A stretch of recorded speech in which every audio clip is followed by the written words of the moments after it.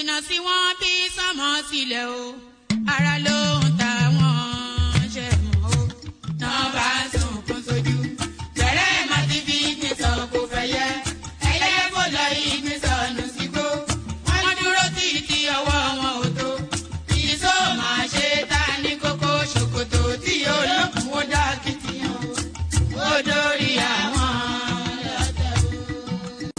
àwọn lọ́tẹ̀ o.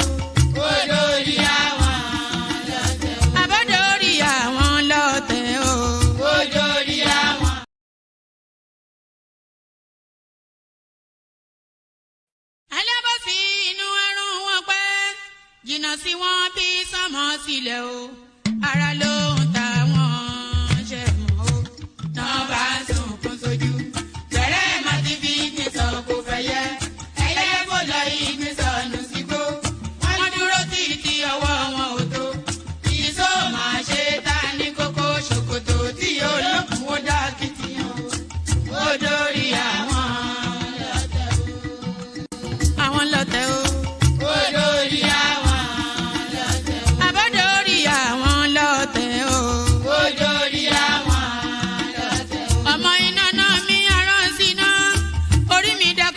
Ṣí mi lọ́nà o mo tẹríba fàdàgbà o àgbà ẹ foríjì ni ojoojúmọ́ ni mo pọ́n wọn lé mo ń ṣèyá sí àwọn àgbà o mi ò fojú tí rìn wọn láyé ọmọdé ẹ má fàgbà ṣe yẹ̀yẹ́ torí oníkọ́ tó yẹ ọlá ni ọmọdé ń bọ̀ wá dàgbà o màmá ń bọ̀ wá dàgbà o. Máa ń bọ̀ wá dàgbà o. Ọmọdé ń bọ̀ wá dàgbà. Ọmọdé ń bọ̀ wá dàgbà o. Ọmọdé ń bọ̀ wá dàgbà. Bọ́lájú kòkòrò bá pẹran nígbó tó bá fúnra ẹ̀ pín ló dára jù o. Kọ̀wé mi á jẹ́ dàgbà o. Èyí mo rí màrò ẹ̀ka gbogbo náà ní ilé ayé. Sùúrù ní ṣẹ́gun ohun gbogbo. Ẹ má ṣèké mo ní ẹ má dalẹ̀. Forí wórí ìkìlọ̀ ló jẹ́ ẹni forí wórí yìí yóò ṣàbàmọ̀ àwa ò ní ṣàbàmọ̀ láyé o. nílé ayé o. àwa ò ní ṣàbàmọ̀ láyé. àwa ò ní ṣàbàmọ̀ láyé. àwa ò ní ṣàbàmọ̀ láyé. dẹ́bìtọ̀ rẹ̀ àtàrà ilé o. àwa ò ní ṣàbàmọ̀ láyé. àwa ò ní ṣàbàmọ̀ láyé. àwa ò ní ṣàbàmọ̀.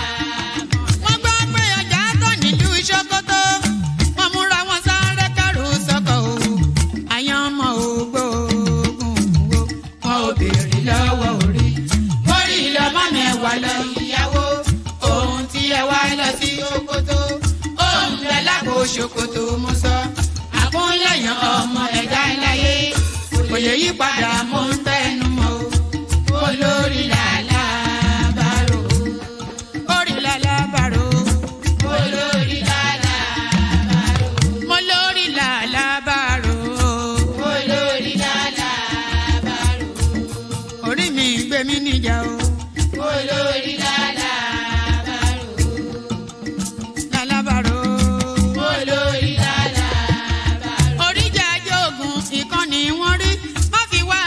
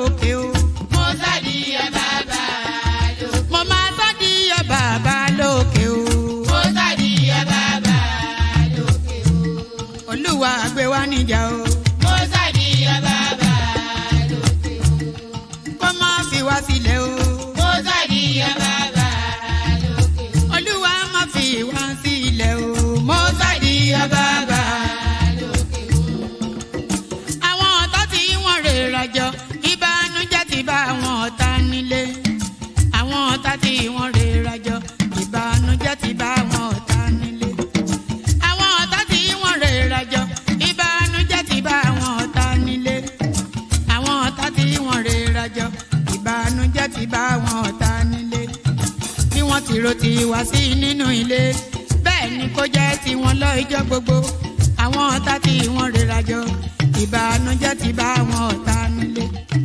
àwọn ọ̀tá tí wọ́n rè.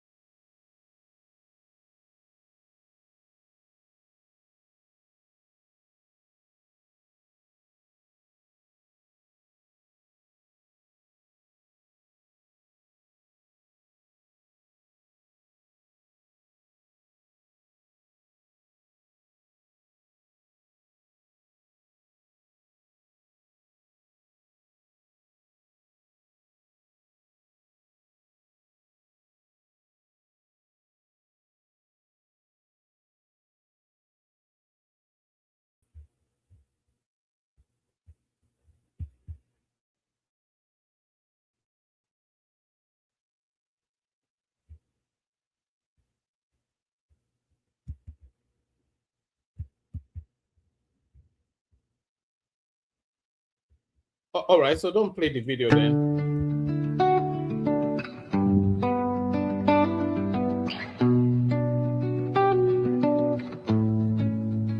They fear one name, not because he's noisy, but because he's solid. The only candidate they truly want out of this race is Atiku Abubakar, because they fear him. They think pressure will stop him from contesting. They are pushing a campaign that says he has been running and losing. He should not contest. 20 in a man is early. But listen well, Nigeria.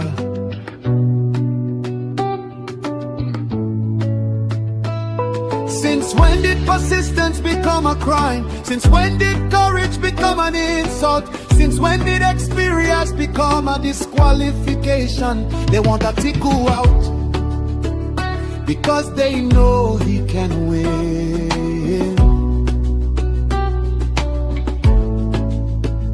Across the north, across the south, across the lines they cannot cross. If he ran before, it means he is ready. If he tried before, it means he is strong. Only cowards quit in silence. Champions return when history calls. So let the people speak, let the millions rise, let the call go forth. Atiku must contest, Atiku must run. Let all Nigerian people lift this call loud and clear, in words and poetry and song, in spirit and in fire. Our demand is simple, our message is united. Atiku must run.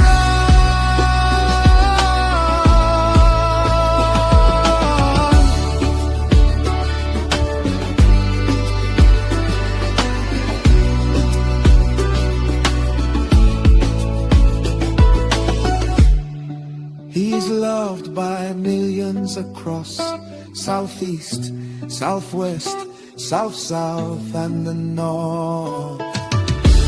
Nigeria needs him, Nigeria wants him, and history is waiting.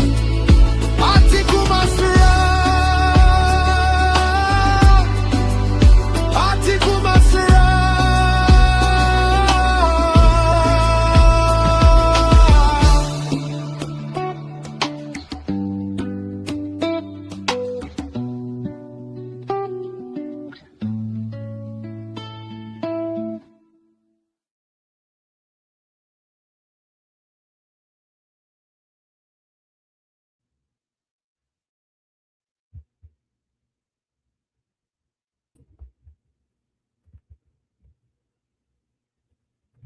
Right.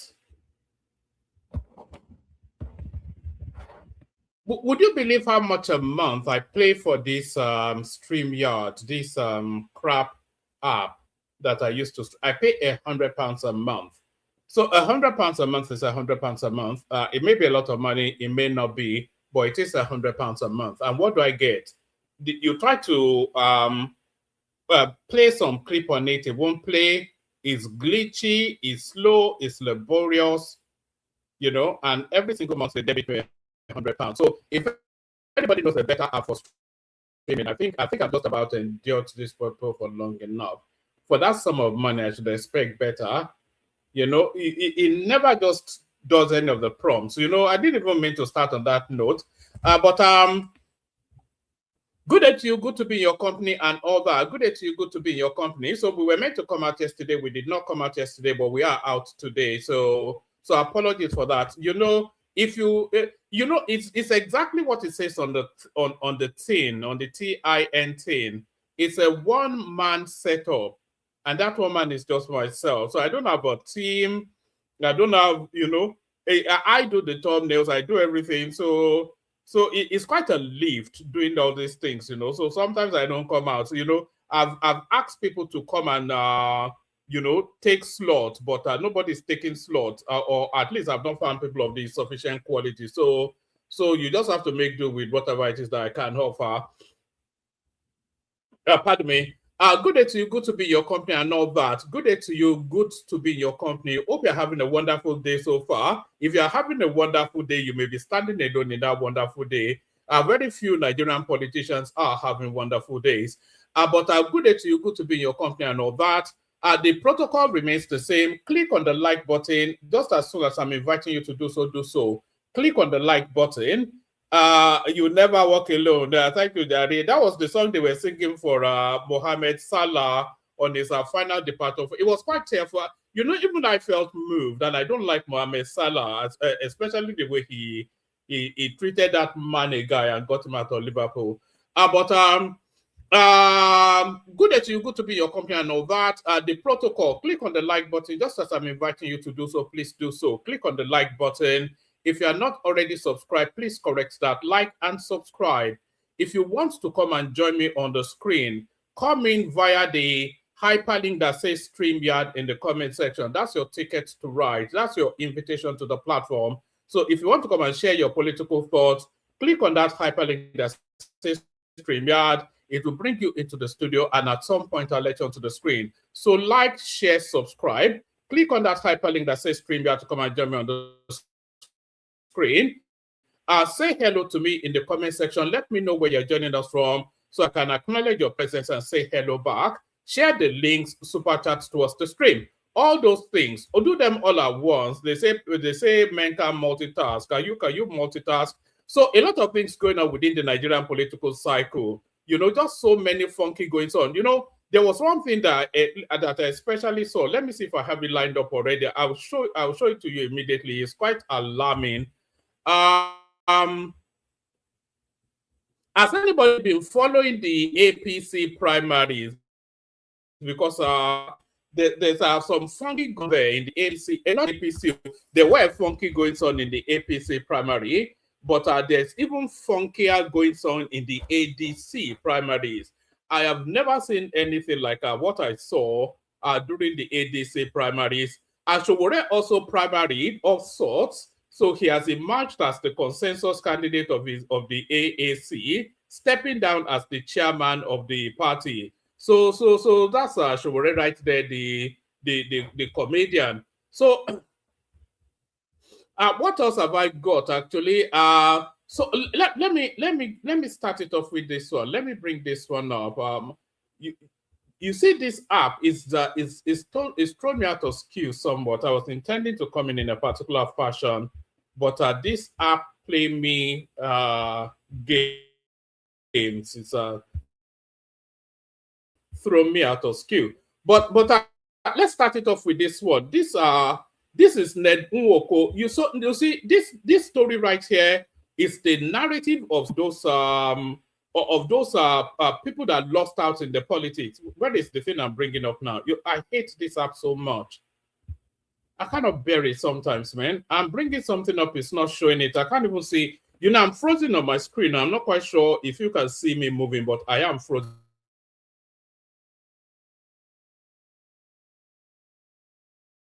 on my screen. And like I said, I'm paying £100 for this shit. Let's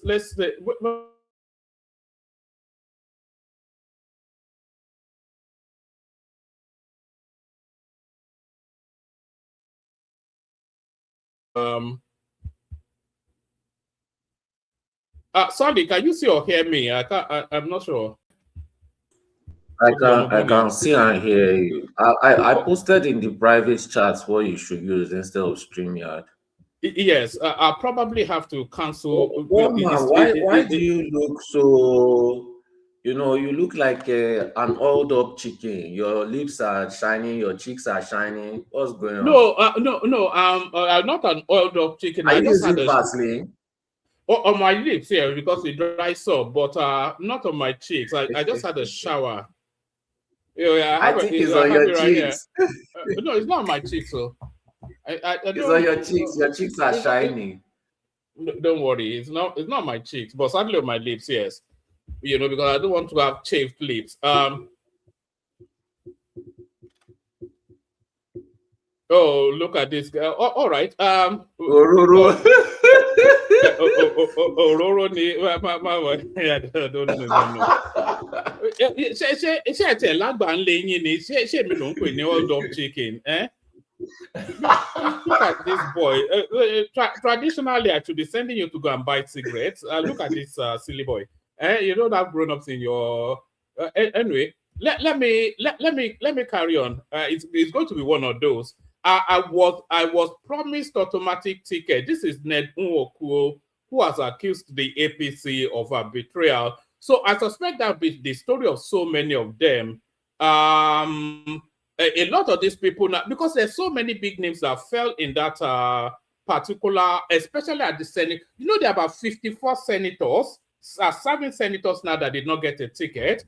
So you have that, and this will be the story of so many of them. I was promised automatic ticket. Ned Nwokuo accused APC of betrayal. So that's that one. I don't think we need to necessarily read that one. I think the headline already tells us all we need to know. Our court affirms INEC's power to fix party primaries timetable, voids deadline. So this was that back and forth we were having with Larry, I think late last week. And Abuja Federal High Court has affirmed the powers of the Independent National Electoral Commission, INEC, to fix deadlines for political parties to conduct their primaries ahead of the 2027 general elections. The court, however, ruled that the electoral body cannot shorten statutory timelines provided under the Electoral Act 2026 for submission and substitution of candidates. So I'm not quite sure what this means. It says this is where you need Ogbenio. The court affirms the power of INEC to set to fix timelines for the politics.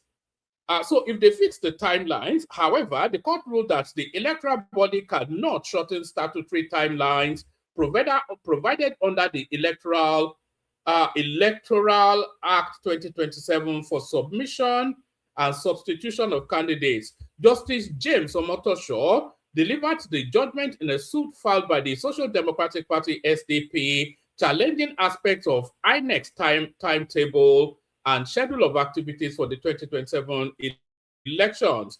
A certified true copy of the judgment, dated May the 26, 2026, showed that the court upheld INEC's authority to prescribe timelines for party primaries and related political activities. The SDP had questioned whether INEC possessed the legal powers to compel political parties to conduct their primaries within timelines fixed by the commission. Ruling on the matter, Justice Omotosho held that the election timetable lawfully includes timeline for party primaries, submission of membership registrations, and other electoral activities. The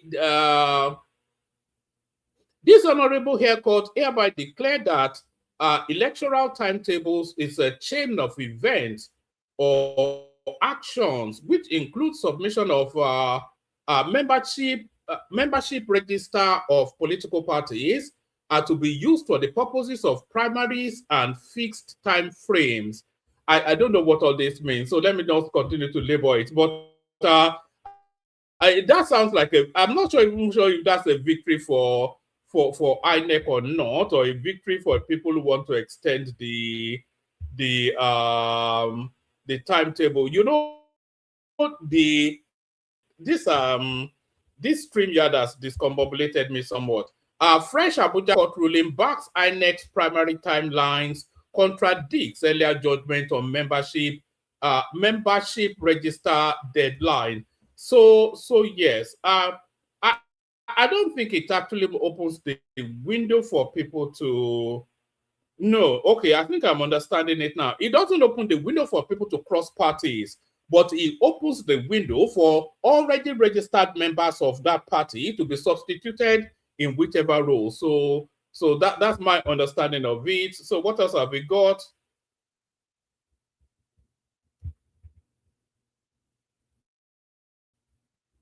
What else have we got? There was one clip I especially wanted. Oh yes, I'm waiting for this thing to load up. No, it's all going funky right here. So Aisha Yesufu loses on the NDC FCT senatorial ticket, but she lost to some elderly woman. So that seems to be the joke at her expense. Oh, let me show you this one. So I keep telling you that the elections are already won and lost. So look at these numbers. A number of registered members of leading political parties in Nigeria are submitted to INEC by respective political parties. So, like I said, so we were just discussing the deadlines then. So, within a set deadline, parties needed to have submitted the numbers of their registered members, their name and address, etc., and the numbers submitted by the PDP, the numbers submitted by the APC is 12,900 people. So that's that's the amount of registered members that APC submitted to INEC, 12,900. The number of registered members, I'm approximating it to, is 12,897,000, etc. So we round it up to 12,900. The numbers of registered members submitted by the PDP is 2.5 million. The numbers submitted by the ADC is 1.6. The number submitted by the Labour Party is 1.3, and the number submitted by the P2B Party is 700,000. So just on the basis of membership, so we want to see how that comes. So let me show you this. Yes, I think we're getting to where I want to show you. So let me show you how they conducted the primaries in the ADC. Let's see. There's one other one I want to show you, but let me show you this one first.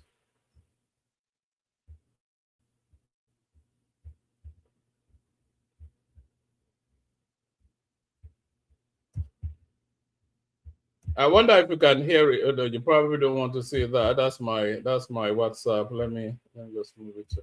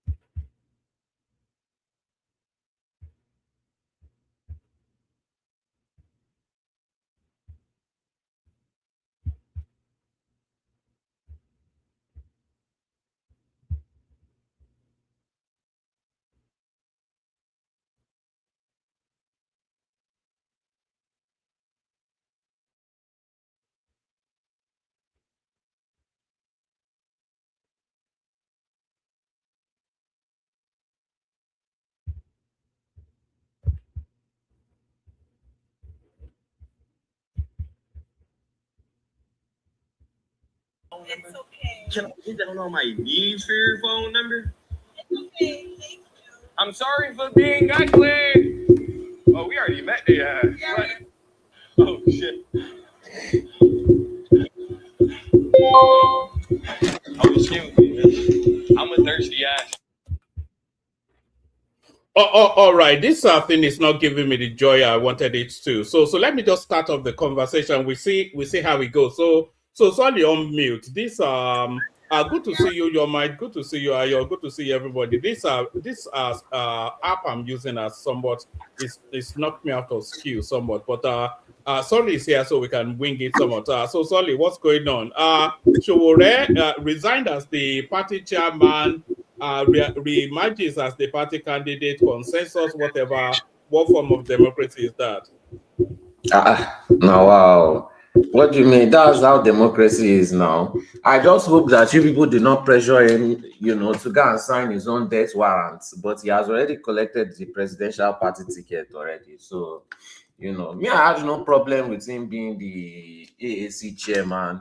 Especially knowing how Nigeria is and how Nigerians behave, they can easily be bought, even if they have good motives. Most of them that have never left Nigeria before, they don't know the meaning of integrity, but they like to shout it up and down. No, but what does that speak to? What does that speak to? Showore is the chairman of the party, the founder of the party, their presidential candidate. So what does that tell us? Well, if you look at the political situation, how did that play out for Peter Obi, where the party chairman colluded? No.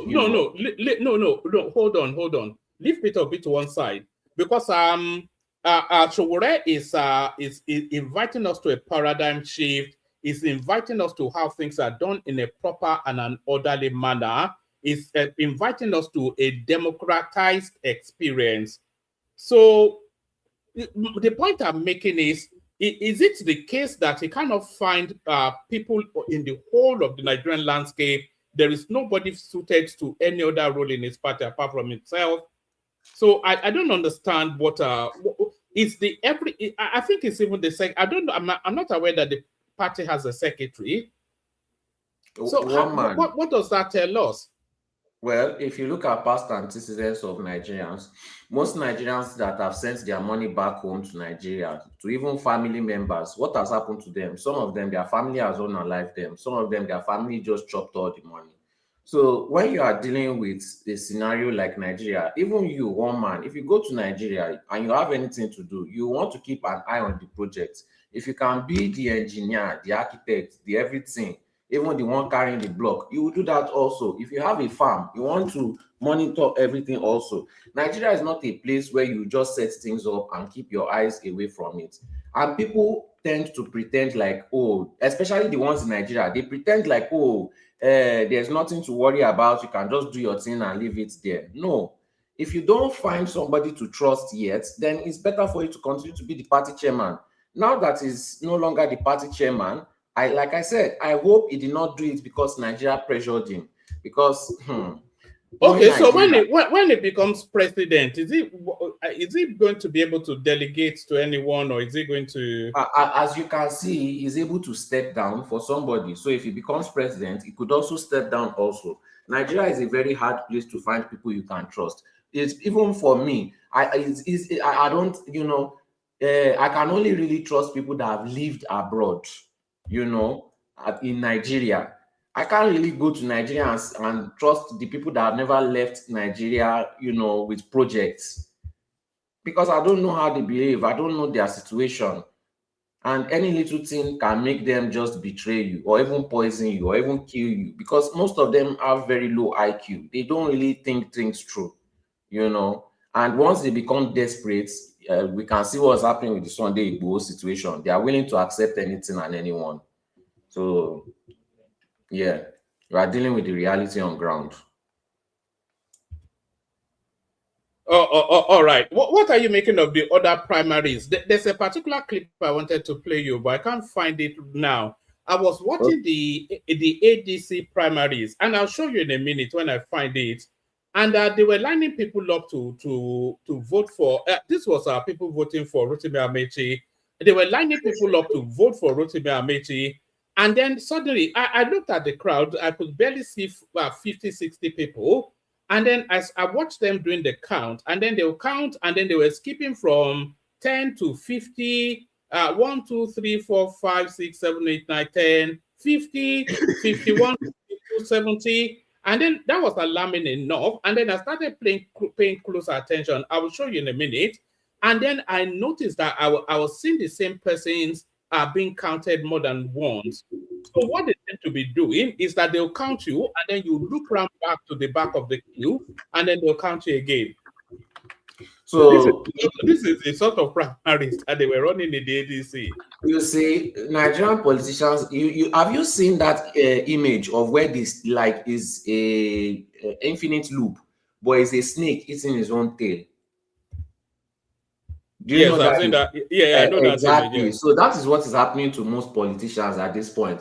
They are doing, oh, since this one is doing it, let everybody join. I saw a lot of obedience coming online, shouting, you know, their usual normal rant, rolling on the floor, talking about, oh, APC got 10 million, look how they were counting. But most of them refused to accept the fact that when Peter Obi moved to NDC, they were going up and down saying they had 10 million people register in one day. You remember one man? They were going up and down telling people. So where did they get their own 10 million?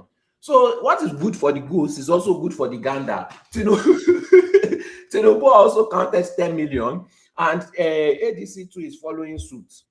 You know, so let it be on the record that it is NDC. Yeah, but with Tinubu, we saw sufficient enough crowds. Maybe not to back up the numbers, but we saw an impressive. But with this one, when I find that clip now, I'll play it to you. It was quite alarming. 50 people. The thing about Nigerians living in Nigeria is one man, they don't have, you see, when this Money Point guy said that they are unemployable, you know, and the people were saying, oh, they are not paying enough wage. Both of them are right. One man, Nigerians soak their life in wuru to the answer. They just do things anyhow. There is no completion. I'm talking about the ones living in Nigeria, sir. There's no sense of being organized, doing things properly, doing things the right way, finishing things, you know, like that's why they can have roads and they will not have proper road marking. They will not have proper road sign as long as they just start the road. That's it. They have this wuru to the answer behavior. So all of them are just copying the same thing. Whether it looks good or it doesn't look good, you know, they just want to get it done and move on to the next stage. They have no, they just don't do anything right. You know, they don't see the reason of doing something well. What's doing well. Nigerians don't know that one. No. It's just wuru to the answer, anyhowness. That's the reason why they are behaving like that. They don't care how it looks. They just want to get it done and move to the next stage. It's just very appalling, you know, very, very embarrassing. But that's the stage that Nigeria is in. And as you can see with AAC is having more and more crowds. It's going to be like play. Where are you seeing the crowd? During the AAC primaries now, it may not be the biggest crowd, but you can see that their numbers have been increasing gradually. You can't deny that. Look, you see, you know, spiritually, a lot of people are actually with Showore. You know, spiritually they're with Showore, but not physically. And it's not because they are a silent majority. You know, it's not because they don't believe in what he's doing. They don't believe. It's not people believe in the philosophy, but they don't believe in the man because it doesn't do it. It doesn't do enough to. It's not about the man. One man. The Nigerians in general, especially the ones living in Nigeria, they are scared to try new things. You know, their trust has been overused. Their trust has been damaged. Their trust has been abused. You know? No. If you form that view, I think you're forming it to suit your own narrative. Nigerians are ready for change. Nigerians are desperate. I disagree with you. No, hold on. Nigerians are ready for change. Hold on. Can you hear me? Nigerians are ready for change. Let me make the point. There's only two of us here now, and then you can push back. So Nigerians are ready for change. Nigerians are even desperate for change. You only have to go on any social media space and all they talk about is change. But they've not yet seen that person that can drive that change that would inspire them to follow him. So a lot of the change that Nigerians want are a lot of the changes that Sowore narrates.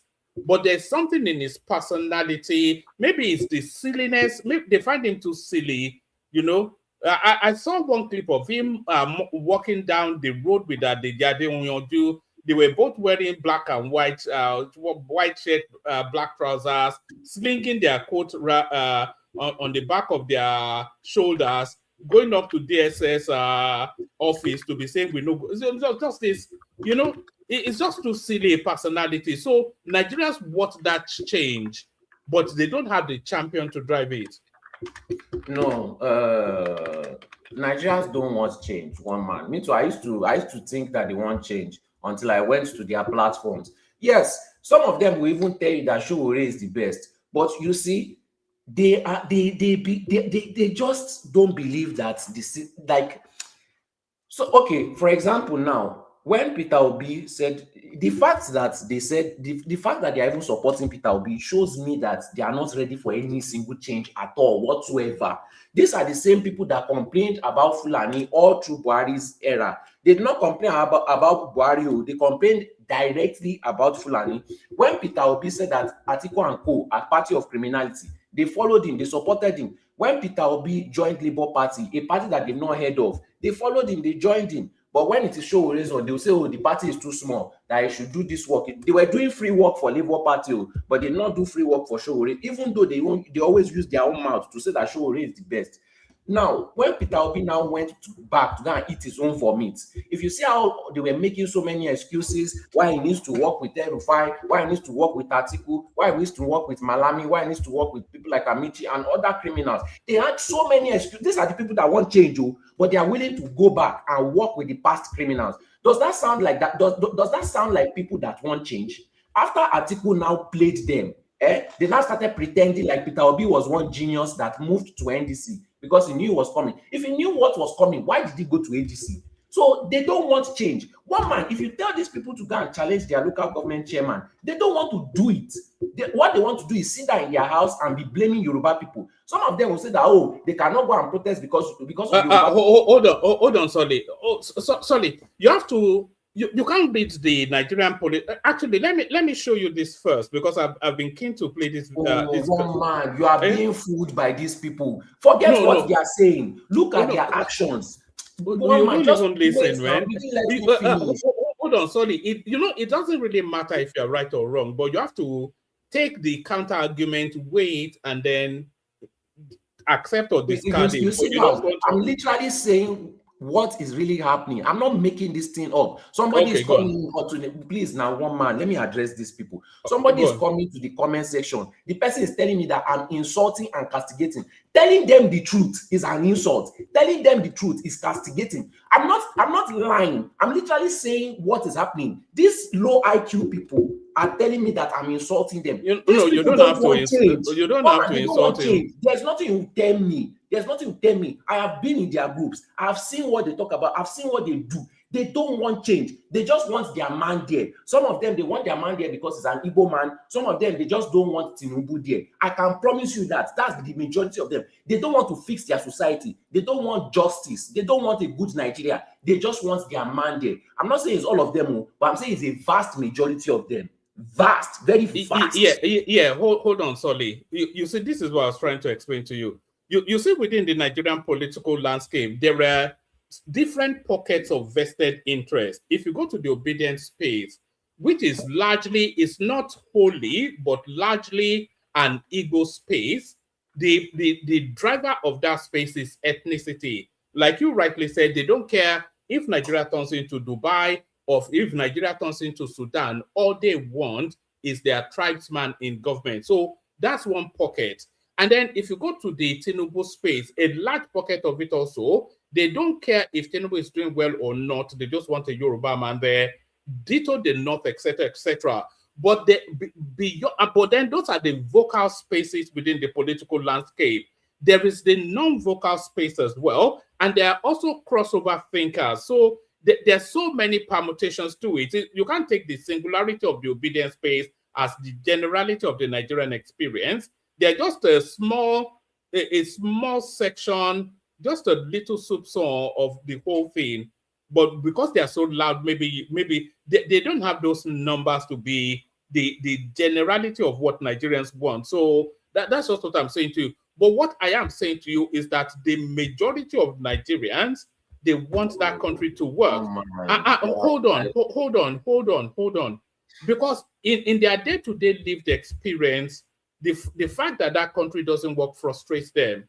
You are driving to the office, you are going through potholes, you want that country to work, you can't access medical service. So they want... hold on now. Do they not want those things to change? Is that your thinking? Man, these people, they are okay. All right. Now let's talk about the people that No. Hold on. Let's start from a starting point. Do you concede that people want better security, they want a better health service, they want a more accountable? Do you concede that they want that as a baseline, and then you can then give your mitigation? Do you consider that? Because if you don't consider, then I'm not sure that you consider that. What is the point of me wanting a better Nigeria? But no. Do you think they? No. I asked you a question now. I said I'm answering your question now. Hold on. Answer that question before you give your mitigation. I know you are going to mitigate it, but answer the question. Do you think Nigerians want a better country for themselves? Yes or no? A very tiny majority of them want it. A minority, you mean? But carry on. Sorry, a very tiny minority of them want it. But you see, I get your point. You believe that they want change, but for me, it is all about actions. If my girlfriend cannot be telling me that she loves me and she's cheating on me every single day, you cannot be telling me that you want Nigeria to change, but every single action, every single thing that you say, everything that you do doesn't show that you want a better Nigeria. It shows that you like the system the way it is and you encourage it and you push for it. You know, you cannot tell me you want a better Nigeria, you see dustbin and you throw it on the ground. How do you want it? In a working society, do you think you'll survive that kind of action? So no, it's all about your actions. It's all about what you do. You cannot be coming and be saying, oh, I want Nigeria to be better, but every single action you take is against the betterment of Nigeria. It doesn't make any sense. Go to Nigeria and watch the way they behave. Just go there yourself. Go and try doing business with them. See how they behave. See how the people that want Nigeria to change. What do you think that's a consequence of? Is it a consequence of the people or a consequence of the country? It's a consequence of the people and the country, both. Oh, okay. So how come when Nigerians leave the country? You know, I saw a clip of Rauf Aregbesola when he was the Minister of Interior then. He was in the UK. He was at a buffet, you know, and he was carrying his own plate, orderly on the line, waiting for his turn to access the food. So in Nigeria, he would have just pushed through to the front now. So you know, see, some of these politicians are not really bad. They just understand what it takes to lead Nigerians. They understand how you have to treat Nigerians in order to get what you want. Unfortunately, that's just how it is. Sowore has millions of dollars. He can just start buying their votes. Is that not what they want? No, Sowore doesn't. It doesn't have vote buying money. It doesn't. No, he does. He does. So is that not what they want? They are telling Sowore that Sowore should convince them to vote for the betterment of their life. How ridiculous do you have to be? No. Hold on. Now, please, now, one man, and you can't. No. We're in a conversation now. When conversation, you let the other person speak. Now, okay, go on. I let you get your point across. It doesn't make any sense for you to be asking for A, but your actions are the opposite. It doesn't make any sense, and that's what you are defending. One man, you are defending their words, but you can't defend their actions. Tell me, okay, you know what? Let's say you are right. Give me examples of how their actions have shown you. Don't tell me about words and their feelings. Give me an example of how their actions have shown you that they want a better Nigeria. I'll keep quiet now. All right. So they've been canvassing for a better country since. They've been agitating for a better country since. they've also taken that articulation to the streets. So, so One man, outside, I oh need no, hold on. examples. I need examples, real Don't life worry about examples. don't worry about real life. Let me just Then answer. you don't have examples. If they really wanted it, you have plenty examples. guy, what's all this now? I need real life examples now. You can't just be telling me things and I would need you to settle down. You are asking me what Nigerians have done to indicate that they want this. Examples. Can you, guy, don't do that now. Don't do that. Let me speak. You asked me what indicators there are to show that Nigerians want this change that I say they want. And I said to you that they've verbalized it, they've agitated it, they've taken to the... Sorry, let me just mute you for a moment, only because I need to be able to speak, and then you can speak after. So they've verbalized this, they've agitated it, they've taken to the streets, they've even lost their lives in the course of fighting for these things. We all know the infamous NSAS. We've seen endless demonstrations on the streets, a lot of it partisan, some of it may not be, but they've articulated it. So what can they do? The only thing they can do is to either forcefully take the country, which they have tried, but they don't have what it takes to do that, or they vote the sort of a change that they want. So how do they do that? Before they are able to vote in that sort of change that they want, then there has to be somebody viable, somebody within the landscape that they can invest their confidence in. And there is nobody in the landscape that inspires confidence of any change. You know, the only possibility was Omoyele Sowore, but he doesn't have the personality, he doesn't have the understanding, he doesn't have the narrative to present it.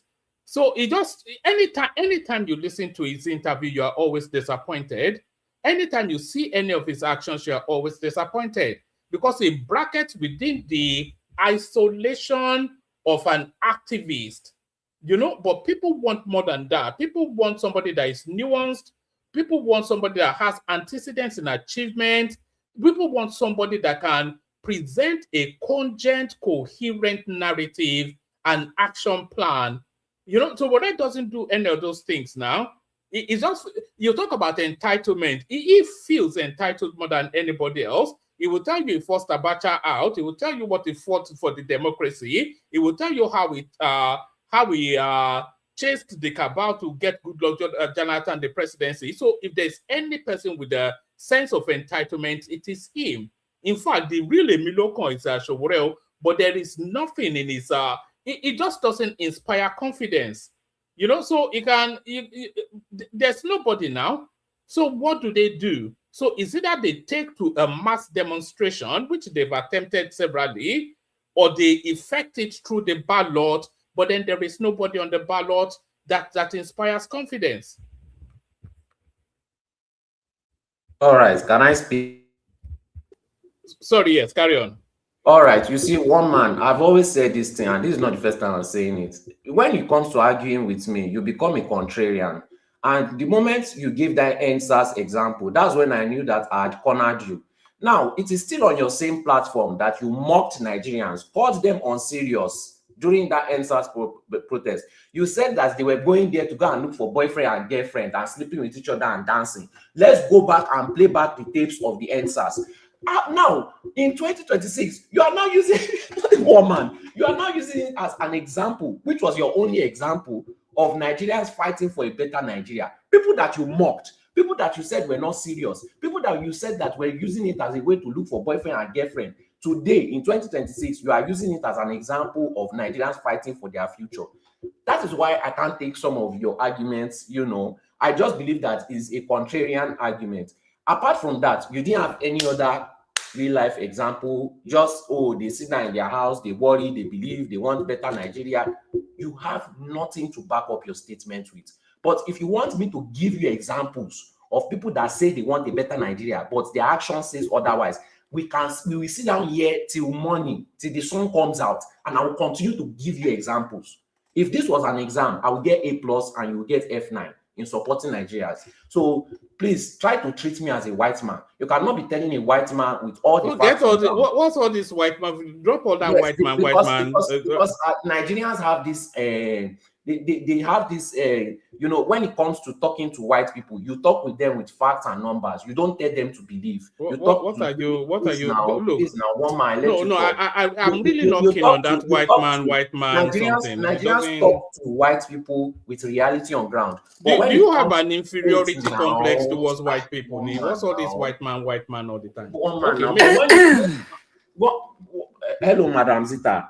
But when it comes to talking to Nigerians, you just always like to play with us. You want us to believe you. You want us to believe hearsay. You want us to believe go and verify. You know all those things that. Please, I'm not the one that you will do all those things to. You must come to me with facts on ground. And as we speak right now, because you yourself debunked that example that you gave. So I'm not accepting that example. If you can give me an example, boots on ground, actions that Nigerians are taking for a better Nigeria, then I'll believe you. I'm not going to believe hearsay or. Can I chop in something, please? Yeah. You can come in, Zita. But Zita, I'm very keen to play this clip. So please let me play it, and then you come in after it. This is a sample from the. This one, it really stunned me when I saw it, but then it didn't really surprise me. This is a sample from the AAC primaries. I think this was in River State, but I want you to watch this counting.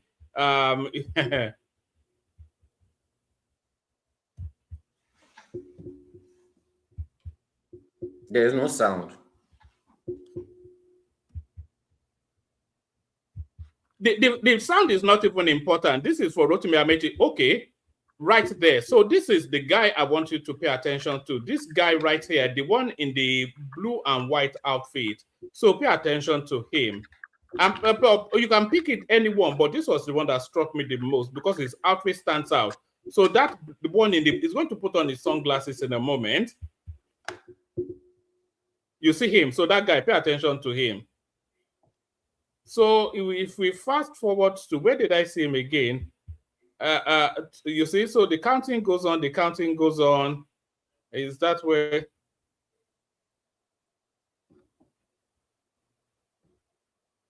I just didn't want it rolling all the way through, but I think you'll see him.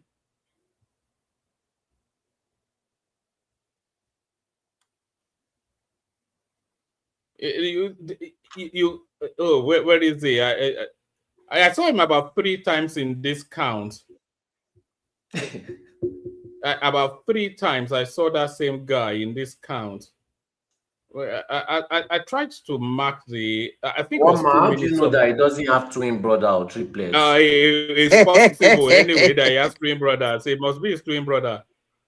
So this is in River State. This is in River State. This is and there he is again. And there he is again. Do you see?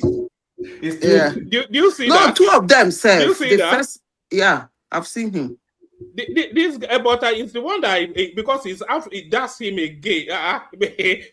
So what they are doing is that they will count you, and then you will go around the back and look back into the queue again, and then they will count you, and then you go back and look back into the queue again. Because when I saw this thing, I didn't see 50, 60, or 100 people. And then when they were announcing thousands and thousands, I looked at it again and I noticed that they were just looping. That is the same guy.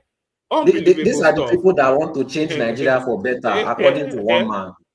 Free and fair election. This is what is free and fair. One man said they want to make Nigeria better, and this is what they are doing. All right. One man.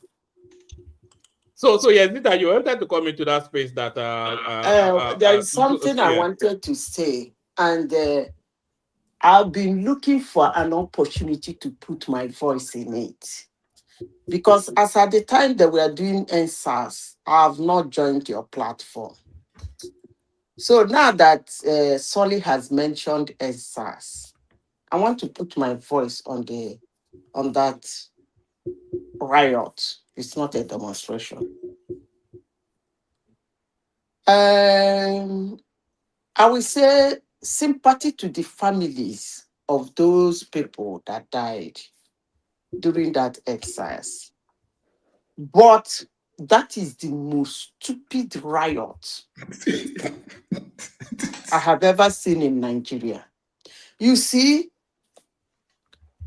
I am very sure that the people that planned that NSAS didn't know that Buhari will remove the SARS. So they ended it, their madness in the NSAS. It would have been a broader riot in the sense they will use that opportunity to cause either a revolution or get as much things as they want. But the people who organize that NSAS, their brain is very small. And e.g., for example, Peter Obi went to court to get injunction so that he will not be among those who will be probed for NSAS.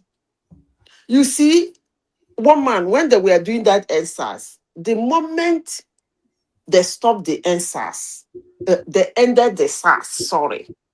They were still in the street demonstrating. And then what? Because that is not actually why they went to the street. That was not actually what But is Zita, sorry, when Buhari ended the SARS, they then changed it to end bad governance. Do you remember that it mutated into end bad governance? So that's why I said that was why Buhari decided to shoot them. Yes, that's why I said it is the most stupid riot. It's not a demonstration, it's not a protest anyway. That was a riot because they were destroying things and looting things. They would have started it when the news SARS was buying people and they want to use that SARS to start the revolution.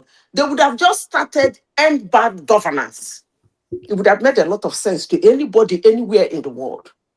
Like the one happening in Bulgaria. Food service hard, or this is this, or this is this, or we want wages. So put everything together to make sure they come to the table and at least get half of it. And they made it headless. That is the most stupid aspect of it. They made it headless. They don't have anybody because the people who were sponsoring them were at the background. They made it, where is your head? We no get head. Where is your tail? We no get. That is the most stupid, but I am actually, the anger was there, but they didn't know what to do. Because you cannot come and say that while you are in the street, burning down things, destroying lives and property in the country is to end a particular branch of the police. And then they end the particular branch of the police. You continue the riot and you bring up another thing. Come on, man. Who does that? That is the dumbest thing anybody can do. You are just telling the government that, look, we are out here to make your government very chaotic. Nobody tolerates that. Honestly, sincerely speaking, I shouldn't be discussing this NSAS. Because then, where I was then, I was watching that drama and I was grinding because I have never seen that kind of stupidity before in my life. And unfortunately, so many people died because of it. Because of that singular silly act. And today, people still come out and say, NSAS. And you forget to say... Zita, what actually led to that NSAS, led us to NSAS was that I was saying to Solly was arguing that Nigerians don't actually want change because they have some sort of Stockholm syndrome that's, and I was saying to him that the country does want change. You hear it. One man, are you sure? Yeah. Zita is not hearing you, one man. I'm hearing her. One man, can you hear us? I can hear you. One man. Yes. Simba, all of us can hear you. But Madam Zita, Simba, you have to go out and come in. Madam No, Zita, just hold I on. requested. Sorry, No, hold no, on. one Just man. Please let me hold on. address Madam Zita so that No, you no, will not no. corner her. Hold on. Now You I want was to, you want speaking. to corner Madam Zita. Sorry. Don't make it. One Don't man, make give it. him opportunity to corner me, please. One man. No, hold on. One man, let him corner me. Everybody, hold on. I wanted to present you what we were discussing that led us to end SARS, so that you can then share your thoughts. So I was saying that Nigerians want change, and as Solly was arguing that they don't want change, that there's nothing in their actions that shows that they want change. And I was saying that, so I cited the example of NSAS and endless protest and endless vocalization, and it's just saying that they are doing audio that want for change. So, and I was saying to him that there are only two ways that change can be effected in Nigeria, is either through violence or through the ballot. And I was saying that they tried to take to the streets during NSAS and that didn't go well. But I was also saying that there's an agent for change on the ballot, the sort of change that the country wants. And I was saying that Showore, who is the person that Solly is championing, that he doesn't present enough for anybody to invest confidence in him. So was that where the conversation was, Solly? Yes. So now let me add context. No, don't go long so that Zita can just yes. Yeah. So when one man said all those things, right? He mentioned NSAS and he mentioned that protest. Now, for context, one man mocked this NSAS since the beginning of the NSAS till the end. Back then, when it was happening. Now that is, but today he's using it as defense for Nigerians fighting for their future.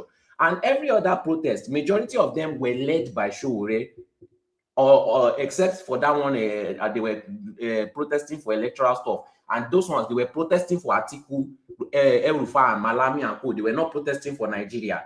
So he mocked the protest that they went to do because it was done by Showore. He mocked the NSAS that he gave as examples also. And then the only other example that he has was to support people like Malami, El-Rufai, Dino Malai. So, Madam Zita, he has not really brought, this is my own opinion, he has not really brought any valid examples of actions. And I'm not talking about words, actions that Nigerians have done to fight for a better Nigeria. Thank you. Because he mocked those examples years ago. The examples is now, he mocked almost all of them. Well, Solly, I will kind of agree with you that in recent time, not before now, in recent time, Nigerians have not actually done something to show that they want something. But let me say this. I must agree with you on that because that NSAS wasn't an action of somebody who wants something. And all those protests they go about doing, those ones are not action of somebody who wants something. But I must say that Nigerians know that they need something. They know that things are not moving well the way probably they want it. But what they are doing is finding a way to cushion it. They have not seen it as something that can cause a revolution for. That is one. Two, they have not seen somebody who carry the capacity and capability to bring them, somebody they can trust that revolution in his hand. Revolution is not all about doing revolution. Come on now. When you finish the revolution, you want to remove a particular government. You have to bring another one that can stabilize it, that will be generally accepted. Otherwise, your country will be in chaos, just like most African countries are today. So it's not all about revolution. Whether Nigerians know that things are not moving well, yes, they do, because they feel it in their health, they feel it in their pocket, they feel it around them. Do they want to fight it to a conclusive end? I don't think so. But I will give it to them that maybe, probably, why they don't want to fight it to a conclusive end, because they have never seen, among all the people around, even the people sponsoring them and giving them food and pure water when they go out, none of them is capable trustworthy enough to enable them achieve that revolution, which if they achieve, the group of people will be generally accepted to calm the country down, because Nigeria is a country of 200 and something million people. Zita, that was exactly my explanation. Now you almost word for word what I said to the Solid. Yeah, I'm still going to counter it. So please let you, but woman, you said that they have done a lot to show that they need a change. I don't think they have. No. I said there's been splashes. They're endlessly protesting online.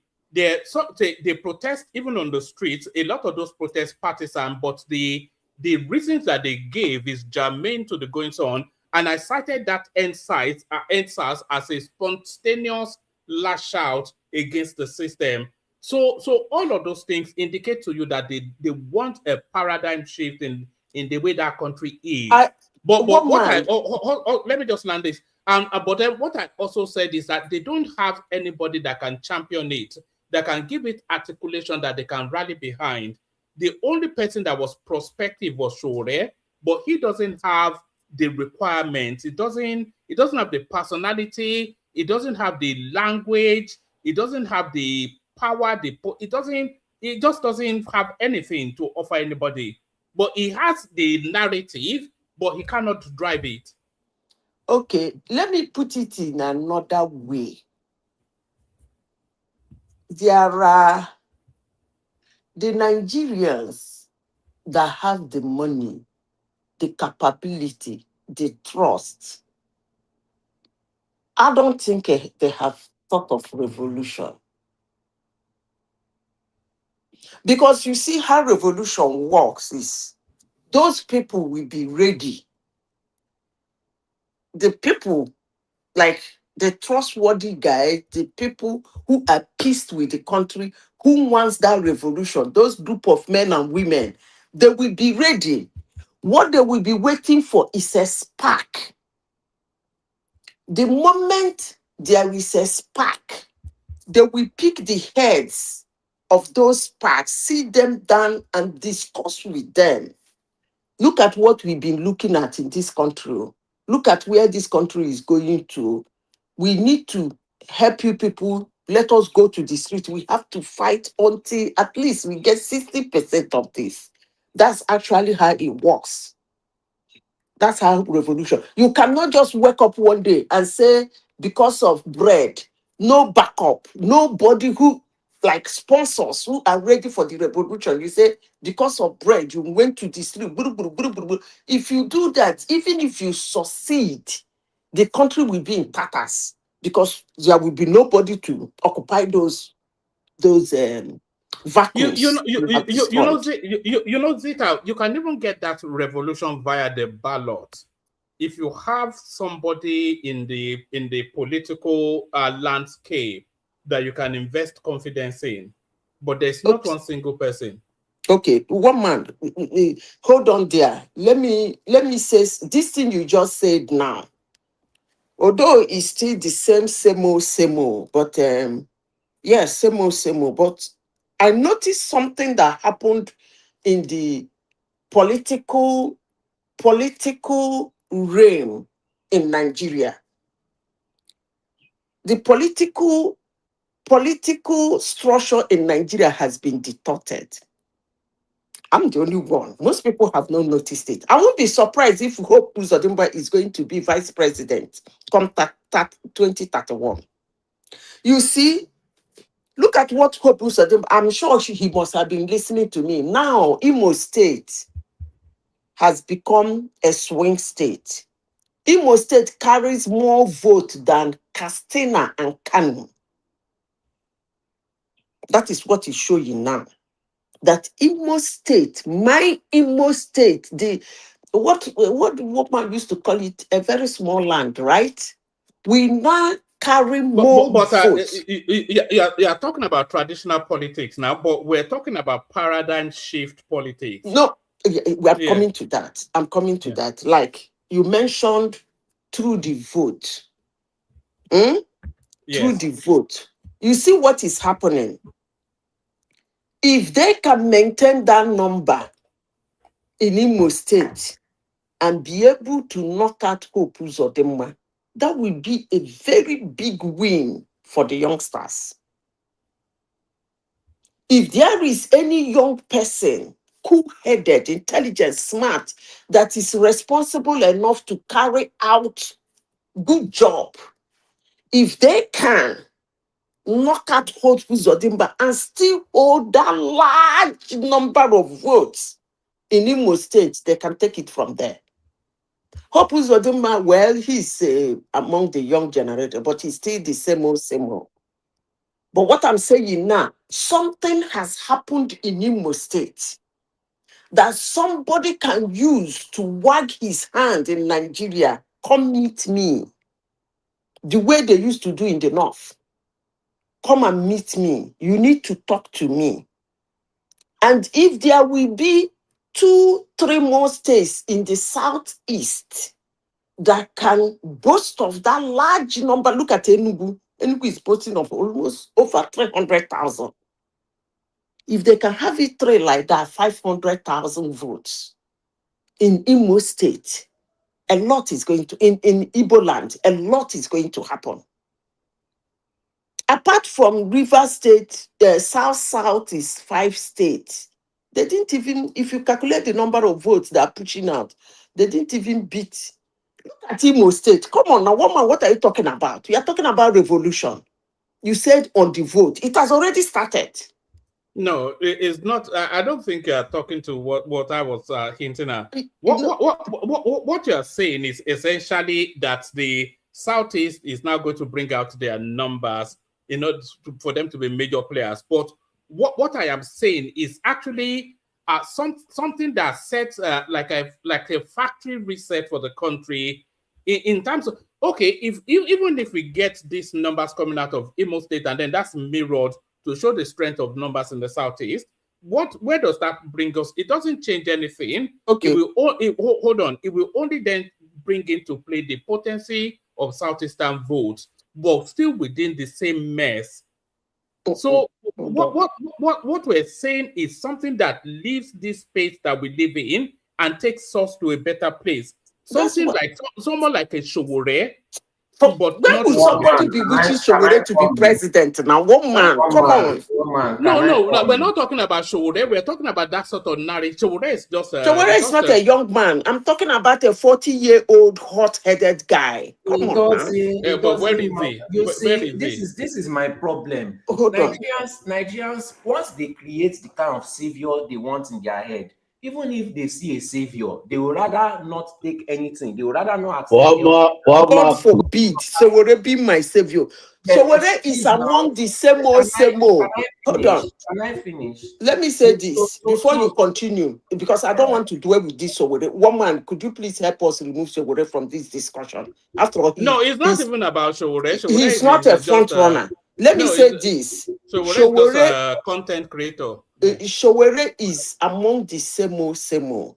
He knows how he gets his money. I want to say it on this platform. How does he get his money? Please explain. Yes, Why don't you explain? No, I want her to explain now. Usually, I will explain. By content creating. Yes, by content creating. Most times, hold on. Most times, Showore used to sell. Let me finish. Showore used to sell news. You get news about this is a global platform, and I'm saying it now. The sky will not fall. You know, my name is Mama Z. I'm the only one that can say it. Showore is among the bad eggs in this country. So why would I want him to be the president if I want a change? Please explain. He's among those that you will pick a story about don't get me angry about Showore. No, you will bring out a very detrimental thing a big wig or a politician did in Nigeria. Instead of Showore to flag it in Sahara Reporters, he will go and sell it to the guy. You think we don't know? Okay. You think we are not involved? Come on now. What is all this Showore? Savior for who in the first place? No. You know, what is Showore? Hold on. What has Showore done in the nation single-handedly? You call Showore now and say, What have you done in the country called Nigeria? It was even so hard for you to get your reason why, I've said it like now. What has Showore? What if it's not all about joining? We no go agree. Oh, we no go agree. Yeah. So, We no go agree. basically, Can you tell me what good thing Showore? One This man, man, can we this have very a dark better man is even discussion? We better are than not Showore here to self. be discussing Showore now. No, please. This is my session. If I want to discuss Showere, I can discuss Showere. Your I just section. allowed. Yes, I just allowed for a long interjection. What do you mean by your section? Session. You are the one man is hosting you, or what do you mean by your section? No, now when it gets to your turn, you can bash Showere as much. What as do you mean? We'll be talking for almost 1 hour now. You say that there's your section, so your section doesn't have an end. You just came. You don't know what was happening. So what do you mean that I just came? All right, Simba, let him make that final point and then we move on. No. After they've taken so I don't know that you gave him an endless section. I'm not moving on. What do you mean? You and I have been here for. Hold on, we've been here for 40 minutes. How long did I speak? You had a long interjection now, and you did not allow me to even button. You spent how many hours bashing Showore? All right, make your key point, and then we just move on. I think people are tired of it. Zita proved my point. You have seen the things that you people support. Terrible people. But when it comes to Showore, because it doesn't fit the narrative in your head of how you expect your savior to be, so you grasp at straws not to like him, and that is what I'm saying about the whole Nigerian system. Nigerians don't really want change because they've built in their head what they expect change to be, and it is not a good society. Some of them just want things to only be good for them. Some of them, if the person that is bringing the change, they don't like him, they don't respect him, it's not the kind of savior they want, they will rather continue to stay with their bad eggs. And that's the mindset of most Nigerians, especially the ones living in Nigeria. We can see that it is still the mindset of the ones living outside Nigeria. So definitely the ones living in Nigeria are no different. You choose if Jesus comes right now and is a black man, some Nigerians will be very disappointed because what they've built up in their head is a white man Jesus. That is exactly what is happening. And I cannot change it for you. You cannot tell me that from your actions you want good. From your actions, I've seen that you don't want any good, both the ones living in Nigeria and living outside Nigeria. And I do not even want to stick to that issue. I've been backing up everything I'm saying with facts. What is the topic for today, please? I've been backing up everything I've been saying with facts and example. And I wanted to move on from that topic, but you spent continuous minutes bashing Showore. Meanwhile, you don't have anybody. You are expecting a good Nigeria, but you want somebody to convince you to take the actions to get that good Nigeria. Then Nigerians deserve to suffer. You cannot be telling me that I should convince you to eat food, starve and die. Gravitating people to oppression doesn't mean bringing them out in the street for them to be killed. There are so many ways to affect people's lives rather than bringing them out in the streets for them to be killed. Nonsense. I let you speak. Basically, you say that you are starving and you want to eat jollof rice, but because I brought a goosey, you would rather starve. You don't want to eat. Then starve and die. Plain and simple. If people don't choose Showore, I don't care. It's not a do or die affair. Nigerians will continue to suffer, and I will never ever in my life pity them. No matter how bad things get, I will never have empathy for them because you are getting what you choose. Plain and simple. I'm not here to argue or the only savior for Nigeria is Showore. We've heard you. It's a very ludicrous. Please, can we move to the topic of today? I don't know. Please, I don't know why what I'm saying is irritating you. I also did not like what you said, but I kept quiet and I listened. Sorry, just bring it home. I think we've been there for too long now. I believe that you should also pay me the same in kind. So I don't want to spend my time there. If you don't like one more, can I contribute? Oh God Almighty! If I start behaving like anyways, people are pushing. People want to speak now. Sorry, oh my God! Want to speak. It's only me that everybody just does. One more, can I contribute? Oh God! Yes. Can you just sorry, land it so we can move it around. Others want to speak. Land it. 2 minutes. I've been trying to round it up and trying to get another topic because I want to speak on another topic. Nobody is letting me speak on another topic now. Okay, you know, I will not give anybody peace when they are speaking, right? I'll behave exactly how you've treated me when I'm speaking. No, we don't want to do we are that. saying one man, give him another topic to speak now. Sorry, just hold on. Sorry, what? No, just hold on. What's going on now? Cooperate with us. Guy. Cooperate with me. Shut your mouth. Fuck off. What nonsense is this now? Cooperate with me. Land your point. Let's move it round. Don't turn it into a nonsense now. Why can't you mute Just them? land your point. Land your point and let's move on. What's this now? Okay, land it. 2 minutes. What's this? Please. What do you call now? What's all this? Beep all the time. Land it and let's move on. You don't want me to treat you how you are treating me every single time. I don't understand. God Almighty. Land the point. Let's move on. You have the space. Just land the point and let's move on. We are nearly 2 hours in. I'm just going to tell you that if I'm going to behave exactly how I was treated, and if you don't like it, it's better you just remove me now. Everybody that interjected me, I will interject you the same exact way. Just know that before I give up the space. So you don't have to like him. You can hate him as much as you want. Nobody needs to convince you. Continue to choose what you are choosing. Just know that if you dare complain about the situation, I will bash you because you are collecting exactly what you push for.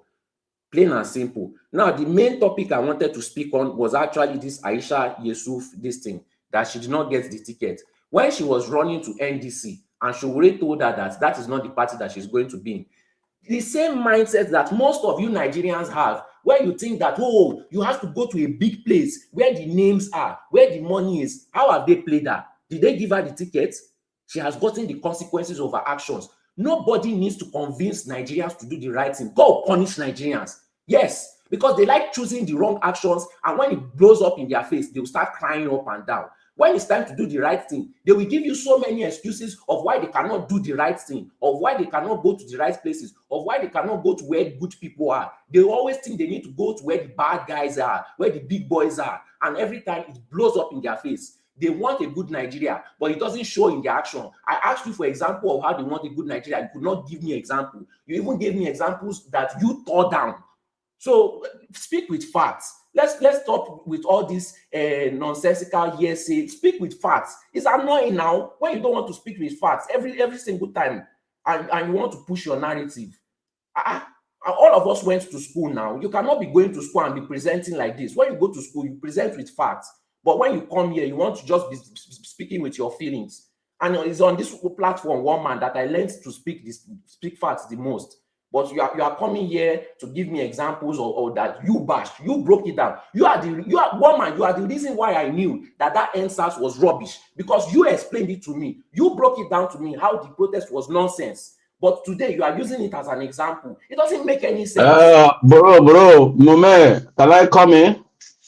You speak too much. Can you keep quiet? You see, Chowere is not a serious human being, you know. I wonder somebody can come here and keep supporting this man. Every 4 years you want to be president. Every 4 years you want to be president. Can you support somebody? Huh? Every year you gather some people, some gullible youth. You say want to be president. Where? Which president? Huh? Which president? My brother, stop deceiving yourself. Sure is going nowhere. Come on, 1 million votes cannot get. Nonsense. Keep crying. Continue crying. Okay? Continue crying. That man is deceiving her. That man is not a young girl. He's old man. By next year now he become 60 years. Yeah, he will never be president. Nigeria is not a comedy country. Nonsense. Not nonsense. They support Showere. Nigeria is not a banana republic. Cry. Continue crying. Continue crying. Mad man. Every day they come here, they make noise. When I jam you now, give you what? nonsense people. I have Continue no idea. deceiving I have no yourself. idea what's going on, Olapop, you know. Continue deceiving yourself. All right. Everybody, All right. Thank you. one man is the chairman of the party, is the secretary, is everything. Just No, yesterday, this man stepped down. I just muted you now. Don't unmute, please. Apologies to the audience. This is not the standard they are used to, but this is how this thing started, and it's just gone. You know, the StreamYard was not working, and that was the indicator that it was going to be it was going to be Zita rescue us, please. The court have cleared Good Luck Jonathan to run. So that's a good starting point. Rotimi Ameti rejects the ADC primaries. He calls it a concoction. We saw a sample of just what it meant. So that's that. And then the court has come out on this extension of registration, but the judgment is not really with any clarity. So any one of those spaces, Zita. I thought they said INEC is on his right path. Anyway, you said what's his name? Amechi is crying. Before, even a kid in a primary school in Nigeria knows that ADC was for Atiku. So why is he crying? When they were concussioning that ADC, where was he? Didn't he join them later? I don't understand the rationale behind. Maybe he was just somebody who fell. Maybe he got to say something now. You don't expect him to just go in like that. He got to say something. So he just says something. By the way, is it only him that protested? No, it was there was another guy, Hayatuddin. He just dropped out. He said the process was just too outrageously stinking for him to lend his name to. So Hayatuddin dropped out. Rotimi Ameti dropped out. That clip that I played you, there's another one from the north. The guy was, I know the literacy level in the north is not very high, but the guy would go from 1, 2, 3, 4, 5 to 500, and then from 500 to 1,000, and you can only see 50 people there. But so, one man, point of correction, you shouldn't be saying that. The literacy in the north is not low. It is not low. They might use it to play. They might use feign ignorance to push your mumu button. It's not low. It's not low. What a 17-year-old boy is enlightened into in the world from the north. I don't think a 17-year-old boy in the south knows it. Oh, you're talking about street smart now. I'm talking It's not, about formal, they're not even street smart. No, they're not formal street education. Smart. No, they're not street smart. You see, one man, education is not only going to school to read and write. If you think education, you must enter a school, register to be a student, then go to school, get a certificate. That's when you will say you are educated. I don't really think so. I don't really think so. That is just a process. But I don't think that is being educated. It's just a process. Northerners are well educated in several things. They might not go to universities and go to get barrister this, lawyer this, PhD professor, like in the Yoruba land. But it will be very unfair. All right, but to the ADC, let's not. Well, I don't agree with you. By the way, I think they are highly undereducated in the north, and that's what all the data tells us. So their numbers, they are highly undereducated. But to the ADC primaries, these are the people that are telling us that the system is rotten, and they present this. But there is same old now. Who is? But I said it here. When you say you want to remove Tinubu, I will ask you, what is your alternative? Your alternative is the same Tinubu. I mean, it doesn't make sense to me. Honestly, sincerely speaking, your alternative is the same. The day Nigeria will have somebody to replace these gangsters, then people like me, we will come together and we start the chant. But if it is removing Tinubu to bring Tinubu. I'm not interested. Any of them can win, but I will always tell you who is going to win. Period. Hate me, like me, I don't care. I will tell you this is the one that is walking into Aso Rock. That's all I can tell you. Who did you say that couldn't pick primaries? Aisha Yusuf didn't pick. Yes. What happened to her, please? I've not been paying attention. She followed the doctrine that you preach. You should go to where the big boys are. That is what she followed. One man, what happened? I don't know what happened, but it was some 80-something-year-old woman that defeated her. 80-something. Let me show you the woman that defeated her. In which party? NDC now, the Peter Obi party. In so Abuja. Yes, this woman looks like she's about to buy. Like, but, I'm not let me say this. Aisha Yusuf, is he from Abuja? No, she's from Edo. So what is she going to Abuja to pick this thing for? You see, woman, you see, when things change, people don't seem to understand. Where is that old woman from? I have no idea, actually. I suspect she's not from Abuja either. I don't think she's not from that area.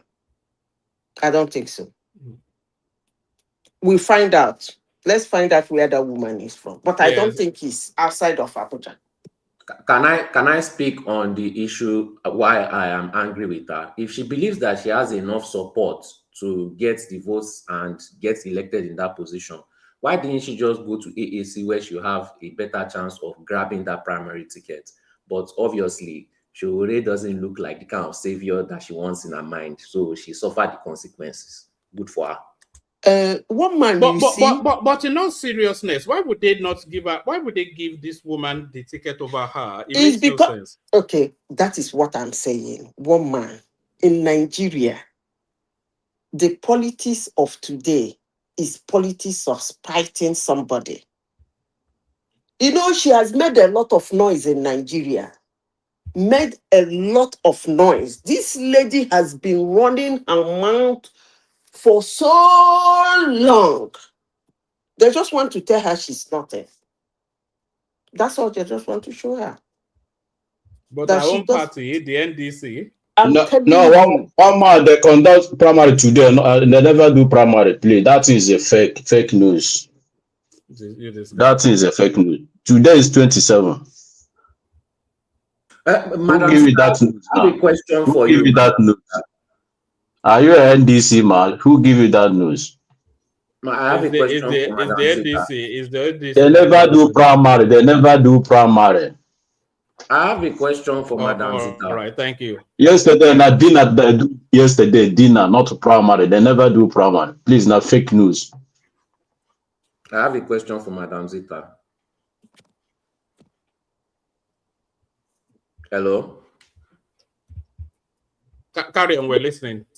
Okay, so Madam Zita, so I think you and one man are aligned in the thoughts that Nigerians, they want a better Nigeria. And Aisha went to a party that is changing Nigeria for the betterment.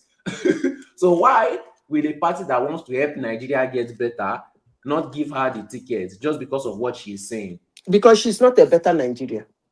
Which part of it don't you understand? This woman in the picture, she wants a better Nigeria. Maybe probably better than her. So which part of the story are you not understanding? That if this thing was true, that she's not the better Nigeria they're asking for. But come on, man. You think it's coming out? You people are young, honestly. You people are young. You must be really a young guy, honestly. You think he's coming out to condemn everything and speak to anybody anyhow and talk to people anyhow and say things that are not supposed to be said and walk around and be rude, pompous, arrogant, and stupid at the same time. Because when you are rude, pompous, and arrogant, you're actually stupid. So you think if you do that, you are a person of better Nigeria. Are you asking me a question? Yeah, I'm asking you a question because you look at the woman. I don't even support Aisha's. Hold on, because you say it's a better Nigeria. You look at a woman who speaks incoherently. Today he will say this, tomorrow she will say this. She she tried to boss people. She hits her hand on the table. She said things that are not supposed to say. She doesn't cut her words. She just throw tantrums. She organizes demonstration. She jumps in at anything. That's madness. The world is already mad. We don't need crazy people like that on planet Earth. Honestly, sincerely speaking, nobody will want somebody like that. We want somebody you can be able to talk to. You want somebody who you can sit down, even if he has something at extreme, you have something at extreme. Both of you will find a way and find something in the middle. That is who the world wants. They're not getting it, that's fine. But putting more of Aisha Yusuf likes and Showere's like into the flame of fire, I don't think it will do anybody good. Aisha Yusuf and Showere are the same ten and temper. The only thing is that Showere has been doing it for a long time, joining all manner of Aisha Yusuf and demonstration Sowore and are not the same. activism. Aisha Yusuf is just a beginner. That's just the difference. Aisha Yusuf will never work with the people that, Showore will never work with the people that Aisha Yusuf likes rolling around with. So they are not the same. And also, since Patrick said that it is fake news, some people in the comment section have been carrying it also that it's fake news. I don't know. I don't understand. Can't you guys do some research? It's not fake news. It's widely reported now. So I was checking the news feed. Every respectable news platform is reporting it. So I'm not sure. And that's another problem with Nigerians. They rather choose hearsay over the main news just because they don't want to do research. The news, that news, solid, that news is not palatable to them. So that's why they are denying it. It's not a palatable news. Simba, one man told me that they want change and they are fighting for a better Nigeria. These same people. Let me even talk about that. Let me say something about that. I think I want to agree with Solly woman.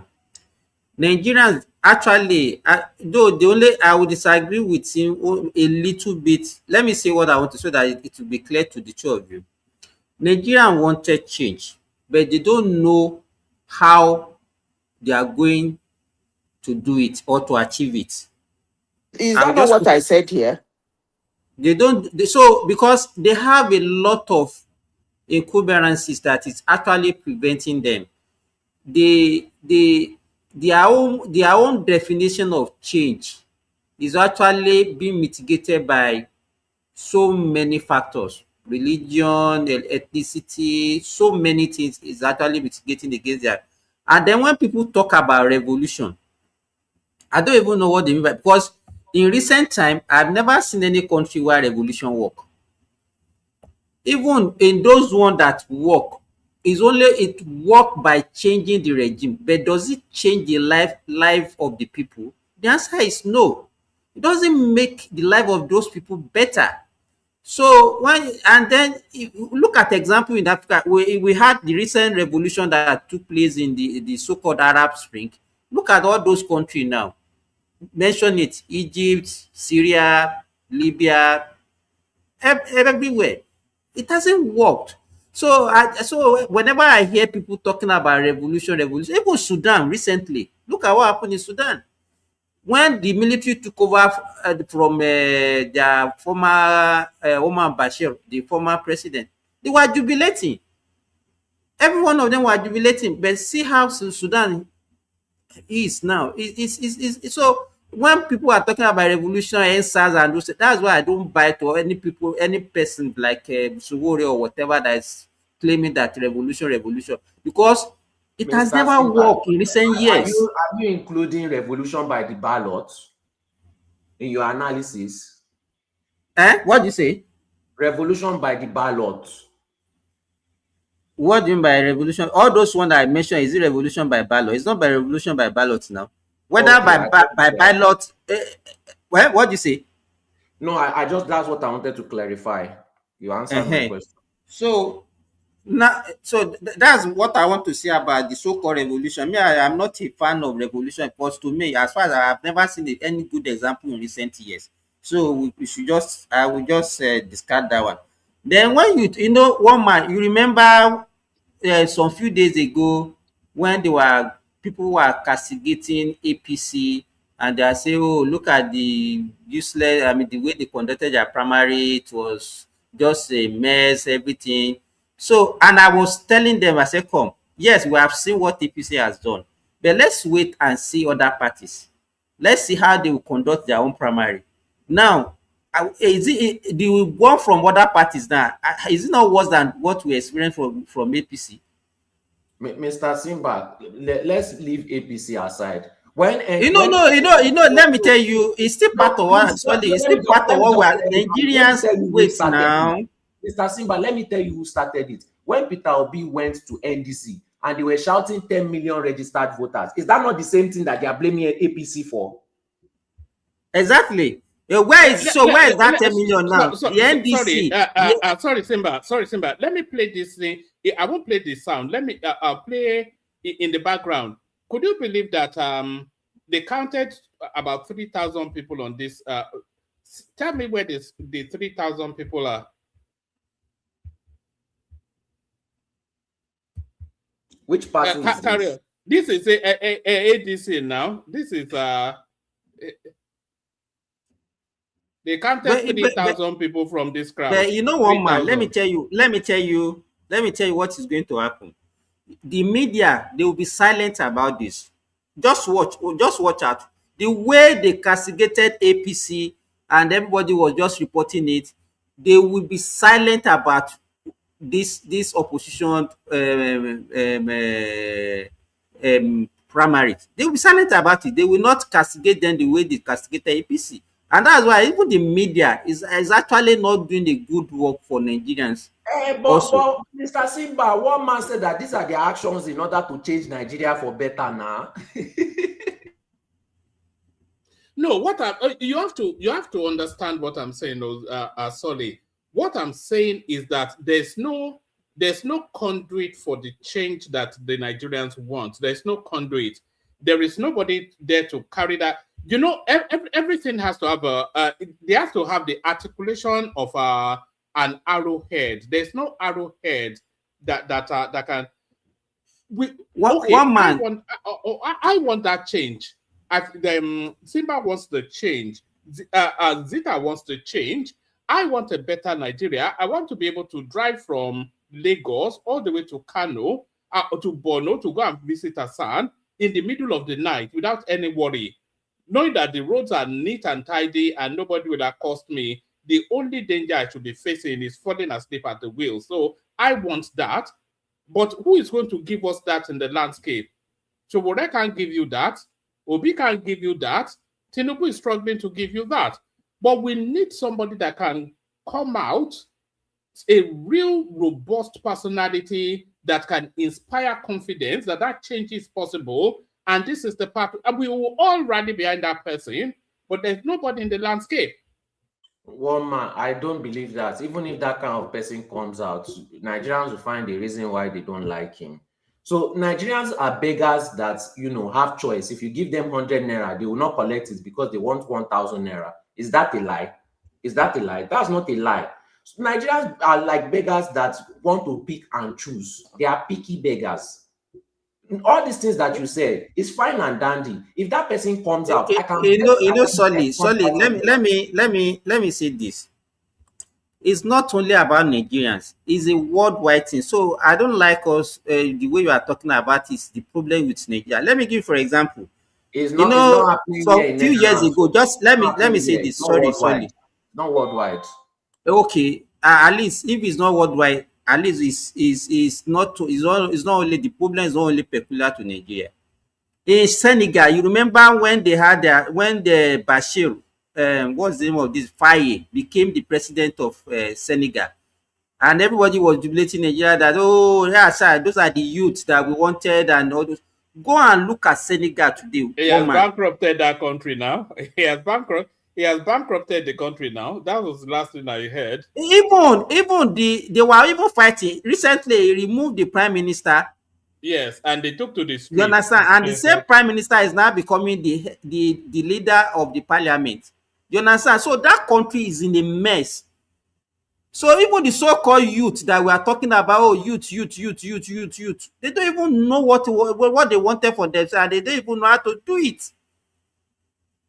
They don't know how to do it. Look at even that useless guy in Burkina Faso that all of them were praising. What's his name, Traore or whatever. Look at the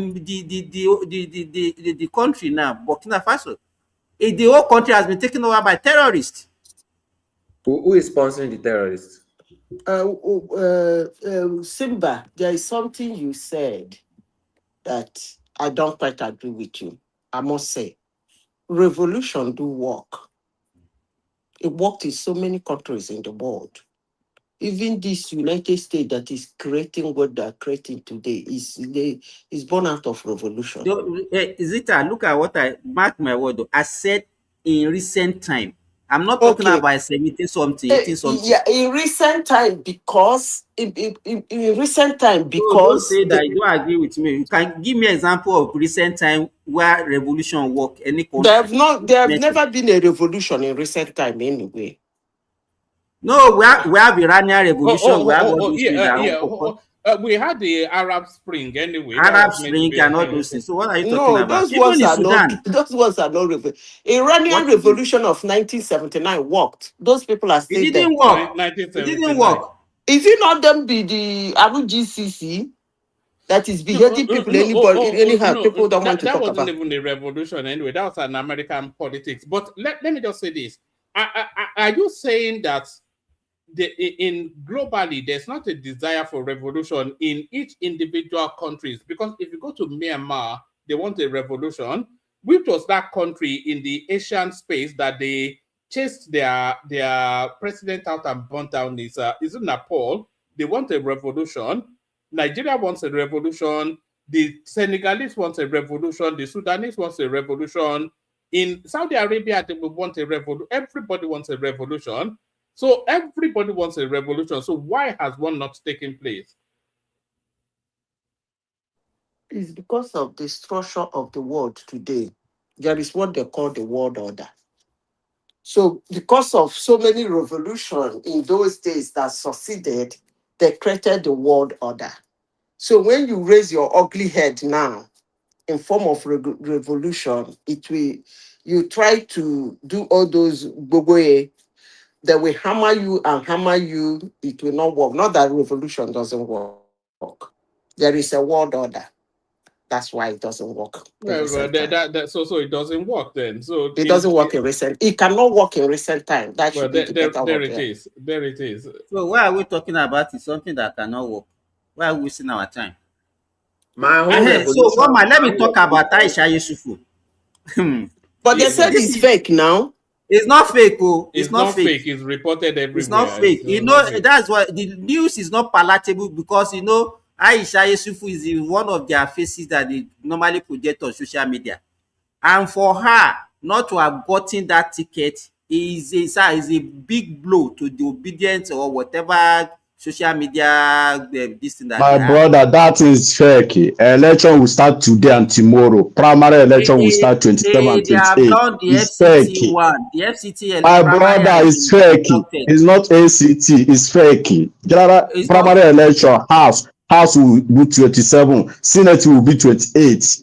Why are you people talking this now? It's fake. You are not NDC. They talk who shot here. That today, House of Rep today, Senate for 28, Presidential 29. Why are you people talking like this? Face your party now. Can't you face your party? Let's wait and see now. Let's wait and see. If you are denying it, now it is time for us to face our party.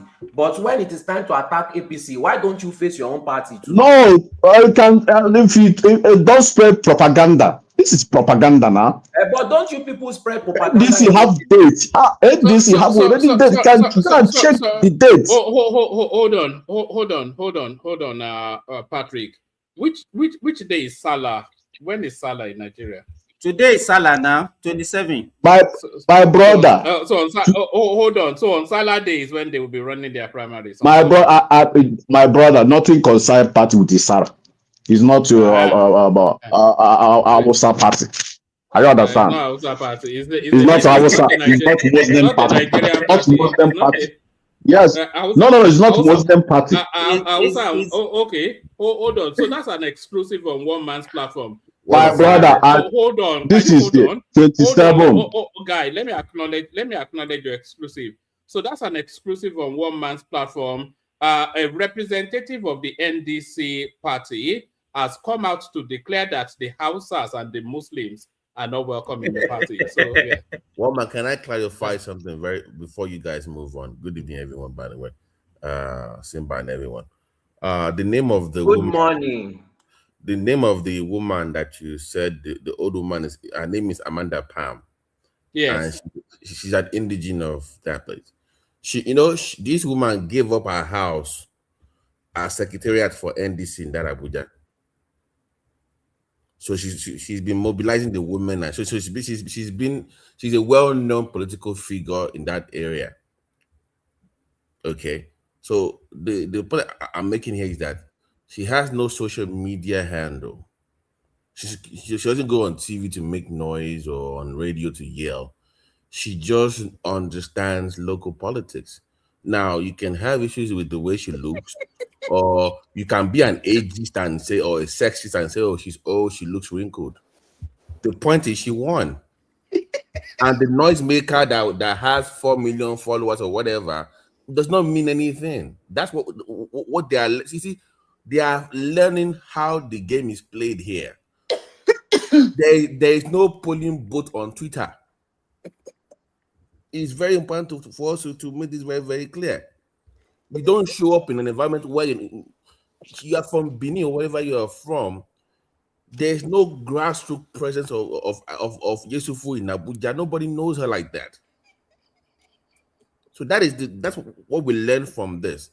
This is a grassroots lady that won the election. Do you know what the other learning is, Babati? Yeah. Do you remember the local government elections in Abuja? When they went to import people and they were resoundingly slaughtered.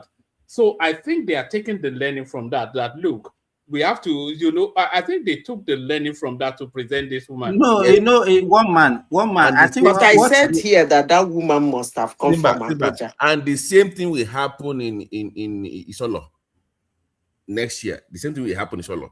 You mean that our chairman from? It's going to be the same thing. You cannot defeat an indigene of a place in that kind of environment if they play the cards right. BT, I think they learn because APC has given all of them the leeway. The APC aspirants from Abuja is an indigene. You understand? And as you said, the FCT local government election has given they learn from that. So they have to field a candidate that is from Abuja if they get any little chance to win that senatorial election in Abuja. I think that was why they actually presented this woman. Hold on, you people are making the institution look ridiculous. Can we present this thing, the real scenario, the truth scenario? Aisha Yusuf is not from Abuja. She does not live in Abuja, to the best of my knowledge, because she's been running around making noise all over Nigeria. I don't even know where she lives. She does not have a grassroots support. Actually, the indigenes and the people who are supposed to vote on that senatorial district, maybe that is the first time they are seeing her. And this woman is their sister, whom they see every day. If they tell you to queue up, will you go and queue up beside you? People are saying give it to the woman, as if NDC just wake up, carry the thing, like the way they give Obi presidency and give to the woman. The woman won the election. When you even listen to what I said no, I'm not talking about you. I'm talking about Simba. Okay. No, I have something to say on what Babati said. And that's the only point I want to argue. You said that she has learned a lesson. I would refuse to argue. I would refuse to accept that. These people don't learn lessons. She's going to repeat that same mistake the next coming election. If you want to bet money on it, we can bet money on it. Solely, my brother. if you remember on this show, maybe one man can, attest to it. Years ago, I said people like Aisha Yusuf should be in the AAC with Showore because you come from that cloth. You are an activist, and Showore has provided a platform for people like you. And in my opinion, I said that years ago that this is where you should grow your brand. But I guess she got caught up with the funding thing, the donation thing that came up with the Labour Party thing, because there's no way you don't have anything in common with Peter Obi. You have a lot in common with Showore. So so one man years ago I said, you guys from that, I did not really understand why all those activist class will dump Showore for Peter Obi. I never got it. I've tried to explain it to one man multiple times that they have an image of what they can accept as what they want.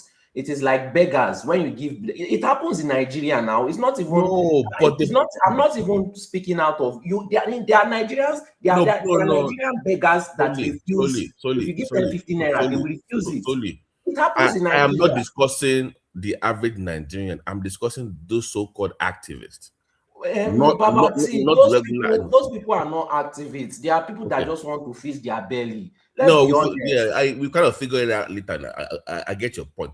I'm just saying that at that time, I thought, listen, AAC is the perfect avenue for the activist movement. It kind of ties with the Labour kind of party belief system, anyways, for the working class and the poor and the needy and everything. It kind of ties with the AAC brand. And I thought people like Dele and but them not aligned with Obi. It never really made sense to me until they they don't share the same ideology now. I thought they did. I thought at the time, but I was wrong. But I'm saying that AAC was just more pro activism than. So where would Aisha put her face now? In the gutter. Sorry, put her face in the gutter. In your kitchen. One man. Hold on. He only had one meeting. My question is to you, actually. Okay, yeah. Make your point, and I'll come after you. Go on. Yeshifu only held one meeting outside with some 10 or 15 guys with the camera online anyway, because of course they must see me now that I'm doing something on Twitter. That was the only town meeting she had. Buying some bottled water or whatever and drinks for people, and they all seated on some plastic chairs. That was our only outing in the whole entire city. But hey, I'm online. Go ahead, woman. What's your question, woman? Before I yield to the panel. But BT, don't you think that this thing will dampen her spirit? What spirit? Which spirit? Does she have a spirit before? Come on now. You people place so much importance on people. Let me. I was going to ask you who you were saying did not share the same ideology. Is it the obedient and the Sowore space? No. Yes, that's what I'm saying. No. But they do share the same ideology. That's why it's already. One man, they don't. One man. No. I mean, in terms of they share the same ideology. They don't. No, they do not. They share the same ideology. Let me tell you why. So hold on. The youth movement that went towards the obese space is more emotions with no substance. They cannot back that anger. You see, when you're angry in the political space, you must have fact evidence to support whatever emotions you have. It's all emotions, NSAS movement, anti-Abuari thing. So it was all emotional, but the facts were not there to really back up what they were. They were angry for something, but they couldn't explain why they were angry. Conversely, the Sowore movement, we've known that for years. So it's a different, so not in terms of what they believe per se, but in terms of them being able to articulate their beliefs to put people into their folds. Is what I mean, one man. So you must be able to convince people in politics, right? It's not about abusing people. It's not about yelling. You must be able to convince. That's just implement. the point I'm actually making is that if you look at the politics that Showore plays historically, even before the emergence of Peter Obi, he has always been played the politics of a generational shift, a paradigm shift, a new order sort of a politics. And he has always get that narrative towards the younger population. So when Obi came on board, he entered that space. He was also now preaching to a paradigm shift. He was presenting himself as a young alternative, and then he was speaking to a pro-people sort of a politics, that welfareist. Right, socialist kind of. That welfare. And how long did that hold on last? now, sorry, that welfareist tonality that Showore had always sold. That's where Peter Obi entered into. So but they're in the same. That's why Showore hates him so much. My issue with the youth. My issue with the youth then is that why will Obi be the vehicle to that destination? Because the claim does not fit whatever you are fighting for. It's not. I mean, if anybody has a brain, Obi does not fit the very thing that they're clamoring for. So it's a misfit. So how you tell me you want change, you want A, B, C, and D, then Obi is your vehicle to that destination. So that's why I got lost in the source of what they were saying, because it did not. It was a misfit to their so-called political ideology. I guess I hope you get where I'm coming from. That is because they don't have ideology in the first place. Exactly. So Obi has dumped all those narratives. In this coming election, Obi has dumped all those narratives. That is the reason why these people are just grifters.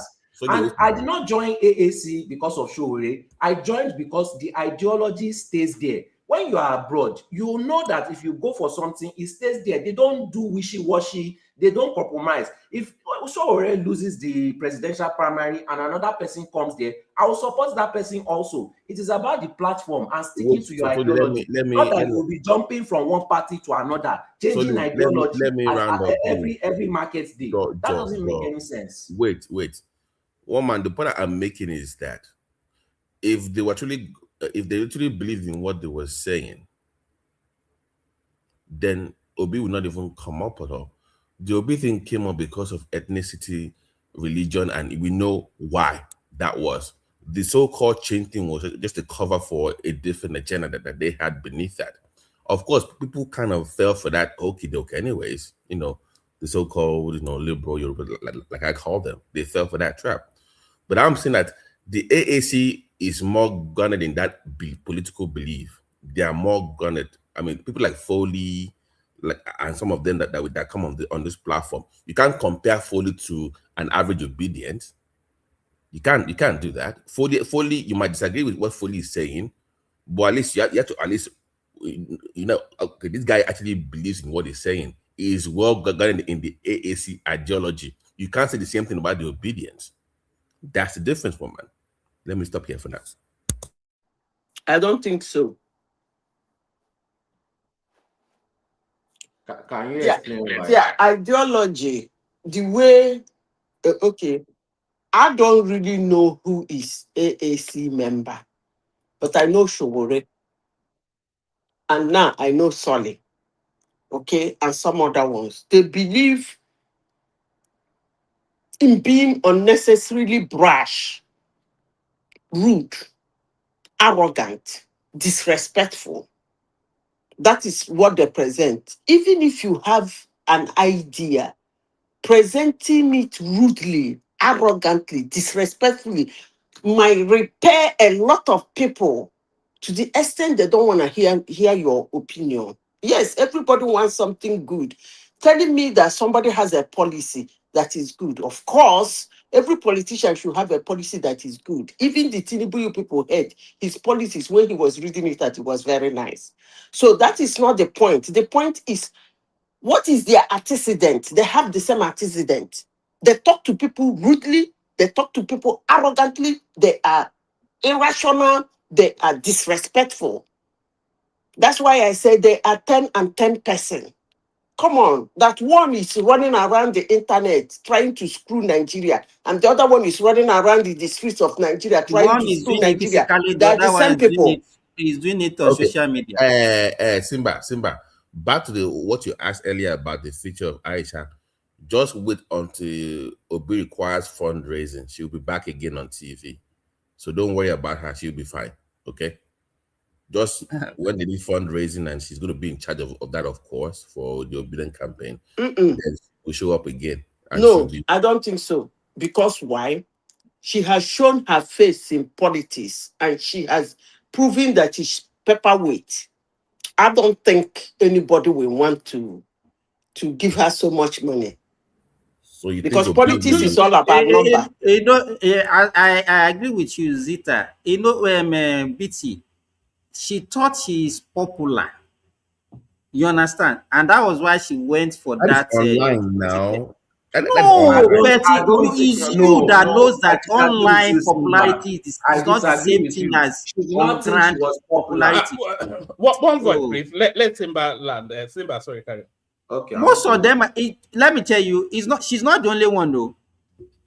All those so-called activists, Aisha Yusufu, there's other ones, useless one, Randy Peter or whatever they could call them, Mama P. There are very many. All of them are like Randy Peter now. She is also contesting in Cross River State for House of Rep. He will lose too. That's what I'm saying. I saw this thing will serve as a lesson to them that whatever they are seeing on social media is not what is going on ground, and that's why these people, the so-called obedient, when they think that okay, they are actually bullying everybody online, that whatever population they have online is going to translate to election. Because when you see them, they will say, hey, if you have free and fair election, Obi will win that election. I don't even know where they are getting that feeling from. Simba, let me tell you this. Nigerians, or will I say humans, have a way of setting you up. So when you project yourself to humans, I don't want to say Nigerians so that I won't sound very pedestrian. When you present yourself to humans and make a lot of gingering, the swagger, the ginger, they have a way of testing you. I'll give you an example. You know Nnamdi Kanu? When Nnamdi Kanu was overseas doing that his shenanigan, it was all well and good. It was the same humans that were pushing him to come to Nigeria. Hey, you are there now, come to Nigeria, come home and do it, come home, so that everybody will know. Akam, he came home, and that was how his problem started. Now, Aisha Yusuf has been online doing his kreku, they make money. People, over 400 million followers, 1 billion followers, blah, blah, blah. Every day, he has even his own TikTok or whatever. And then they start telling her, Madam, you should go and pick a ticket to run. We want people like you in the society who can speak, and see how it has resulted. I'm telling you, she's done. Nobody is going to, as long as she has brought herself and they know that there is nothing following her, she's done. She's not done. Sorry, Zita, take this with you. Do you think they are making any particular point about preferring this 70-something-year-old woman over her? What do you think this actually tells us? Stop being ageist, woman. No, I'm not being ageist, so but look at the woman and her presentation. I can answer that question. Yeah. They're not making any point. It's election, it's democracy. They prefer the woman to her because she's the woman they know. Don't try to. So they couldn't have found some young pretty girl. Who is pretty girl? Who is pretty? I said they could not have found some young pretty girls if they were going to abandon. What of if she's the one that owns the edge? Is the fine girl on ballot? Woman, why is the pretty girl not running for office? Where is the pretty girl on the ballot? They could have found some Abuja babe. One man, I can answer that question for you. This old woman, when they were doing ADC primaries, don't laugh, in 2023, all those people who came out, including Smiley, Do Nothing Fayemi, if you are not a Nigerian or you look at their faces and how they do, would you have chosen Tinubu? So you shouldn't be saying that kind of a thing. The woman is the one that has the edge, and she got it. You should not be looking at her looks. That is actually very disrespectful, woman, for you to be Yeah, doing that that. was they even call her Madam Amanda in Abuja. She's a well-known political figure now in the women rights movement. So she's done a lot for their women community.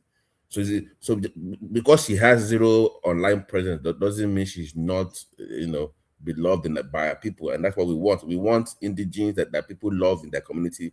They know who they are, not noisemakers on Arise TV. We don't want all that nonsense in our politics. And I'm glad that they are. I hope that they learn their lesson. I hope that we don't see As all much these as I things. don't back NDC, I wouldn't object to this woman winning. I think that Ireti King Bibe, she's too settled into that space, and she's just I don't know. Okwe She's Lontileyin now. okay. Okwe Don't Agbara delay. now. Yeah, it's the husband. No, Okwe Kolotileyin. I think she just rode on Obi's wave and won that. Do No, you she think was in the Ireti Kingigbe on her own? You think that she can win an election in FCT? do you know what her husband is? I didn't even know. I know Babagana Kingigbe now. So who is Babagana Kingigbe apart from being apart from being VP to this Abiola. guy Abiola, and then he was given the ministerial position during was it who? Abacha. I think it was. that Simba, So he's not a top-notch politician like that now. Apart from riding the coattail of Peter Obi, for her to even come out in the first place is what I'm talking about. You have to come from a particular club, the part of political. She cannot even if she contests now, she cannot even take number 3 or number 4. She will not Can I explain to you why this old woman would have won? Because this old woman simply did a grassroots politics. You see all these people that come online to shout, they feel like they are too big to do grassroots politics. Some of them are even ashamed. They feel like it's the poor people that should be doing grassroots politics for them. APC has been doing grassroots politics all their life. You know, they come prepared. You cannot be trying to fight people that are prepared and you say, oh, just because they are bad, they should lose. And that's the problem with most of these new people. They want to sit down in their fancy house, in their AC. Sorry. If we see the way Wike is even connecting with the rural areas in FCT, that I don't think there's any party that has a chance in that FCT in next election. They want to sit down in their house. They want to have AC office where they can be organizing votes. Very silly set of people. Let me ask you guys. Let me ask you. Just put yourself in the shoes of the Abuja resident or citizen. Somebody that you know, if I'm going to run for office, you know, the way we were raised in Nigeria in the early 90s or whatever, 2 or 3 years or 4 years to the election, you prepare now. They will know who you are. You go to meetings, you go to churches, the bar, everybody will know who you are. How come you just show up 1 week to the election and you I mean, I don't understand the obedient kind of, No, they're just taking Nigerians for granted now. They are taking Nigerians for right now. No, they win the election in their brain. Win the election in their brain, celebrate it in their brain, then they come out. That's what they do. Yeah, you know, back in the days, you must go to the market with women, you know, you buy stuff, you do NGOs. That's the way we were raised to campaign. They must know who you are, trust you, ask you questions. Will you hire some of us to get job in government offices? I mean, you make promises and they hold you to it. That's the way it works. You don't show up 1 way to the primaries and say apart from that, over the years you have been doing 1 or 2 things within them. Project, borehole, but Baba T, you cannot tell obedient anything. They don't take advice. They don't listen to anybody. Sorry, I think one of their major problems is that they are empty, but they think they know. They don't know anything, but when they don't want to even if you want to engage them intellectually, they cannot function. It's not yes. I 100% agree with you. When they don't understand what you are saying, they will just call you. Hold on, we have to have one voice at a time. But I think they have just started to believe their own hype is what the case is. But guys, sorry, I want to drop. Let Simba take over. I need to go to bed. Thank you. I will see you tomorrow. But and guys, good luck. Jonathan has been cleared to contest as well. The courts have given him the go ahead. But then I think the PDP has already come out with a candidate. There was one guy that I can't remember his name, some random guy. But good luck. Jonathan's actually cleared to run. So Under which party? I don't know, but you know. Today, one man, wait before you go. Do you know what if Good Luck already registered under ADC? Oh, sorry, NDC. Okay. You know, what's it called? Sirika Dixon was actually saying that there was a time that they were permutating it, they were muting it somewhat, and Sirika Dixon said that window is open if he wants to join, but I don't know, man. If he had registered with that party, they couldn't have done it quietly now, covertly. But why would Good Luck want to run? If you were in Good Luck shoes, would you run? But if Good Luck Jonathan is not running, then what else does he do? No. It's a bit like Atiku now. Their life has no purpose other than to run. I'm asking you. I believe Jonathan is being funded to run. One man, I'm asking you now, if you were in his shoes, would you run? I would run now just for shits and giggles, you know. just to pass the time. At the expense of Nigerians that want change, you run for shits and giggles. Hey, Nigerians, they are in big trouble. Well, Jonathan really do have guts. That was a man. He's being funded. When he was president, he did not have guts. It's now all of a sudden that he has guts. He's being funded. No, the little recognition and respect that I think he will just want to lose it. Let him come out and people they will open up on him. Under which party? No, he will not. I don't think he will contest. I don't think he's so. Is it not on 30th? Is it not 30th that closing it in 3 days' time? Yeah, I think he wants to contest, but I think he knows that the permutation the window doesn't open. I don't think he wants to contest unless he feels he has a reasonable chance. And I don't think he hold on now. Sorry, they can come and land once in a while. I think he wants to run, but I don't think he doesn't see that the window permutates for him to win, and I don't think he wants to run knowing that he will not win. Because then that will make a mockery of him. If he runs and he loses, but he puts a strong show in, it will still hold his reputation. But if he runs and he gets mocked, then that's the end of him. One man. What will Jonathan campaign on? What will be his campaign promise? Change. No. Now it will use the obedient narrative now that people are starving, people are hungry. Even obedient, they've started attacking him now. They've started attacking him. They have started attacking him now. Okay. No, he will say that when he was the president, it was better. One man, how? Before you leave, one man. Wanna let one man go sleep for Babati? No, wait now, before he leaves. Babati, wait, please. Wait, I beg. Babati. Man now, okay.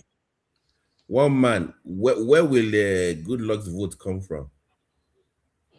Bayelsa State. That's it. No, you can't say that. Oh, no, I'm asking now. And I'll answer.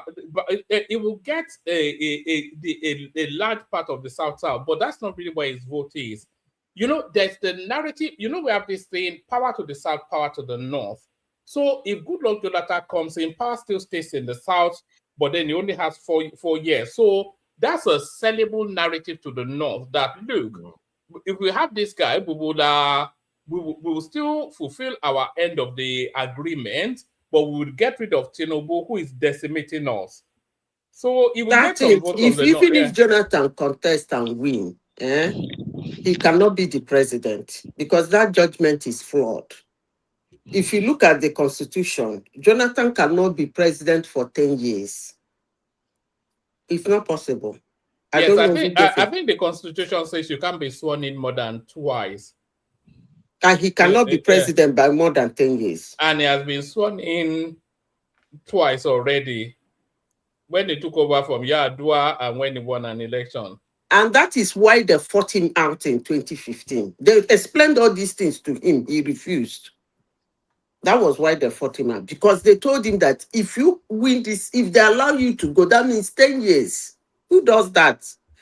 That man that I beg. But I don't even know. You have been there for 6 years. What else are you looking for? You guys carry on. Thank you, everyone. So what do we have to say about what Amici is now talking about now? He said you rejected Amici should go and sit down for Dotty. Don't talk about Amici for what. He should go and sit down. Simba, I beg, before you carry them along, are you there? Okay, Isaac, yeah. Yeah, please don't mind me. You can see the way my voice is just like very low. The reason is I'm not at home now, you know. So I just woke up maybe an hour ago. I say, okay, let me just squeeze myself out to just maybe listen to you guys tonight, because where I am not that. This is not my home. I'm in Swiss, so I'm not in my base. So I just let me squeeze and come and listen to you guys a bit. Every night or whatever. If I don't listen to you guys, it's like it's like I've not taken my dose for the day. So actually, where I met you guys was when you guys were arguing about whether it's a rumor or it's a fake news. So I want to ask, please, is it the old woman winning the ticket that is the fake news, or is the Aisha losing the ticket that is the fake news? That's my question. They said the fake news is that the election never held. Never held. So that is the fake news. Okay, yeah. All right, now I understand, because I said okay. But I think from you guys, I think it's Patrick that came to say it's that was when I sign into YouTube to begin to listen to you guys. He's the one that came in to say it's a fake news. Since you guys also, I think it's something that we'll have to confirm, and it will be my greatest joy if it's not fake news, because Aisha, as you guys said, thought she is popular. But Aisha is your sister now. Isaac, she's your sister now. No, it's not everybody that is my sister. No, me, I'm a unique Edo man. You understand? I'm a very unique Edo man. So you see all these people demarketing Nigeria. A time will come when everything don't ripe. Although things are playing out the way it should go, but being an Edo man doesn't mean I'm foolish. So I know what it is. I can't stand queue behind people demarketing my country.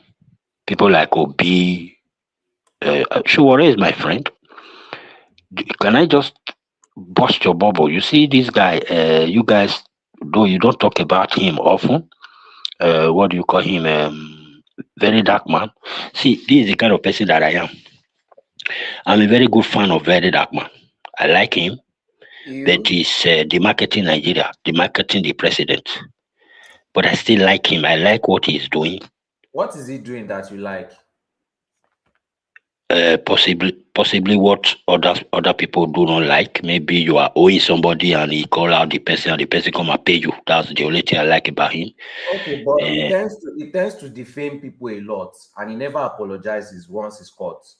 Yeah, I did. I'm saying that there are bad things he does. There are good things also. So I like those things that are good about him, and those But things that are what bad. makes him different from Nigerian politicians when they just do eye service and they don't want to change the system? Everything he does is for his benefit. It's not for your benefit. Yeah, So what? that's the main reason I'm not fully endorsing him for anything good, and I'm not fully uh,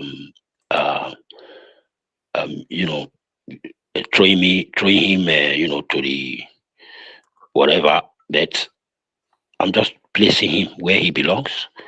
So people like that, demarketing my country, demarketing my president, and then when you call them out to at least, give you something different from what they should do, you know, what the president is not doing right now, what they should do, they run away. Like you guys just established here, that when you, I think it was Solly who said that when you try to engage them in something that is you try to engage these people, something that is something, how did you put it, reasonable, like coming out with the fact and truth about everything.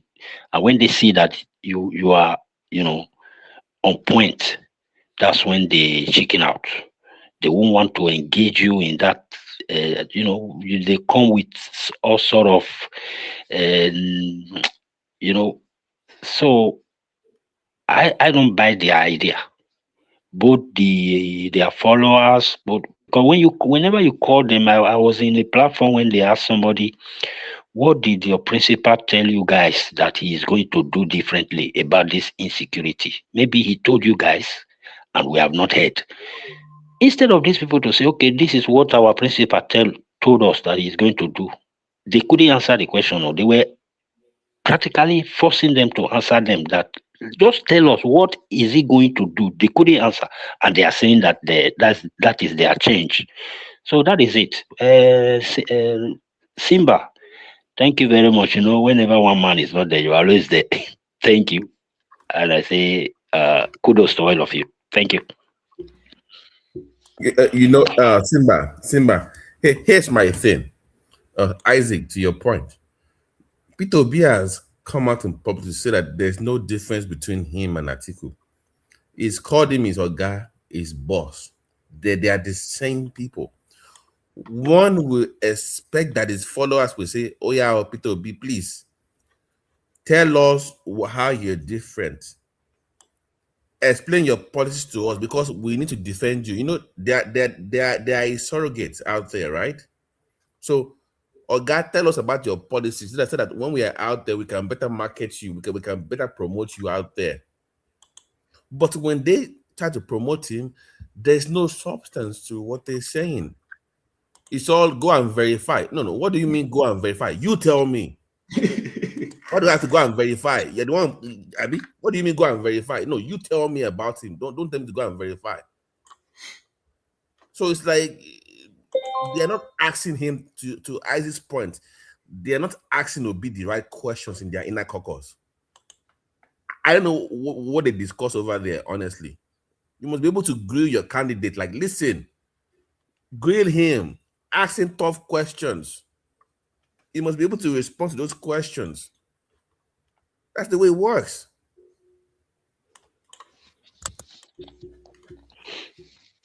Let Prince Simba Prince is in the backdrop, or let Prince in alone. Just Prince well. But that's what if I were to be an obedient, solely, I have to be an obedient. That would be my own approach. Within that Yeah, cycle. BT, you are right. You are right on that point. You are very right. Because from the way I see them, it's like they don't even relate with their principal. They don't ask questions. Their principal do not even tell them, okay, this is what I'm with. Because actually, whenever you call them to any platform to ask them, this is your principal, what is really, do you know that one man has been saying this thing even when they just finished the 2023 election, and then Bola Ahmed Tinubu was sworn in as the president. One man was always saying this thing, that in the race for 2027, that these people will have nothing to say. they will have nothing to build on. And this is what is happening right now. I'm so surprised that what one man said long ago is what I'm seeing today. These guys, even most of them can't even come out now to say anything because there is really actually nothing, practically Isaac, let nothing. me give you one example of what I'm saying. So you stay with me now. Let me give you one example. On the issue of subsidy removal, till now, we still don't know Obi's position. You know, he said when they asked him about it, he said, I will remove it, I will not remove it. Yes, I know, was his response. It's been 4 years now. We still don't know where on foreign floating the currency. We still don't know where it really stands on that issue. And nobody within his say, oh God, tell us where you stand on this issue now so we can defend you in public. It's been 3 to 4 years. The thing is, this is my own opinion, but I believe that most, I'm not saying all, most of them, Yeah, can I most of come the in? supporters, Can I come in? most of the supporters and of Obi, and Host, especially can I come in? Patrick, please. let me Patrick, sorry, let I was Foley here just say almost that. 2 hours now. I'll after I finish, I'll stop. Patrick, don't worry, please. When you finish, let me just add one, then you take over. So Sorry. the fact that most of this obedience, I'm not saying all, but most of obedient and very dark man supporters cannot have any intellectual argument with you, and they resort to insults, and maybe they call you APC or they call you donation, but you know, they just say random stuff. Most of them are illiterate. That's just the way I see it. That's my own opinion. Yeah, so Patrick, please let me just add my own before you take over. I know Simba will give you the time. BT, do you know that the only thing I've heard from Obi, and whether he will do it, I don't know. The only thing practically for me that I've heard from him that he's going to do is that he will take Niger State land from them. That Niger State has a very big land, he will take it. That's the only thing I've heard from him. Apart from that, me, I've not heard anything, like you said, about subsidy. He will say yes today, he will say no tomorrow. Security, tell us, what will you do? Nothing. He can't even tell us what he's going to do. Apart from that Niger State land that he said he want to take from them and then put some caterpillar there and start bulldozing cassava. You know? So there's no Okay. substance. Even when he went to this country 3 days ago, South Africa, he was just ranting in that. He was just ranting with the ministers over there. Oh, we need to work together. That's not how. That's not diplomacy. It doesn't work that way. There's no substance to what he's saying. It's just empty calories. It's eye service, and eye service works on Nigerians, so it's just doing what they want to eat. It's giving them what they Brother, want. sorry, before our brother will grow annoyed, yeah, brother, the floor is yours. Patrick. Okay. Are you hearing me? Yes, we can hear you. Okay. Let me come out because I was inside the toilet. Okay. I waited for you guys long time. You What's see, your hand? everybody know that. First of all, happy Children Day. Everybody know that Peter Obi is our next president. Everybody know that. If you say South Africa people, they welcome him last time in South Africa. You know. So before I go on, let me clear the air. The woman never won ACT election. The woman just collected the form yesterday. They give her form yesterday, ticket yesterday. Anybody never, NDC never contest primary election. It will be today or tomorrow. They will do the primary. That thing one man is reading now is a fake news. You know, and the secondly, they will conduct that primary election digital, not manual, you know. not like APC or ADC. NDC is different. They will conduct all the primary, both House, Senate, digital, governor, digital. If you win, you win. You lost, you lost. So if instead this night said they still connecting people, still they connect the form. Both APC, those who lost in APC, they count now, they collect form before tomorrow and next tomorrow. Everything will be, you will know who won and who lose. And number one, okay, I can see her here. You see, in this country, Nigeria is not banana republic. I know AAC as a content creators in that country, content creator party. I don't know why some people will give all those people listing here. Every 4 years, he say he want to be president. Every 4 years, he come out, he want to be president. Can you be president with all those amateur people, all those young people? They give peanuts. They come and call, hey you, hey, take it back, push back. Want to take Nigeria back from where to where? Person never contest anything in that country. He never be local government. He never manage anything apart from Sahara reporter. He never manage anything in your life.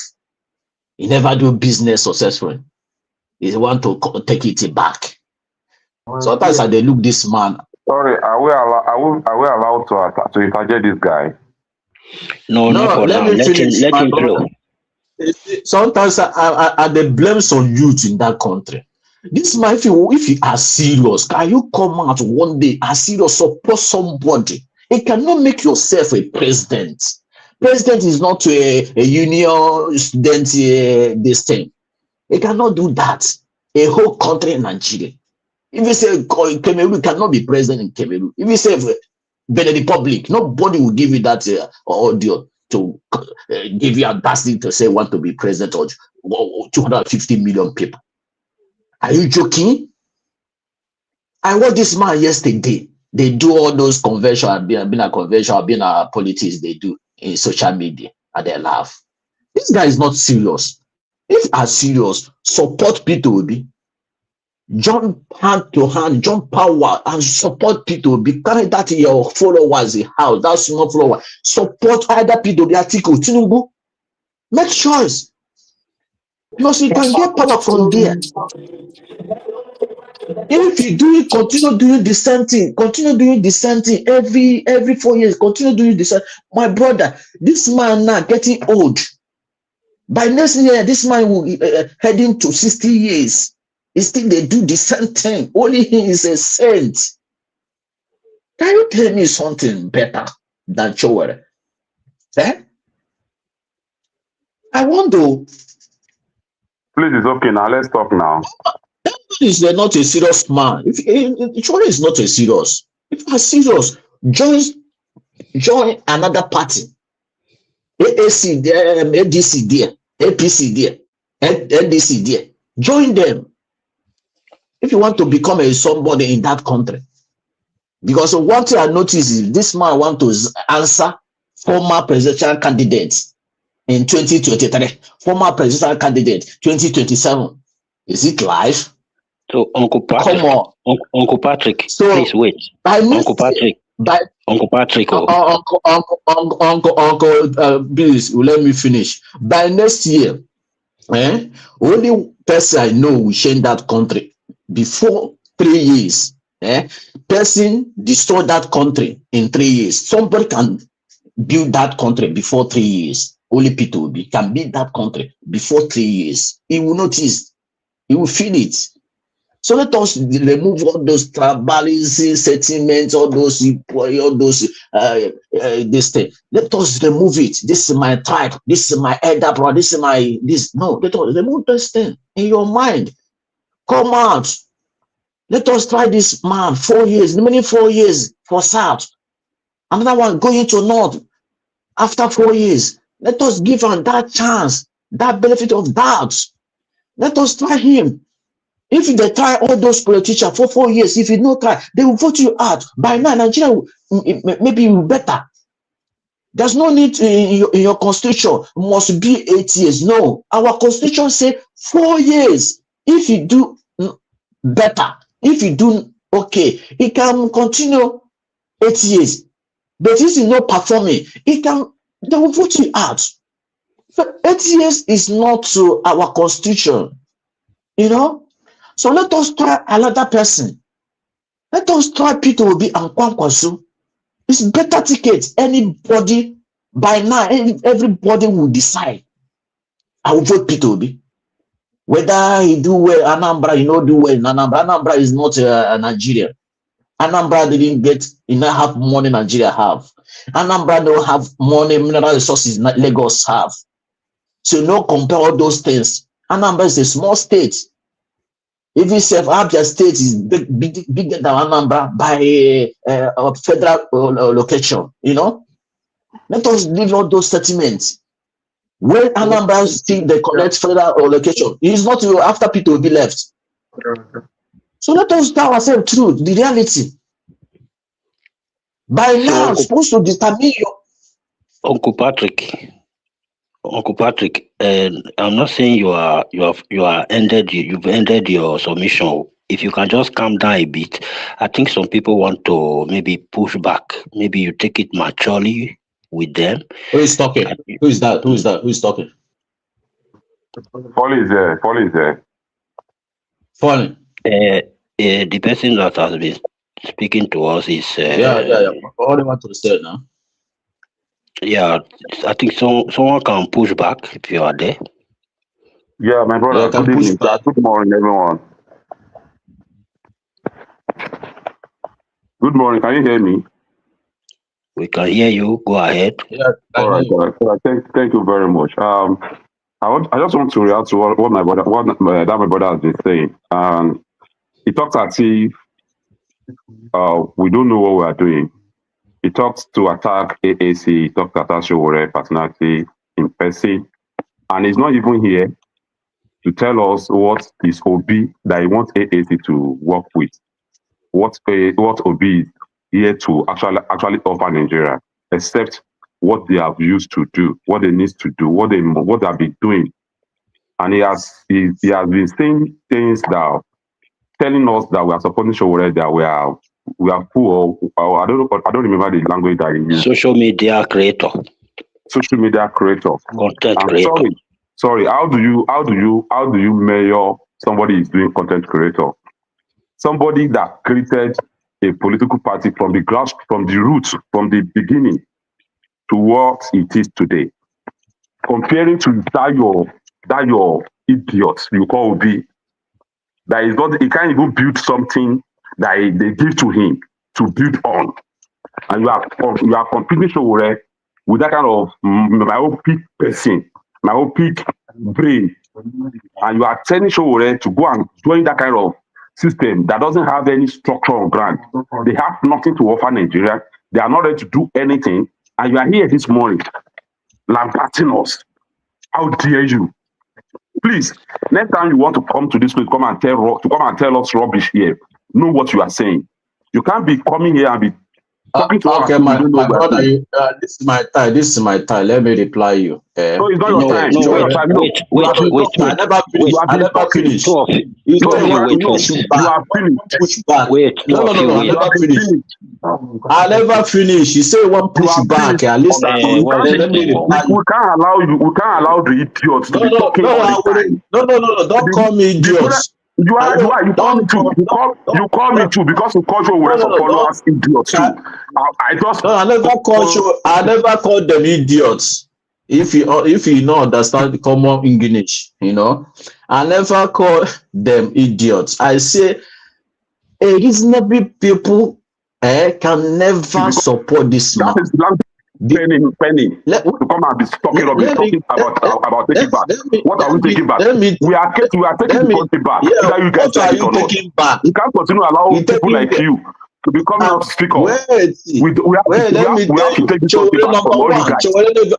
The man no big any party. We know they The join party criminal. you We know they claiming join criminal you movement. We party know they you join claiming thief he build. movement. He is the Leave us chairman with of our the party. movement. He's Stop the chairman. He's secretary of discrediting the us. party. He's everything on the party. Just yesterday, he stepped down for the chairman and give another youth to Now chairman. lie, you are Party not no dey there. run We are like the one that that. make it happen. Party This is no dey our party. run. We run You it the way cannot we like. It's not run your like party. that. Your party is not your personal property. How can you step down yesterday? It is You said property yesterday because you become people a want to have presidential candidate of the same party. if You you start step a down. business, stop now. My You brother, have been can you talking. keep quiet? Let's respond to Can you. you keep quiet? Can you stop? Can you stop? This is my Let me time. talk. You have been talking. Okay, This is it's my okay People have now. time. been This is talking. my Uncle, time. This is my time. Hello. This is my Sorry, time. gentlemen. Can we calm down, please?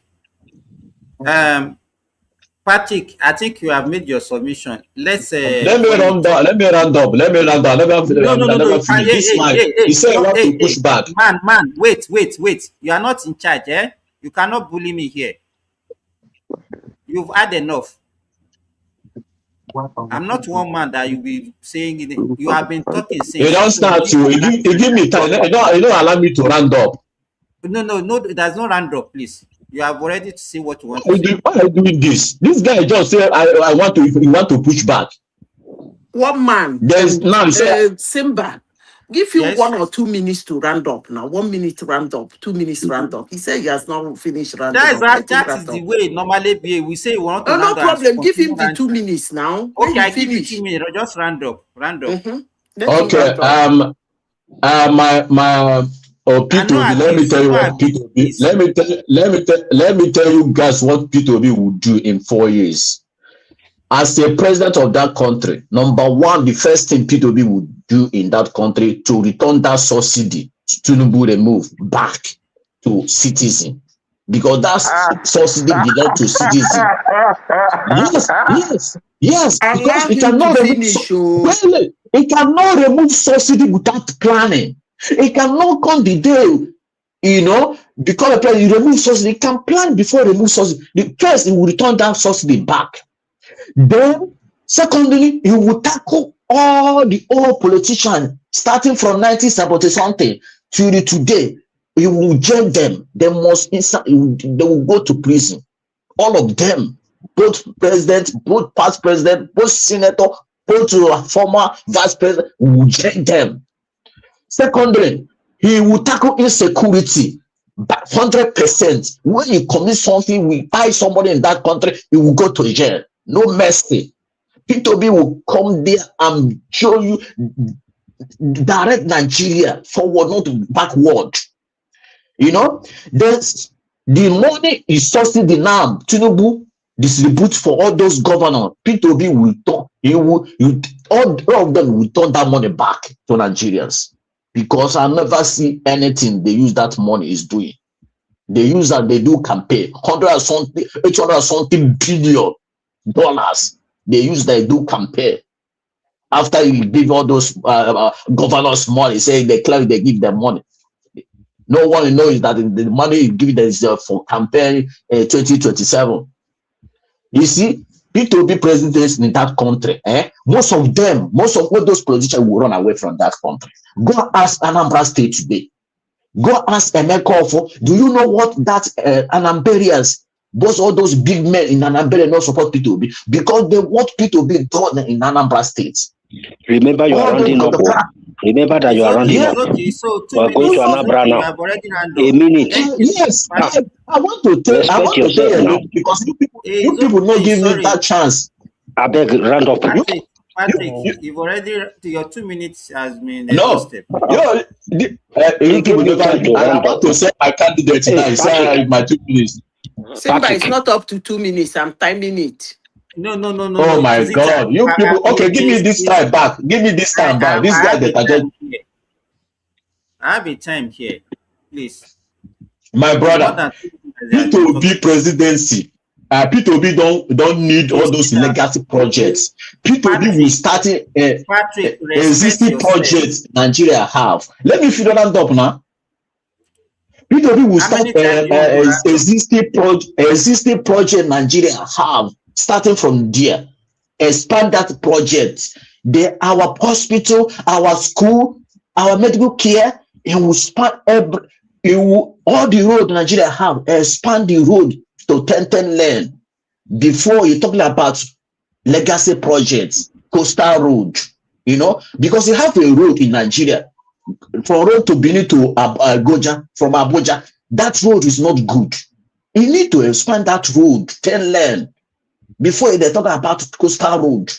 You need to secure Nigeria before they talk about It's coastal okay. road. It's okay. Patrick, please. It's okay. I've given you Because enough when you time. secure Nigeria, all the foreign investors will.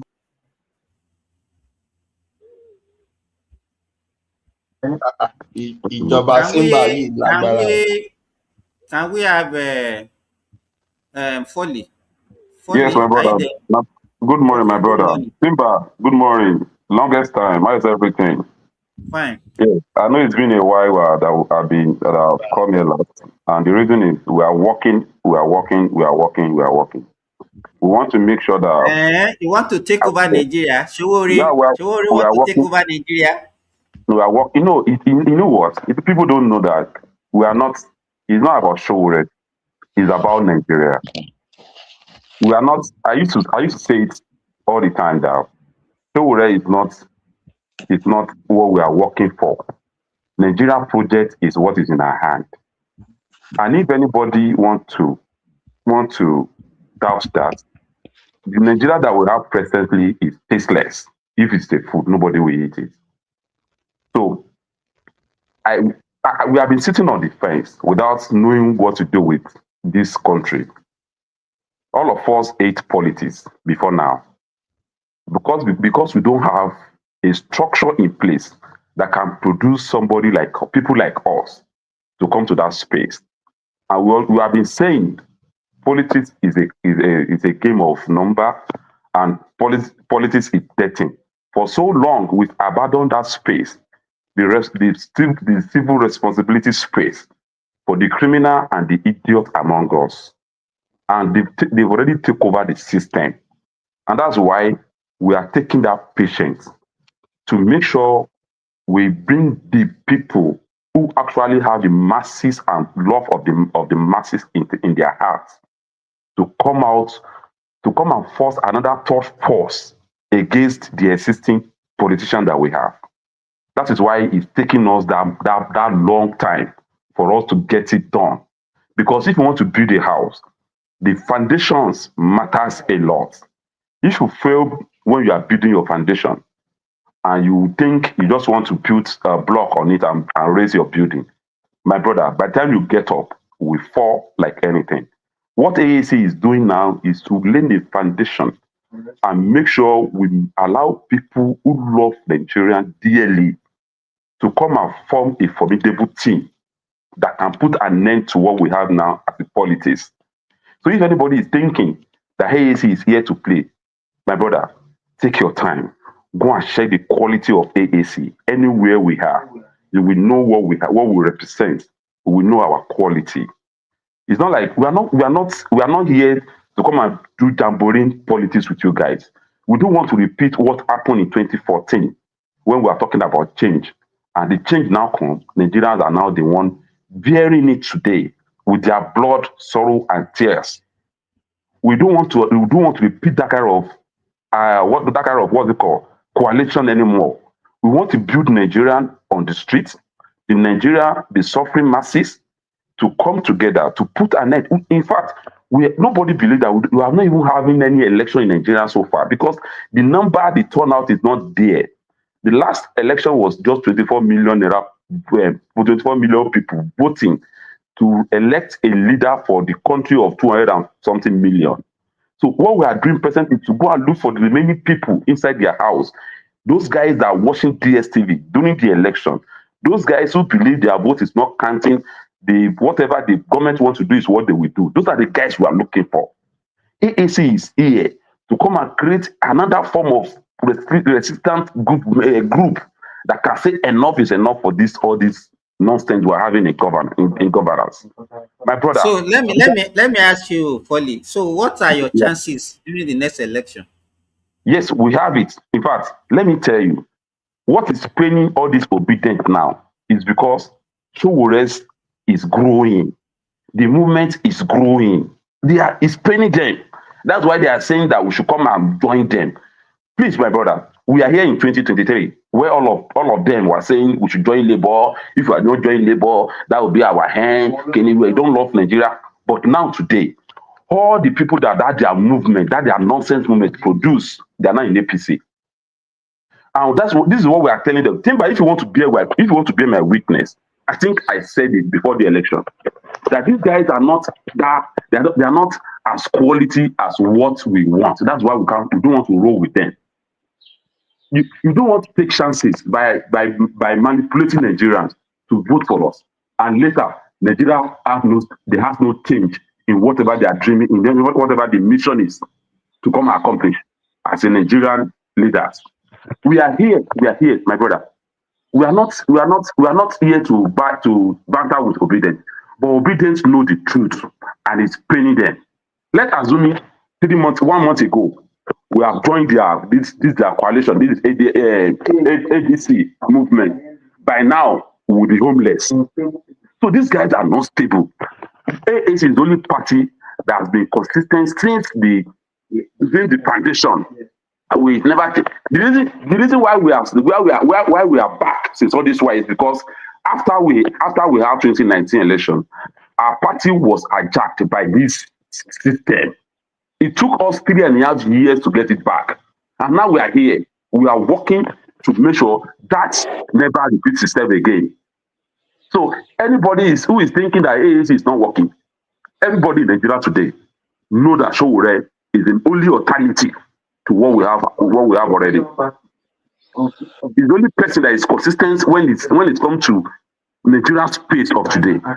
So if anybody comes here and be telling us how Showore is not serious, he's a content creator. Okay, anybody that is doing content creator must be somebody that have idea to create something.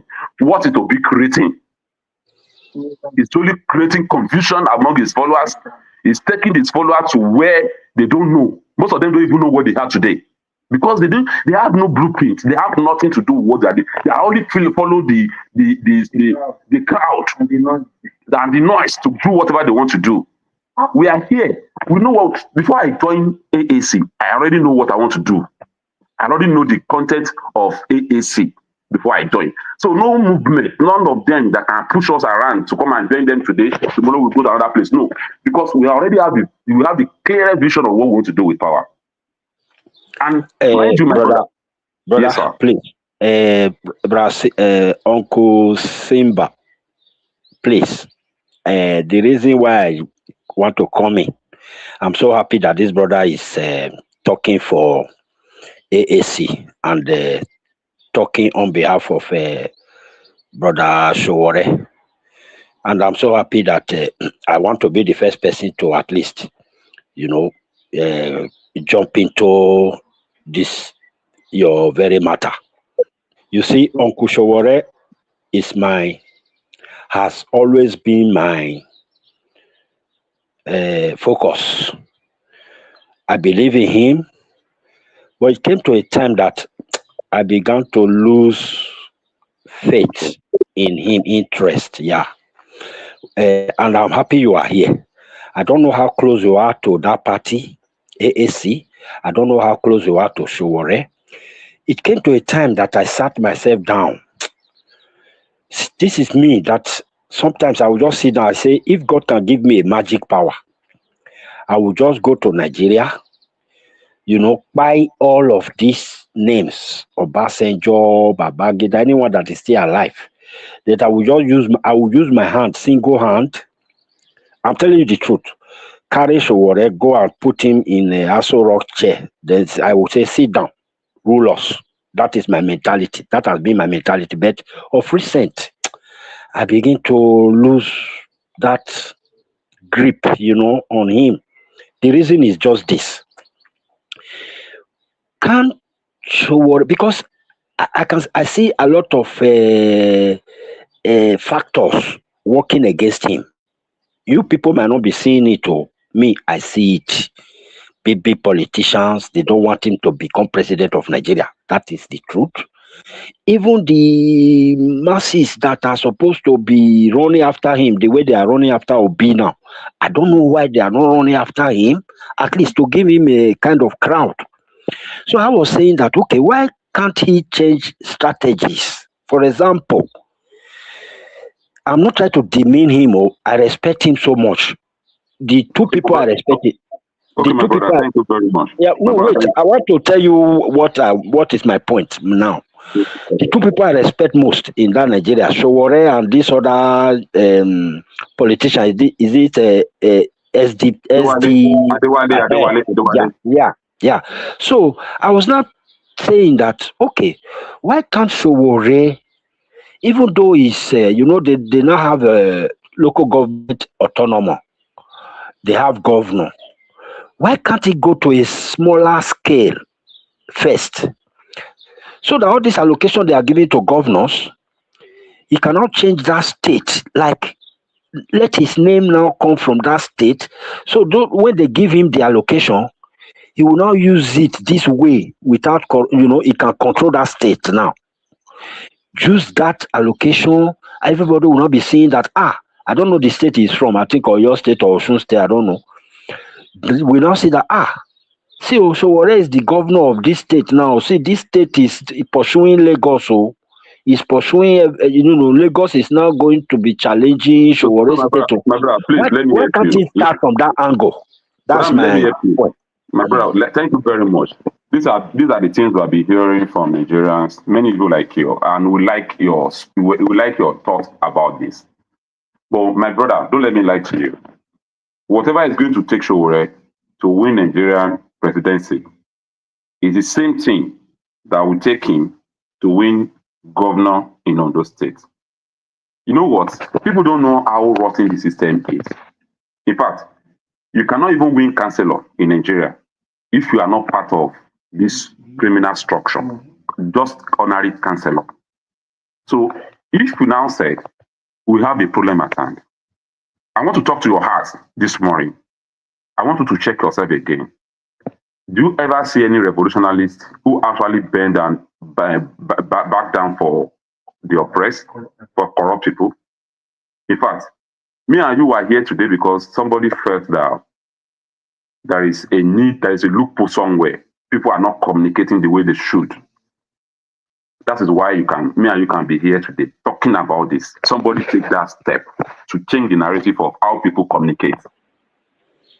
And already we have a country that things are not working.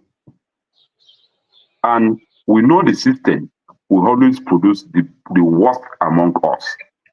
They will not even allow people like us to get to that position. Because before you can contest in Nigeria, it's either you are a wicked man, or you have still a lot of money to compete with them, or you can kill anybody to get there. So once you are a good person, that space is not for you. So our system today is programmed to work with these idiots in the country. Anybody that have good intention to make a change can never get to that position. And mind you, my brother, what we are doing here is this. We are reawakening the Nigeria consciousness. We are reawakening people who don't believe in Nigeria project. Because a lot of people believe that, in fact, for so long, Nigeria don't even know the importance of governance in their life. Nigeria don't believe that anybody that governs you control your thinking, control your life. That you can plan to do something today, and if people in government change otherwise tomorrow, they can destroy all your plans that have been working for the past 10 years because of their own policy. So Nigerians are not active when it comes to governance. We leave that space for anyhow people. Now Showore is coming in. He actually comes to come and change the narrative, not to be governor. It's a systematic problem that we have that Showore is coming here to address. And until we address that problem first, contesting, let me tell you what contesting is to us. Contesting is a way of putting it to people in power that you guys are fucked up. And you leave this space for us. Let better people come and rule this country. That is what we are here. That's what we are doing personally. We are putting it to them because they are ready. These guys are ready to kill anybody. In fact, go and see how these how these people have their primary.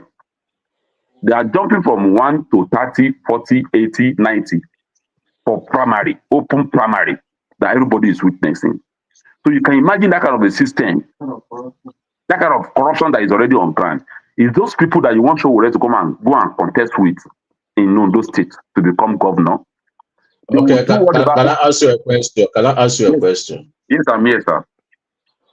Okay, you say he cannot win common local government. I never said. Wait. I want. Yeah, you say if somebody cannot win common local government or governor in that country if you are not corrupt.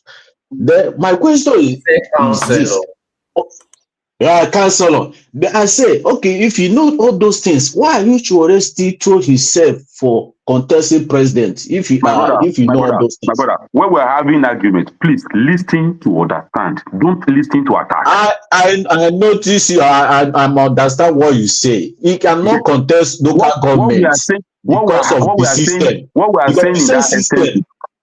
saying in that essence is we have a system in place that is not working, that people have already taken over. We are here to create alternative. The system of contesting president is the difference than the system of local government. We are here to create alternative by creating more people. Somebody asked you a question. Why Sowore cannot go back and contest like the governorship? He answered you. He told you that the answer he gives. That's why I said many obedient cannot process simple. My brother, the answer is not correct. He said because of system. That's why I said many of you guys. That's why I said many of you guys in that country. That is why I said many of you guys cannot even process simple conversation. You cannot even process simple things. Okay, my question: Can you tell us the local government as a presidential candidate? Can you tell us the local government? To ever understand what Sowore is doing, because which local government Sowore very win as a presidential candidate. You don't know what you are saying. You don't have the mind of your own. Which local government in Ondo State Sowore will win as a presidential candidate? Can you tell us one local government Ondo State? Brother, the governorship that your candidate obedient to won in 2008. Can you answer my question? Because stop deceiving people. Stop deceiving people. Okay, we know you guys don't have the brain to comprehend what we are bringing. Hello. Sorry, guys. Hello. Hello.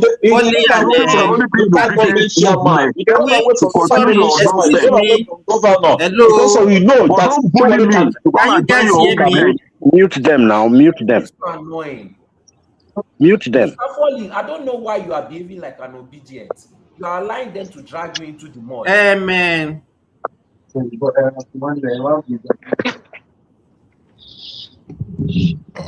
Honestly, I don't know why Patrick decided to attack another person candidate. You are here canvassing for your own candidate, another person, and you now turn into street fighting. So you don't turn into street fight now. You are defending Obi as if Obi is the known and the only savior for the entire universe. But when another person is promoting his candidate, instead of going for why, you are just attacking. We don't do that here, please. Continue. Patrick, I was disappointed that Mr. Patrick. No, the guy that ran away from the truth. If you never contest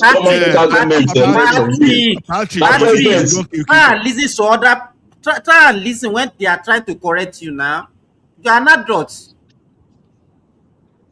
You came here, you gave wrong information about primaries, and yet you sit in line from that. You don't allow someone to promote it. Let Foley talk about his candidate. If you have any way and anything, you had your time when you are talking. Nobody even stopped you. You promoted your OB, so let him talk. If you have a So, question, ask so, him question, but don't shut him down. Can I just so, say so, my brother, something to so, my brother, everyone? let me just Mr. run. Foley, Let me, can I say something to you before you start? yes, sir. Sorry, Yes. sorry, Folly, please. I'll give you 3 minutes. Just round up, please. All right. No, no, that my brother wants to ask. He said he wants to ask Okay, me something, so right? see, me too, I support AAC. But you see something, when you are No, dealing with sorry, look, don't take over from me now. I'm addressing something now. I'm not taking over. When you are addressing disobedience, it is not really the best move, in my opinion, to enter the mud with them and be going back and forth. Majority of the time, they are wrong. You have to treat them like babies and spoon feed them the information. Sometimes they intentionally, try to be manipulative. But the point is, you must get your point across. You must get the right information across, no matter how childish they tend to behave. That's just the thing. If you No, if you no, if no. you The, think the that question one guy asked this guy here make sense. But this guy didn't answer the question. If you say Nigeria is not working, why not go back to your state? Starting from that your state, make that your state become a Dubai of Africa before you came in back to be Nigeria president. He cannot wake up in the morning say I want to be Nigeria. I want to be president. No, we've heard your question like five you times. don't do that. It's okay, it's okay, it's okay, Patrick. It's okay. Folly, Okay. can you take over? Okay, my brother. Thank you very much. No, you are asking us to go to primary, to go to our local government to go and start a bit. Folly, please, No, just no, I'm just not. hold No. on. Folly, Yeah. let me say this. Just say what you want to say. Don't Yes, push any yes. question to Patrick Definitely. because No, definitely. Definitely. I just want to respond. He was talking about us going back. What about us creating a system where we can duplicate ourselves in the councillor, local government chairman, Senate, National Assembly, House of Rep, by having a structure in place, that by having numbers of Nigerians in that space, where Showore is leading that number to contest for presidency. What about that? What is the problem of that? I think we can do that. We can make that happen. Today we have young Nigerians who is running under AAC in 2027. In fact, as I'm speaking to you, I have 35 years old boy contesting in Ekiti State as governor. So that will tell you something, that we are here to create an umbrella where okay, all the let Nigerians. me ask you these questions. Let me ask you All this right, question. all right, all right. Okay, I asked you earlier. I said, okay, if you have more people coming to AAC and more people contesting under AAC, what are you people doing differently to increase your chances of winning an election in the next All right, coming election? all right, my brother. Grassroots politics. We are doing grassroots politics now. My brother, what happened now? Let me Solid, Timber, please. Timber, Yes. you know me now. I live in Abuja. For since Okay. August last year, I've been in Ekiti. Can you believe that? It's not like I don't have what I'm doing in Abuja. But I believe the project we have at hand is not about you making money all the time. At times, you have to go back to your grassroots. You have to make sacrifice to go and to be able to let Nigerians know what they need to do. And then all of us in AAC, if Showore can leave America to come to Nigeria, nothing stops me not to leave Abuja to go to Ekiti, to go and be doing that same thing that Showore believe is doing. And we have been doing that, and the number is growing every day. The only thing that Nigerians don't understand is Nigeria is looking for where the soup is already cooked, and they want to come and flip it. But in our home case, we are not looking for a cheap political party where we can just come, contest, and go. We want to give ourselves to people to see us, to scrutinize us, and see what we are, what we represent.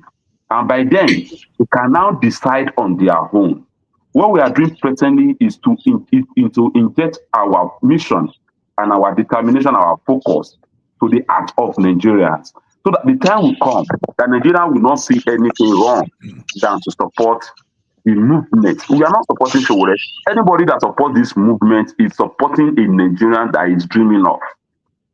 We are not saying, in fact, when my brother was even talking about what Obi will do, Obi will remove subsidy, Obi will not remove subsidy. The Obi that you are talking about, he himself confessed to us that he's going to remove subsidy immediately. That means you are saying whatsoever we say, whatsoever we do. So when it comes to level of corrupt people in governance, it's only Sowore that said he's going to do away with these people. Your Obi will tell you that he's not ready to do that. I don't know why you are leaving. So what you are saying in essence that now you people are working at the grassroots level to improve your chances of winning election. Definitely. And you think he's working well. So come 2027, we are likely to see some people being elected under the flagship of AEC. Timber, Is that what you are saying? I was in that hall yesterday when we were doing our primary. In fact, I'm still with all the comrades that come from everywhere in Nigeria today. And we are still in the same hotel. As I'm talking to you, we know people that came from far away from north with buses to that event. The movement is growing. We are the one doing it. We know what we are doing. We are growing every day. I'm even happy to be part of this movement. This is an historical mission. We are not doing it for anybody to come and thank us. We are doing it because a time will come, Nigeria will look back and give thanks to people that start the movement. That's what we are doing. People that talk since 2019. Movement they grow. Since 2019, they talk. My brother, 2019. I just tell you what happened to our party. Now contest like Atiku Abubakar. How many times now this contest the president? Adibin will know. We actually learn from our mistake before we allow people like. Let me ask you some few questions. Now, so even that's an extension to what Simba just asked you. So, are you saying that she would right now realize that it's better to go and start from, let's say, local government at state level than just to be jumping for the presidency directly? Is that what you're saying? My brother, please. I don't like repeating myself. Okay, I think I've already explained to you what Sowore movement is all about. We need an umbrella where other people can stay under the umbrella, right? Sowore came in 2018 to come and launch a campaign which is Take It Back movement. What are we taking back? We are planning to take our country back from the system of oppression, system of criminal. So that's why we created that party, we created that movement in 2017. By 2018, that party gave birth to a party called AAC, Africa Action Congress. Okay? In 2019, we actually go out for election. And the election comes and go. But these people see what AAC is carrying. They have to go to that party and pick somebody like someone who's among us. And they make that fools, they empower him to the level of having our secretariat inside the barrack. That's how powerful they empower this guy. He took AAC political party secretariat to barrack, to inside barrack, where he knows that our people will not be able to access. Okay. In fact, yes, after 3.5 years, we got our party back. Now, not a year, 4 years, 3 years later, we have a Sowore contesting for president, and we have thousands of Nigeria contesting for all the other positions in Nigeria under that umbrella. Okay. You know why I have that question? Wait now, Remy. You will come. I've not even contributed to it. Don't worry, you will come. So the thing is so okay. If I get you right now, so I think if I understand you, I think that's how the type of lesson we need to give to Nigerians, because the like of Aisha and all those greatest boo activists, they think government is solely in Abuja, and unfortunately over time they've misled the people that what people concentrate on is only Abuja, and they are forgetting that the state is as, in fact, if not even more important, is as important as that federal level. Because why am I saying this is that when you are talking of all these your political stories, I'm not saying among all these candidates that doing goes like boo, boo, boo, boo. His only thing is that they concentrate on Abuja, but they are not even giving us the blueprint of solving security challenges, even at the level of local government, even to the state. All they want is to push someone out of Asher Rock without considering that we have a federal system that you cannot really impose on the governors. So if I get it right, if Shawura is able to provide such kind of platform and people are serious, good. Let me from Okay, please. Okay, please. Let me. Sorry, please sorry, let me just please. Yeah, let okay. me say this before you, because you have been talking, I've been listening to you for a long time. No, I just want my governorship candidate to say hi and greet you guys. Okay, no problem. You will say hi when the time comes. Yeah. No, let's just say hi now. Everything that the background. I mean, it's solo now. Oh, okay. Who is the governorship candidate? Okay, you should go ahead and yes. Thank you, great minds. This is Shegun Akonde on the line. I really appreciate you people. It's been engaging, listening to us. I want to quickly, if I am allowed to talk now, can I go on? No. Yeah, go on. You are a special guest today. Go on. Go ahead. Thank you. Thank you so much. From what I've been able to draw from our conversations, this is what we are carrying, and this is what we represent. Like what my Gafoli said, the group or the movement AAC, African Action Congress, is actually a kind of a structure that is from the scratch with ideology. Now, the ideology is things have been done several ways. There is a saying where people that used to motivate that we should step out of the box. But our ideology is based on not even having a boss around us. Because when we have a boss around us, there is a consciousness of a boundary. Now we are borderless in our thinking.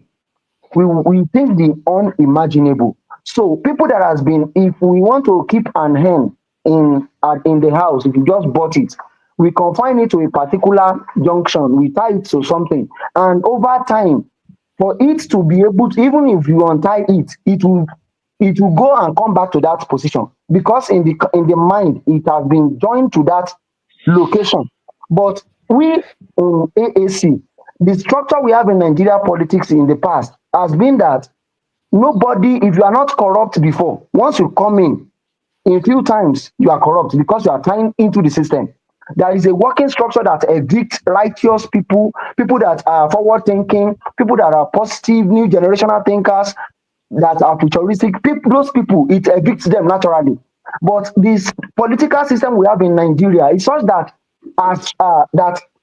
embraces corrupt minds, people that do not have mind of their own, people that are not even responsible by themselves, that are stealing money, being abroad, or probably work up something in Nigeria, that have nothing to offer to the system, but wants to consolidate their crooked ways, like the current governor we have now, president we have now. And these are things that has been happening over and over.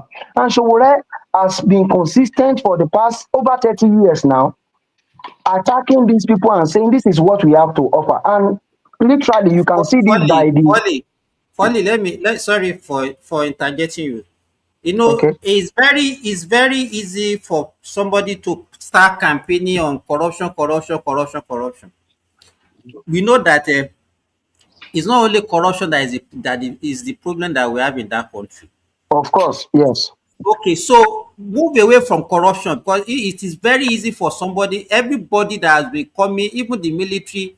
One of the major reasons why they used to take over from civilian government that time is corruption.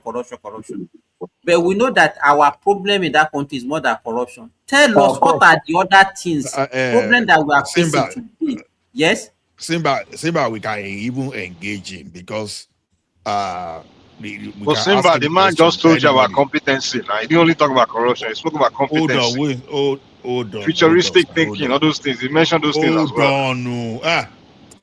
The governor to be Yes, sir. Okay, Remy, if you want to ask him question, Remy, of course, I will Let give you me, chance to I will ask ask him question because all these things they have been talking about is the same. First and foremost, the one thing everybody should know is that politics is local.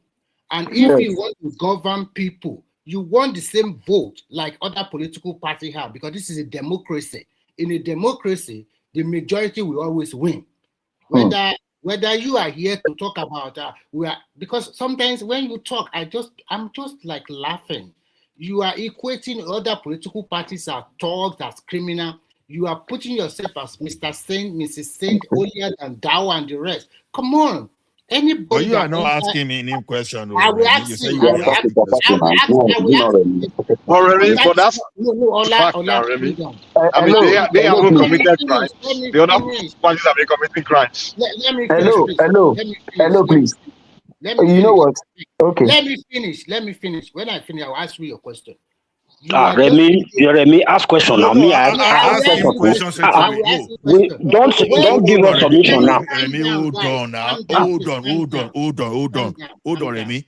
Ask him question straight away. We don't need to Me, ask I you want to I about will ask. ask whatever. you question Ask him now, and question. then Ask the question. leave me alone. What you said, Ola, is that this guy want to say hi. Just to say hello and introduce himself, he continued to talk blah blah blah blah blah, castigate other people. No, it's not saying blah blah blah. Remy, I can take Remy, anything from you. I can take Remy, show anything some from you. respect now.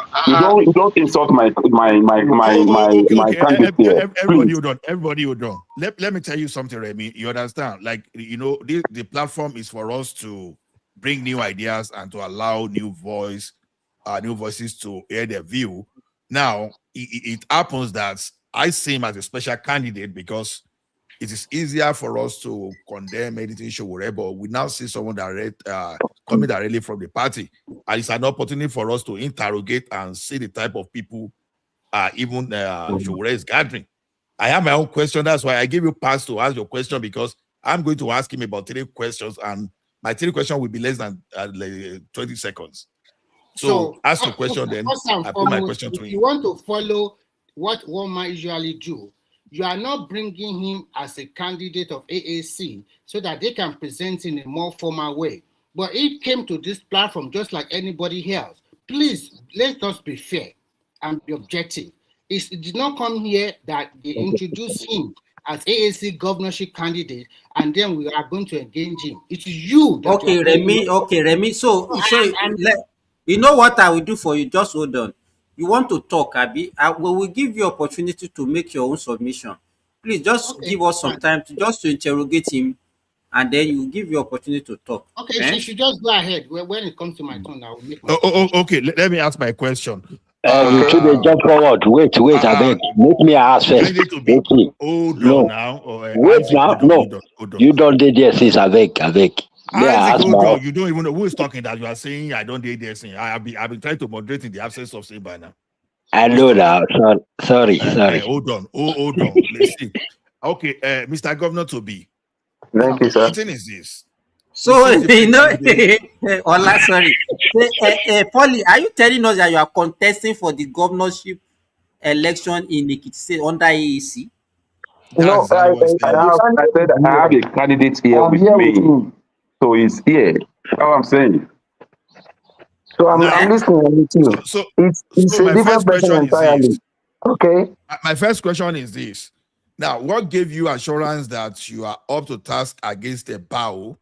And why not looking at even taking your local government that you think that may be easier just to capture and give your prototype or what you're able to do at state level by even starting from your local government instead of throwing yourself to resource intense contests like state governorship.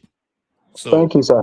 Let me come in. Hold on. I said I'm going to ask 3 questions. Then Okay. in the area of security, what's your position? Do you think security is only a matter for the state governor, local government, or only the president? So, what are those things?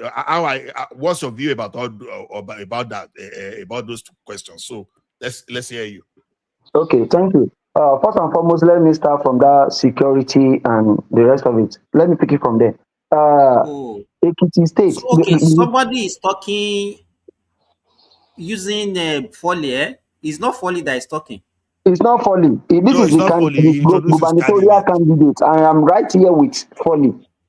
Okay. Go ahead. All Go right. ahead. Now, so the responsibility of any governor is to oversee the security of his citizen within the state. That's his first priority. Humanity of his people, the welfareism of his people, the rights of his people should be kept and be prioritized by him. When it comes to federal engagement, then that goes, and the overseeing of everything, even to the local government, is the priority of the governor. But when it comes to the federalism, it has to be the president overseeing everything down to the grassroots, delegating the governor delegating the chairmen and the rest of them. And addressing security is not a rocket science. Thank God we are in the technology age. There are people that when there is a political will, a strong one at that, things will work. It has been because of the weak structure, the corrupt structure, producing weak people, corrupt people that has given room for the entrenchment of these all this atrocity and the wickedness we are seeing around us. So that is about that. We are ready to engage. It should be the responsibility of governors to engage directly the grassroots, the community leaders, and fund them with the tools needed in combing their surroundings because they know more about their localities. And that should be the priority of the government. Because, like, I want to recite something. There was a time that we have a governor who is our former governor Fayoshe. I know myself, all through those times I was in Ado Ekiti, the state capital. There is nothing of source that has happened. If there has been attempt, but there was swift action against any signal of threat to life or to the societal peace. And that is how we should be proactive, not just consolidating people or greeting people after they have been kidnapped or being attacked. That should be the responsibility of a governor. And now back to your question. Please reiterate the first question. Okay, I now say that what gave you that audacity to go to resource intensive state Position, level governorship. politics? Yes, I get you now. I get you now. Instead of staying within your local government where you can Thank easily you. capture. I want to let me just say some few things about myself. By God's grace, since 2017, I came into politics fully, realizing that I had a role to play in there.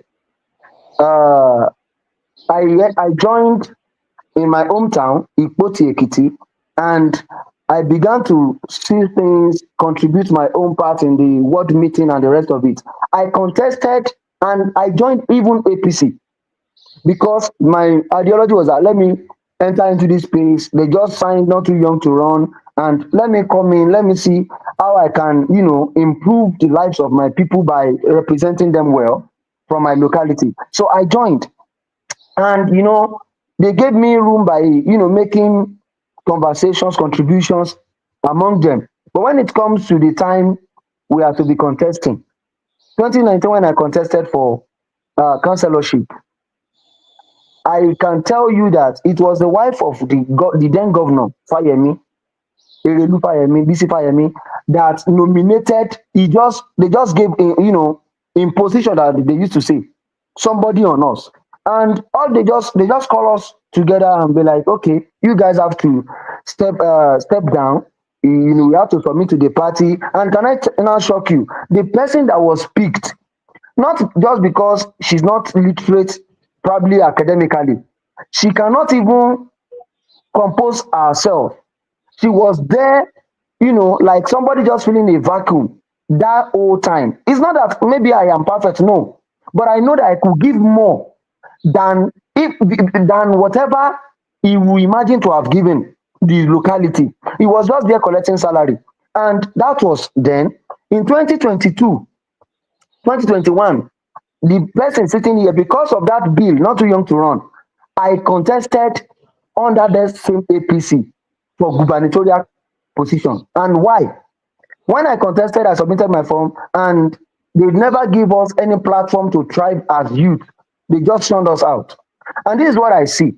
Now coming to AAC to pick the form of governorship and being a candidate today is because leadership is not by age, is by capacity, by ideas, is by Okay, sorry. I think you've answered my you've okay. answered my question. Maybe anybody All want right. to ask that So I want question. to I ask think him. Ola, I think I want to Ola, ask. sorry, Remy, let me say this so that you talk after him.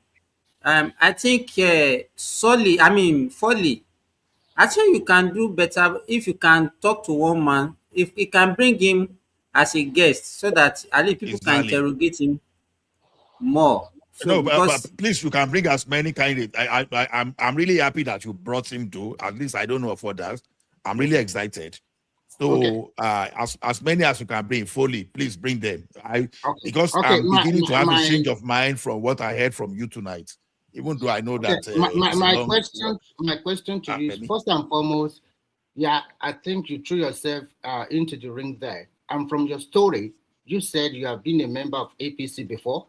And from Yes. the story too, you said you have also contested the gubernatorial election Yes. under APC, maybe the primaries, and you are not picked or you did not win, right? Yes. Okay, my question is simple. Since you have been in Ekiti State, can you tell us, have you ever held any public position before? No. Okay. So if you are a private person or of a private, and can you tell us what kind of achievement have you had in your private establishment that propel you, that makes you to think that with this experience I've had in my private enterprise, it will be an Yeah. immense value for me to contest for the position of a governorship in your state? Thank you. Thank you. I own my business.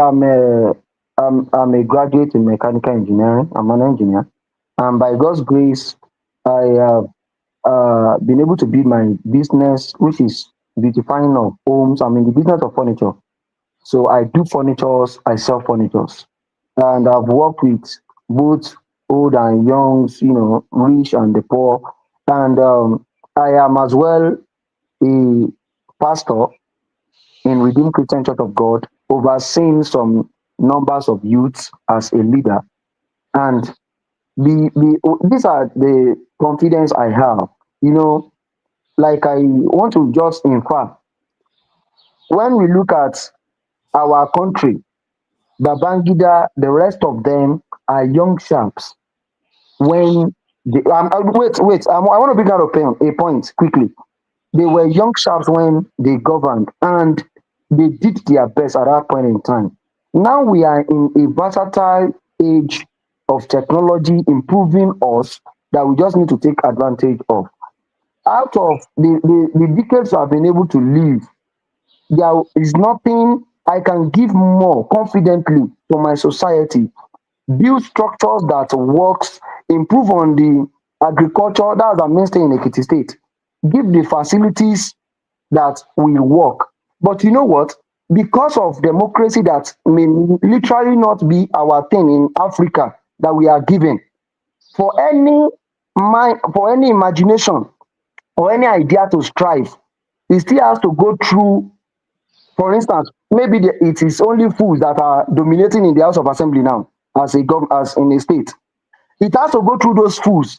They will argue it for 3 months before it may not even see the light of the day because fools are there that they just feel that this thing is anti what we carry, anti what we believe in, and they negate it. And that will be another contention for a few months. And the life of the people in that locality is in disarray, put on hold. And the thing is, look at Burkina Faso. Somebody, Okay, sorry, so wait, that wait. we don't I think you've answered the question we also. don't stretch it Maybe a lot. So my second question to you is this: knowing fully well that we practice constitutional democracy in Nigeria, and Yes.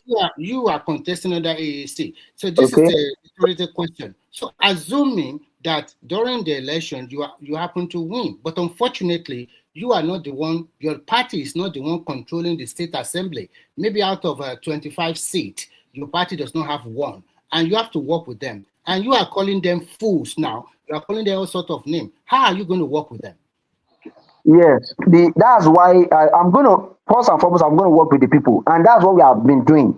You know, when the mind of the people, the citizenry, is transformed, that language is transformed. When they are aware of where they are coming from, where they are, and what is envisioned for them, the vision we have for them, this is where we are going. That is enough a drive to drive the system forward.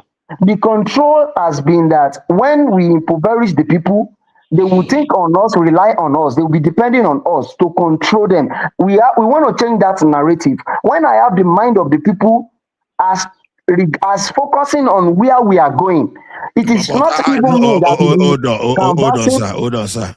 Okay. How are you going to transform the mind of the people? Because why we are asking the question is this. You know, it is easier to make some kind of statement. Okay. You understand? Bogus statement, but it'd be nice if you are practical about the way. How are you going to transform the mind of the people? Okay, thank you. Yes. What I am doing is this. What I'm doing practically is this. I've been on here severally in my state, using the local media space, the radios, the TV stations, and grassroots. Sometimes I gather my people around. You know, we've entered into streets. We talk to people, youth, where they are gathered. We speak to them. And as we are doing this, you know, when we are building something from scratch and when you are building quality stuffs, it doesn't show forth immediately sometimes. It has to be gradual. I know we are integrating into the mind of the people. And over time, by the time the result will be out, it will not be deniable that indeed we carry something worthwhile for the people, much more than it has ever been experienced. So that is what we have been doing. We keep speaking to people. We may not have the luxury of the money or the influence other people have that have been in politics, but the little we have at my own level, we are engaging the people by the day, every time. And that is what has even culminated to me coming to Abuja for our primaries, because we believe in this our gathering that is going to work. And we have okay. I think I got your point. If Remy or anybody want to continue with the question, they can continue, please. I hope you are guys not forget me. I think we had enough. I think we have enough. I think we have enough for you. If you want to come back, I think you can arrange with your friends. Folly. Simba, may I just ask my own? Simba. So before you ask Isaac, before you ask anything, I just want to bring everybody to information. Hold on, Simba is the moderator, so I think he's trying to ensure everybody gets. Let Isaac ask his own question. We have some other people that want to let me ask you a question. Make submission too now. At least it's not is that this is not. But Remy, you don't ask already. Now maybe stay ask now. After Isaac, let me ask you here. So before you guys ask a question, okay, let's do it this way. Isaac, ask your question, followed by Remy, then followed by Patrick. Okay. My. But Remy already asked question. Okay, my SLSC to B. You are welcome to our platform. This place we say the truth, but nothing but the truth. Okay. We are not very toxic. Like whenever people like you came in and you saw that our brother Remy was saying that you say blah blah blah blah, we just attacked him. So we don't allow people to bully anybody. We are for Tinubu. We believe him. Some of us here, I'm just saying that some of us here, we believe in Tinubu. Some people believe in Obi. And then some people believe in Showore. Even me. If you heard me when I spoke last, I was for Showore very long time ago. And Isaac, then ask your question. Isaac, ask your question. All this parabulation, you are taking too much time. Okay, my brother. My question now is, you see, they brought you in, but I don't actually know you for Ekiti. My question is, since you guys are very close to Showore, and he already has a name, once they mention his name, we all know that we all know the person they are talking about. Still on the same question, why is it not possible for Showore, this thing you are doing in Ekiti, why is he not doing that, following that same step, so that he can, get this same I think whatever I you get are it, sir. trying to, yeah, Let me that's my come question. in like that. The thing Yeah. is, Foley has already answered that question, and I just want to broaden it up. It is a systemic challenge that we have in Nigeria, and it takes a high level thinker to be able to address that, and that is what Showore is doing. Showore, if not for Showore's the movement, all that he has been doing, he may not be able to have connected persons like me, because I cannot deceive you. You know, when you are the only one that is thinking rightly in some space, you just feel alone. But by the time you begin to see people that are thinking in your own direction too, you align. And the task on Showore is not just to be governor, is to change the or president rather, is to change the mind of Nigerian state, that we can go another direction that will give us what we wanted. Because why? The direction and the route we've been going all along since inception of Nigeria 65 years ago, 66 years ago, has been that you will bring your money back, you go through some probably godfatherism, somebody nominated you and this, not just by your quality of person, not by your quality of character, not by your quality of academics or the prowess of what you've been able to achieve in life or what you could do. So there is no chance for ideas to thrive in our nation. It has to be by who you know and who you know. That has been the trajectory. But Showore is coming, offering himself to say, we know what to do and we are here to do it. And we can see that if you look at Showore very well, he's been consistent with everything he says, his words before the election, before he even contested in 2017 or 2018. He's been consistent. Like, for instance, now he said, I am not going to remove subsidy, and on this platform. Now, when it comes to security, he gives is that I'm going to engage in even using drones. Instead of risking the life of our people, they will be there monitoring it on the system, and they will be there in locations, but there will be drones that will go and attack, see even where the culprits, the bandits are hiding. You know, that's a way of engaging technology instead of risking lives and even wasting our people. So that is, he has been a light opener for us. But you know, like I said, many people may not understand him early, but over time, like let me now say this lastly before I submit. Now, when you look at people that are contesting and supporting Obi, for instance, in the last election, because their coalition is not on ideas, they don't have a common goal they are pursuing together. What brought them together is chances. This is the person people are following. Let everybody follow, because this has been the system on ground. And when they followed, nothing is binding them together again.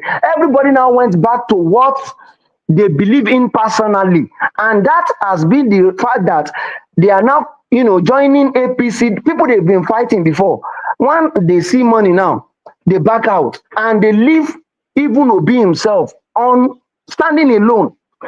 As I am here now, either I win or I do not win, we stand by what we believe in. Hello. I'm with you. But you too, you were an APC before. You just told us that you were APC before you defected Yes. to AAC. So it's not you two, you are not in AAC just because of ideology. You are just there because of opportunity. So let's Okay. I mean, can you ask your own question? No, wait. Let me respond to that. Please let me respond to that. Sorry, let me respond to that.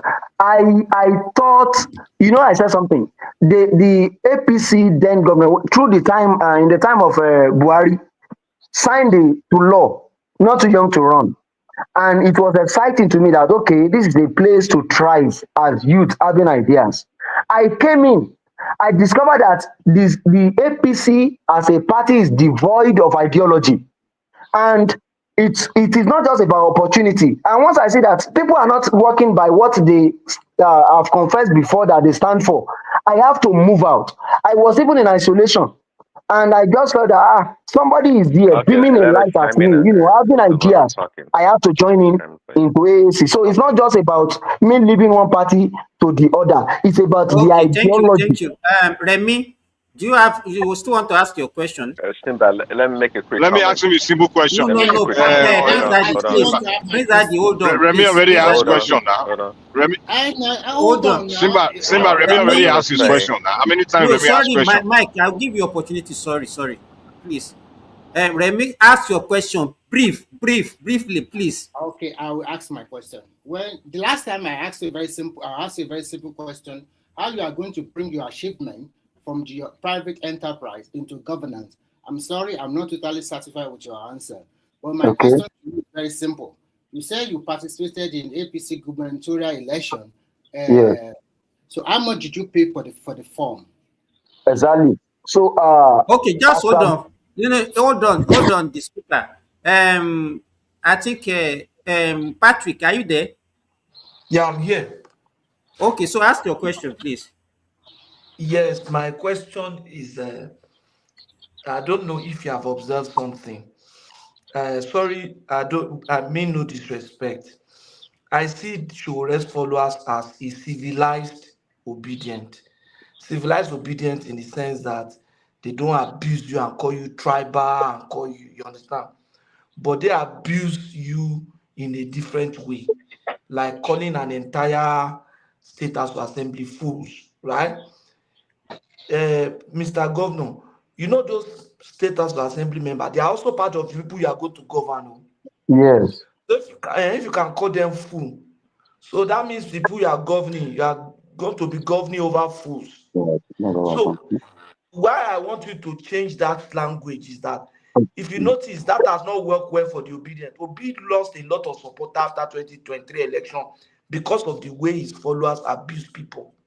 Showore has a good ideology, has a good plan. I was so impressed today when I saw the primaries where he got his nomination and everything. The turnout was very impressive, and I love that. But please let us build on this. Don't let us make the mistake that the obedient make, and people will say, "Oh, these people they are the only ones that are holy. Everybody is a fool." You understand? You don't win people by doing that. Sorry, Thank that's you. just it's not really a question. It's an assertion. Okay, thank you. And Okay, sorry, before you Simba, answer can the I say question, anything? sorry, Mike, are you there? Yeah. My own is Okay. very simple, man. Unlike everybody here, what I'm interested in when you become governor, I want to know how you will perform. So, name top two most important issue in your state you want to govern. Two most important problems, and tell me the steps how you will solve them. Give me the steps, since because I believe you want to become something, you must already have a plan. If you want to embark on a project, you should already draw a plan on how to do that project. So, the two most important projects in your state thank you. and problem, and Sorry, tell me before you answer, steps Prince Daddy, how you will solve Prince it. Daddy, That's all I care about. I'm not interested in your personal, all these personal things guys are talking. That's why they never get, they don't ask whoever wants to rule them what they will do. They just want to do all these personal talks. So that's what I'm interested in. And I will know whether you're competent or not. That's all I care about. Okay? Answer that. Thank you. Prince Daddy. Thank you.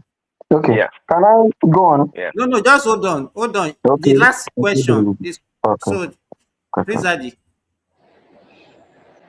Yes, Simba. Yeah, thanks. I didn't catch the speaker's name. I guess it's a Shoresh supporter, but it sounds like a textbook. A text. The way it talks about Shore is like a textbook leader. You know, you say everything so nice and prim and perfect. Like Shore truly is such an embodiment of such a leader. It's a clownish show. It's a joke. Okay, the way you talk about Shore this and that and what it could do, it sounds like you don't have a clue about Nigeria. You guys live in an alternative world. You don't live in the context of Nigeria as a place. Okay, you don't. Okay, Shore is. It's. I don't know what to make about Shore. To say, I heard the guest talking earlier about drone, this and that, that. It's easier said than done. Okay, it's easier said than done. Everybody can tell you all the right things to do in this damn world, but the issue though is the person that understands the reality of how things work, how you interact and deal with other people, especially in the context of Nigeria. Okay, with so many tribes and so many, vying interests. What the Sharia talks about? Do you not listen to damn Sharia on the damn show? Insult people left and right. Is that the way you want to run a damn country? Is that the way you want to run a damn country? You think you know better than everybody else? Listen, it doesn't work that way. Not even in the freaking West, not in America and London or England. They run things like that. There's always competing interest. People you got to work with. Sharia has shown that you can't work with any damn body. You cannot. Insulting people left and right and thinking that he knows better is the way to run the country is a joke. So when people like this guy talking, I don't know his name, this followers think they can just show up. Oh, Sharia is this and that. It just makes you guys look like a joke, like a bunch of jokers. It doesn't work that way. Come down to reality of the way things work in damn Nigeria. Okay? Then we start to listen to you. Okay? I sure you don't get there by just talking anyhow. It doesn't work that way. Okay? Let's come down to reality and face reality and see how we're gonna move forward. That's the way to go about it. Prince Daddy, but you are not asking him He knows what he's question talking now. about. He is a What? candidate. He's not speaking for Showore. He's a candidate. So He's talking for sure. I hear the guy talk. He's talking about this and that. I He's heard a him talk. Goba. He's a Goba candidate for Ekiti State. So we are now asking him what will he do differently. So we are asking him questions. These are the awaiting governor of Ekiti State. Iwolumo, sir.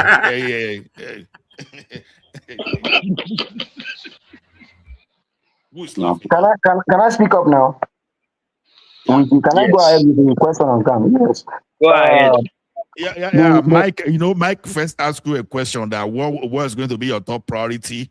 And, yes, I have everything listed out. I think he has written down the questions. Let me pick it from the first one. The first one was how much do I pay for the election? The time we had election in APC, I actually stepped down because they shut me out at aspiration level. When I submitted my form to my secretary in the state, he told me point blank that I should go and pay the 22.5 million naira then. That was 2021. Before I can come and do what we've been able to do in the party before. That was the declaration of interest. And that was how they shut me out. So I went ahead, used my money to do posters, the rest of it go on here and just, talk with the people. So that was how that one went. And secondly, calling people names. Actually, it sounds as if I get you. You have been positive, I know. And the thing is, the system, naturally, many people that are in the House of Assemblies, not all of them, but majority of those people that dominate the House of Assembly, both at the local and the national level, if they've been intentional enough, if they really have values, many of them wouldn't have been in that position if the system has been a good one. We know ourselves, many of us may have been in diaspora. We know how things run over there. So Adem Bindos are solid people that really have even the mind of the people at heart, that really want to offer something. Many of them would have been there. But most of the people we have in our system in Nigeria, the one I know in my locality in Ekiti and in Nigeria here, many of these people representing us are not even what representing their common council. So that's why I address them like that. And those people will be anti-ideas and anti-improvement and the rest of it. So the last question is, what am I going to do? Two things.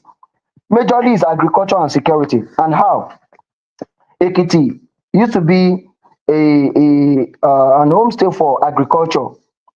And we have vast lands that can engage people in their thousands, youths, deploying agriculture tools like mechanized farming, funding it deliberately with policies that works, engineered by the people themselves with great minds that are experts in that field, will take so many youth off the street, people that are even into, undue stuffs like, legalisms or stealings and the rest of it, will change their mind because there is a system that is giving them engagement, reasonable one, not just having them as staffs now, just giving them jobs. No, having them, be able to think and be creative with agriculture, because we have a very large opportunity in that area in our state. So that is one way of engagement. And when we have food, and even we've had since 2000 and around 2008, 9, 10, we've had silo built by the federal in my state along Federal Polytechnic Adekiti. If any one of you knows that area, it has never been used up until now. Now we have agro allied airport. Now it's being used as a commercial airport. The vision has been shifted from. I think being the bushes are engaged instead of this banditry engaging, now occupying those places. When we have our youth in thousands having clusters of farms, fully engaged with security in our borders, everything in place, the issue of insecurity will go down drastically. People will rejoice in the society, and we can be even now translate into production and exportation from there. And again, is security of lives and property.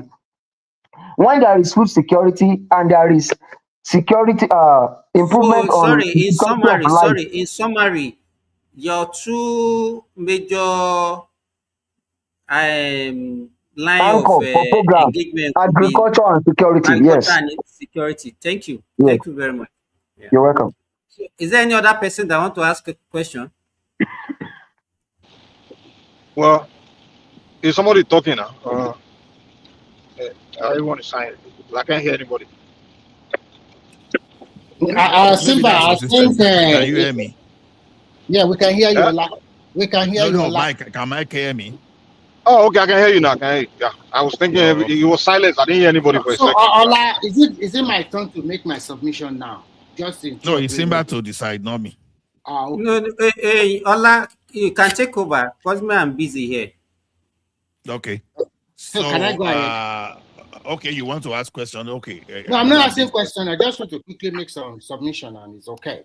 I wish okay, that. okay. Before you make submission, the AAC candidate, go back candidate, you've not told us your name, and I hope you will be able to come here. So, see, nothing stops you from coming here tomorrow or Okay. any other day just to come and join us, so that let us have a chat, because I must say that I'm really impressed, and what we are doing is what I think many Nigerians should be doing, because what we discover over time is that there's this gap in people even understanding what governance is in Nigeria. Everybody thinks that Abuja is the only seat of power.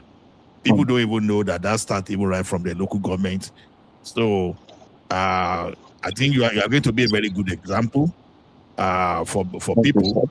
You understand? So Yeah. please try and come regularly so that you join us. Thank you. You know, Thank you. Ola, My the first name is. question. Sorry, let me hold on. Sorry, Please. I was just want to say I was very impressed by the answer you gave to my question, particularly the agriculture part. And I will advise you when you want to, if you really want to, your strength is to engage people on what you want to do, because tonight everything else you were engaging make you look less of a competent person until you actually talked about what you're going to do. When you talked about that agriculture part, that was very impressive. That just show that, hey, at least look like this guy when he gets there, gonna do something positive. So my advice to you is engage people on more what you would do than all these other personal things. Because those personal things, if you start going back and forth with people on these personal things, you're just gonna make yourself look like really bad. I'll be honest with you. So Thank that's my you. only Thank advice. you. Thank you. Okay. Sorry. Let me say this. I want to say, I want to ask you a question. Then I want to ask. I want to also ask you to at least lay more. Credence to the last question on agriculture that you answered. why do you think many Nigerians support the major parties instead of Sowore movement? Why do you think they support major parties instead of Sowore movement? Thank you. I will say that it's not that people are really supporting major movements, and it's not that maybe we are myopic altogether. No, the thing is, people have been left with no choice than just embracing the popular, so to say, you know, and it's because there hasn't been a different alternative, well channeled at engaging people. It has been from one. If you see most of the parties we've had before the new generation of before 20 after before 1996 or 97 when Abacha died, you know, most of the people we've had, they've been solid. When we are still in regions, there are people that has vision and they coin their visions and put it to their people to support them. But now, since we've had Nigerians together, people gather together from that basis that okay, we have independence now, let's begin to strive. And things are now beginning to shift when people begin to see money. There are a lot of changes. Anybody could change, so to say. But when you are so deep in your value, it is the value that will be announcing what stuff you are made of. Either you are portable or not portable. So the acceptance of the parties we have now is because people, it's easy to convince people that are many. Like they used to say, politics is a game of number. So when they already established, they may not be established on values that will speak for their future and make come to life what they have been yearning for.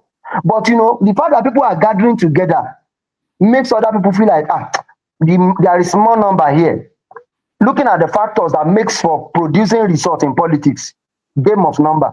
Now, people tend to just trafficate towards that channel that people are already there. Why wasting time? But what we are really doing in a party like APC, like I had one of my brothers said in that place that instead of using foul language like that, actually we can be civil as well, but it's just that But the system sorry, is my so. brother, you are taking too much time to answer that question because I expected that at least since Sowore has been around, he has been around for almost how many years now? Getting to 8 years now. Let's even start from 2015, 2019 when he contested as Okay. so, and we've seen little or no improvement in his movement because many people are not joining. So that's the question I'm asking you, but you are not answering the question. Okay, sorry. Just hold on. Many The many next people. question. Wait. Simba, When you you are are talking about agriculture earlier on, you said you are going to engage in mechanized farming and all those things. Why do you think people find it difficult to engage in agriculture apart from insecurity? Don't mention insecurity here. Why do you think Okay. people actually find it difficult to engage in agriculture in Nigeria? Do you think it's because government did not invest in agriculture, or what do you think is the problem? Because if you don't know the problem, then you can't know the solution. Thank you. The thing is, agriculture would have been accepted by all. I'm into agriculture too myself, and from my experience, I have been able to reduce that. Agriculture is time consuming, is an intentional thing that has to be done, and sometimes it takes the leadership, especially like our homes, to drive them, encourage people to engage in it. Sometimes now when you do some farming, imagine the one I took up when I was into farming, 2017. There No, is that's not the question. He's asking yes, you I why am do you coming at think something. Okay, let me people wait. do not Let me get answer you engaged? directly. The thing is this: agriculture generally it has to be intentional, and it has to be intentionally driven. The reason why so many people are not engaging is because when there is a fallout, probably there is a disaster to the agricultural produce, and there is no bank to loan you money. There is no government to rescue you with finance to take you back up. These are things that demoralizes people that are into agricultural sector and that makes it looks scary for people that are, that wants to come in to disengage from it. But when there is intentionality and policies that could sustain it ready on ground, many more people will come in. Even graduates will have what to do in there because agriculture is such that it can engage Okay, everybody. hold on. If you can just tell us your name, you understand? No, I know the question is somehow complex, and I know when you find yourself in that position, you can always walk around it because the problem of agriculture in Nigeria, you even mentioned something about it today, like silo, is a storage. How do you Yes. guarantee the product coming from the farmers? You see some farmers that produce, let's say, 1,000,000 eggs in a month, and they're only able to sell 100,000. So what happened to the remaining one? You have different kind of policy that buy all those stuff from the farmer, From the farmers, yes. and you now process it, you store for the future use. You understand? So Yes. things like that. I know it's not always an easy question to answer, but it's good that at least please let him. No, we ask your question. Please let him tell us his name. That even matters because My name is Shegun Akande. Shegun Akande. Okay, Yes. thank you very much. From the You're welcome. right? Question. No. Can I make my submission because I want to go out as soon as possible? We have been engaging him for more than half an hour now. Make we engage governor to be now. Which one you did? No. Which one do you mean? Which one you did now? Tomorrow night, if you win now, you go call the tenant man making commission. No wala. If we, I wish him all the best of luck, and I wish him. So if I finish my submission, if he's still here, you can ask your question. Thank you. Waiting now. Okay, it's good to be here once again.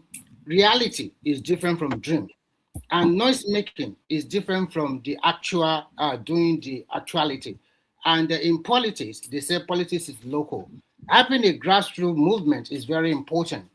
Aisha Yesufu was defeated in NDC senatorial primary yesterday.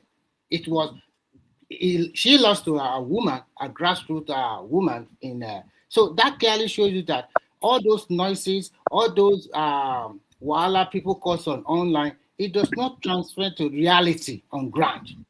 That clearly shows that the person that have not really win a senatorial primary is she has been talking that nobody can take my vote away. At the end of the day, she lost out. Simple as ABC.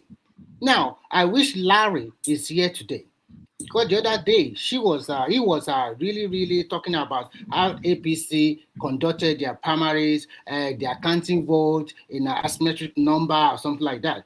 What have we witnessed in AGC? For God's sake, the same thing happens.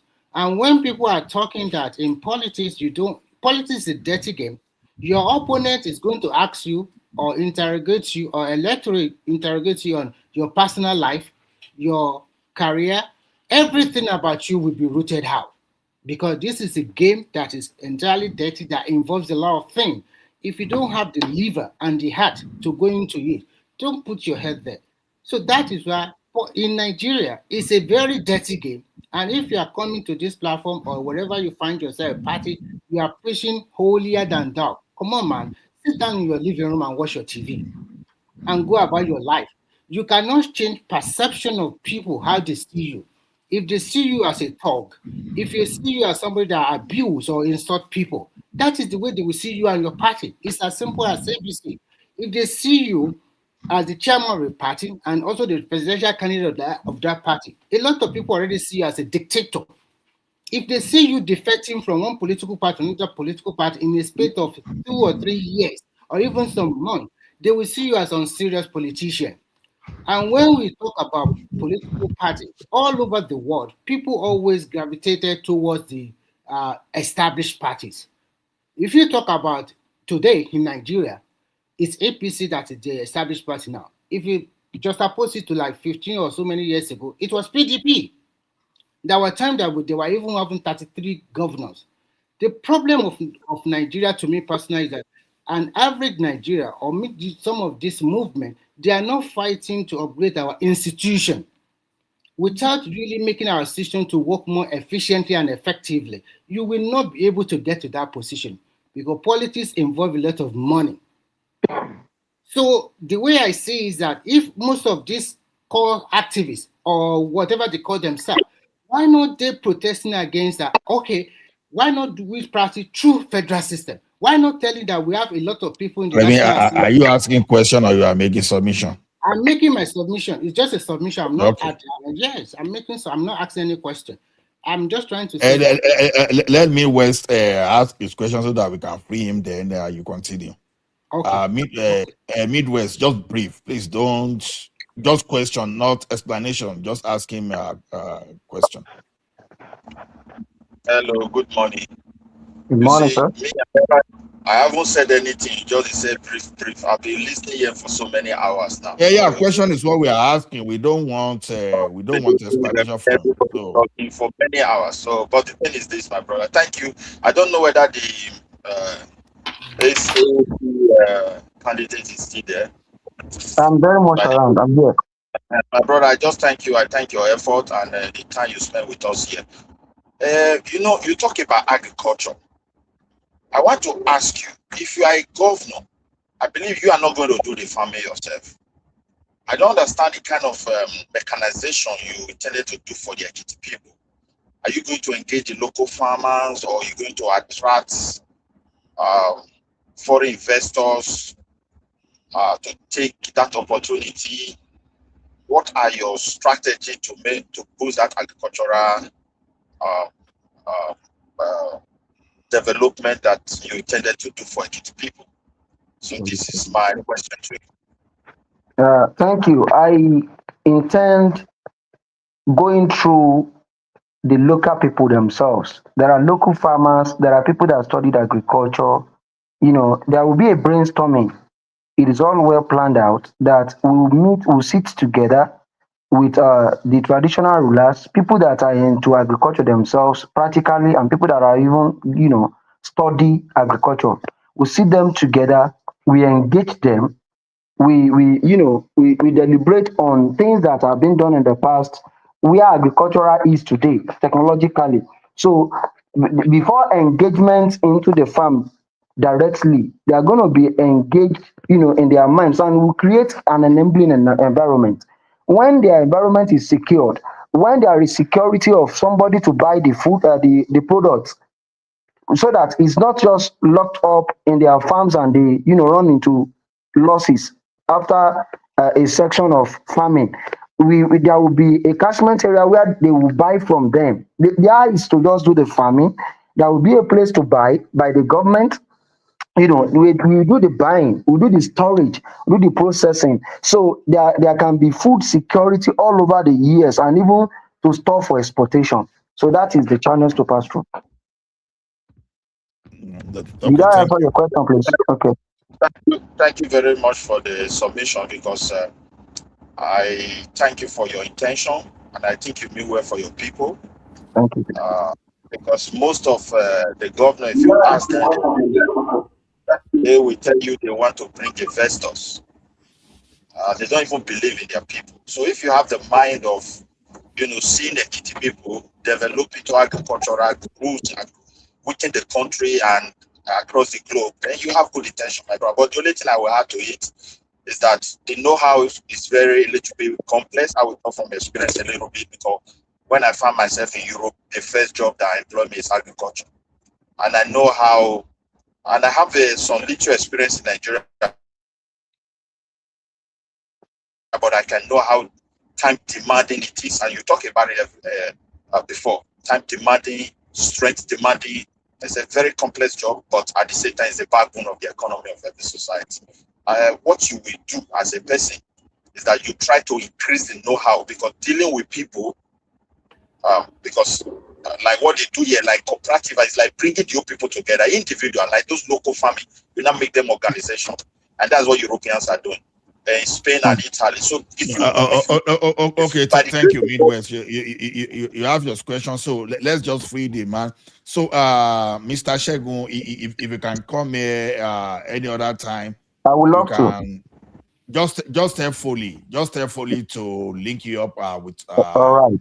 one man. I think so he has a contact. So I really appreciate we'll be glad to create a session for you so and engage you better. So Nice being here. Thank you. Thank you for coming. Or you can stand by too and contribute as a regular panelist if you want to. So All right. just for us not to keep others waiting, so we just want others to contribute. Thank you very much, and we hope Thank to you see so you. much for having me. Thank you so much. Yeah, thank you. All right, So, thank you. Remy, Yeah, I'm here. Foley, thank you. They bring them, they come, I beg. May we see. The more we engage, the more we enlighten Nigerians. That you see, what we've done tonight, I must be honest with you, and I'm not missing the word. That's the best approach to educate our people. That's the best Thank you approach. very Please. Thank you. You're welcome, my Thank brother. you very much. Yeah. We appreciate. Remy. Okay. Please continue with your submission. Yeah, it's always a good opportunity for any aspirant to come to the platform to talk about their aspiration, their probably possibility of how they are going to govern wherever their position they find themselves. But they too must also realize that in putting your head into politics, you must be ready for the game. It's not a game of Mr. Saint or Mr. whatever here, because your opponent will throw any debt at you. You also throw any debt at them. But decorum must be maintained if you are addressing the electorate themselves, because no matter what happens, the electorate are going to decide the fate of all the aspirant or contestants at the end of the day. So what I'm trying to say is that instead of, I was wishing, and I always hope that most Nigerians, we can protest for institutional change. When we do institutional change, then we are ready for progress. Institutional change about for example, look at, we have state assembly member. What are they doing? How many of them are there? Can we make them part-time? Even in the Senate and the House of Rep, can we make them part-time? If you are agitating for this, I think a lot of Nigerians will follow, because they know that the current expedition is so huge. So I'm looking at that. If a lot of these activists or whatever they are protesting say, oh, we must have community policing, we must have state policing, these are institutional change that will make the country better. But if you are thinking that, okay, my party is the number one earlier party, if they come, this is the way they are doing. No, because at the end of the day, the established party will still have their way, because politics involve support, involve a lot of diverse interests. How can you, as a political party, maintain promote that interest? It's very important, because when you look at African politics or Nigerian politics, you will know that the money back they play a big role, because politics involve a lot of logistics. So you need somebody, even in the so-called America, we have the super delegate and some big corporation, big company that support this politician to realize their dream. So it's always like that. But my conclusion is that I emphasize on institutional change, devolution of power, and resource control. Any party or any body, any activist that can hit on this, I think it will attract more Nigerians to go to this party. And when you continue to push more pressure on the established party or the ruling party, then we are talking. This is the way to go through the heart of people. Not coming here and be telling me, what have Nigeria not seen? You tell me, okay, I'm better politician. But when you get there, you're not working for yourself. You are going to be working with a lot of people. You are going to be working with the civil service that are there for a long time, that they know the corners and every way. If they work with you effectively, efficiently, they can make your governance better. But if they don't want you to be better, they just sabotage you. It's so easy. But if we have institutional change, things will be better. This guy, I want to ask you one question, I beg. No, next time, let's everybody, you've asked your question now, so don't let us stress him too much tonight. So let him come prepared the next time, so we'll be able to talk at full length. So it's for him to share good idea with us. It's not for us just to push him any answer. So you can make your submission if Remy is done. Can I chime in? Or? Okay, chime in. Okay. Yeah, I didn't get the profile. Go ahead, please, Daddy. Go ahead. Yeah, can you hear me? We can hear you. Yeah, I didn't catch the profile or the name of that person I was talking to earlier. He's AAC Guba candidate for the next election in Ekiti State. just like the last speaker said, you know, when you get into the kitchen, so to speak, right, the core of it, you have to deal with other people. That's the point I was trying to make earlier. That's why Shure sounds mundane and like, you know, simplistic in everything it does. Because you're not going to go there and do things yourself. Yeah, you have your great ideas, but it doesn't matter how great your ideas are. You have to work with other people. And in fact, other people have to approve of your idea to work. And that's how it works. That's just the reality of it. Okay, this person talking here today, he can become a governor. So when he becomes a governor tomorrow, are we gonna have the opportunity to talk to him? The answer is hell no. We're not going to. He's gonna be on a different level as we are. Totally different level. We're not gonna be able to talk to him. So and at that level, it's gonna be operating on a different sphere. That's just the reality of things.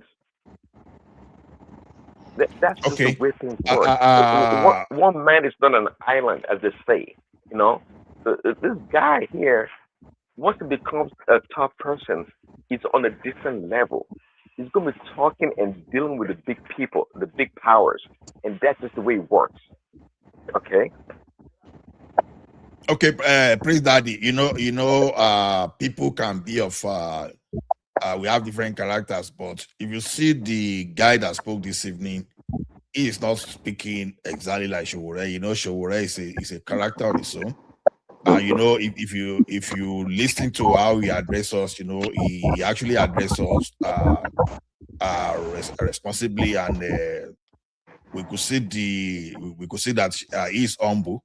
You understand, in the way he addresses us. So I don't want us to use Showore as a yardstick to look at everyone. You understand? Because the thing is, Showore is a character on his own, and there will be so many people that will be coming under him. Okay, just imagine me now if I want to contest, let's say, for my local government LG chairperson. I can go under Showore. You understand? Now, a Showore platform that is going to give me a platform that is not going to demand like 100 million from me just to pick up a chairmanship form. Then I will rely on how I'm going to convince people of my local government to vote for me. You understand? That's a platform. So Prince Daddy can be under AAC. Now, Showore is not going to turn Prince Daddy to MC Uluomo. You understand? So that's just the way I want us to see, because it's an alternative platform for people. If you are so sure of yourself, okay, look at Aisha Yesufu now, for example. If Aisha Yesufu is so sure of himself, because I've noticed something among the politicians. Many of them seems to go to that office for the wrong reasons. You understand? Whether some people is seeing that thing as a way of making money, or some people is seeing politics as a way of becoming influential. Otherwise, your local government should be the first thing that should be thing of pride for you to even go to, or your state. How do I mean? See, if you so believe so much in your ideology, your state is where to do most of those things. It took me several years to even know that our state governors can do more than what they are doing today. Our state governor can actually protect us from bandits if they really want to. You'll be shocked. They can. They have all the constitutional framework that they can use to back that up, because people think it's all about AK-47. No, it's not all about AK-47. There are so many mechanisms that state governors can engage. You understand? Abeg, make una no vex. Hold on, Ola. So are you saying Make una no vex. Who dey contest for governor? Abeg. Ola, are you saying you're smarter than the governors? Ola, are you saying you're smarter than the governors? He don't deliver his speech. He don't go. Now me they contest. Midwest, Madam Zita, they ask question. Ola, are you saying you are smarter than the governors? Is that what you're saying? See, Prince Daddy, if I said I'm smarter than the governor, I will lie to you, right? Those governors, they are okay, hold on. So the governors knows all these things that you just said right now. If they know all these things, how come they're not doing it? So tell us why. How come they're not doing it? Now, because they are in that office for the wrong reason. They're in the office for I a think wrong reason. no, Ola, the second one is for you to know something, and another thing is how to do it. They No, don't know that's what how I'm to do telling it. you now. That's not the fact. Okay, no. Wait, They know. Because I will tell some of you, them have good intention. They have good hold intention, on. but they don't know how Hold to on, do it. Midwest. Hold on, Midwest. I will tell you how they know. Now, any man here will corroborate that even Fayose that people like to call stomach infrastructure, stomach this or that. He was the first person to pass anti-open grazing law in Nigeria. And he came out with machete and ding gone. He said, guys, go after if you see any Maluda Waka Suya. What happened? People disappeared. When Fayemi came, because he was expecting, because of his closeness to president, to Buhari, thinking that he will become the favorite of Buhari to become the president, he started playing politics. And the criminal expert return started destroying people's farm in Ekiti. So how did Fayose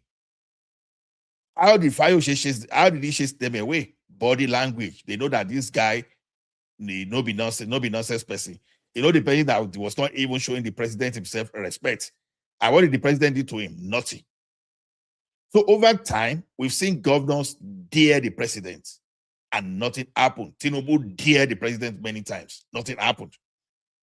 So their problem is, one, they want to form that alliance because any crime they commit, they might have committed while in the office. They don't want the FCC to be running after them. So they already have their hands soiled. They've stolen enough that they have something in them that is holding them back. Akeredolu was able to demonstrate that, okay, we are going to form a Amotekun.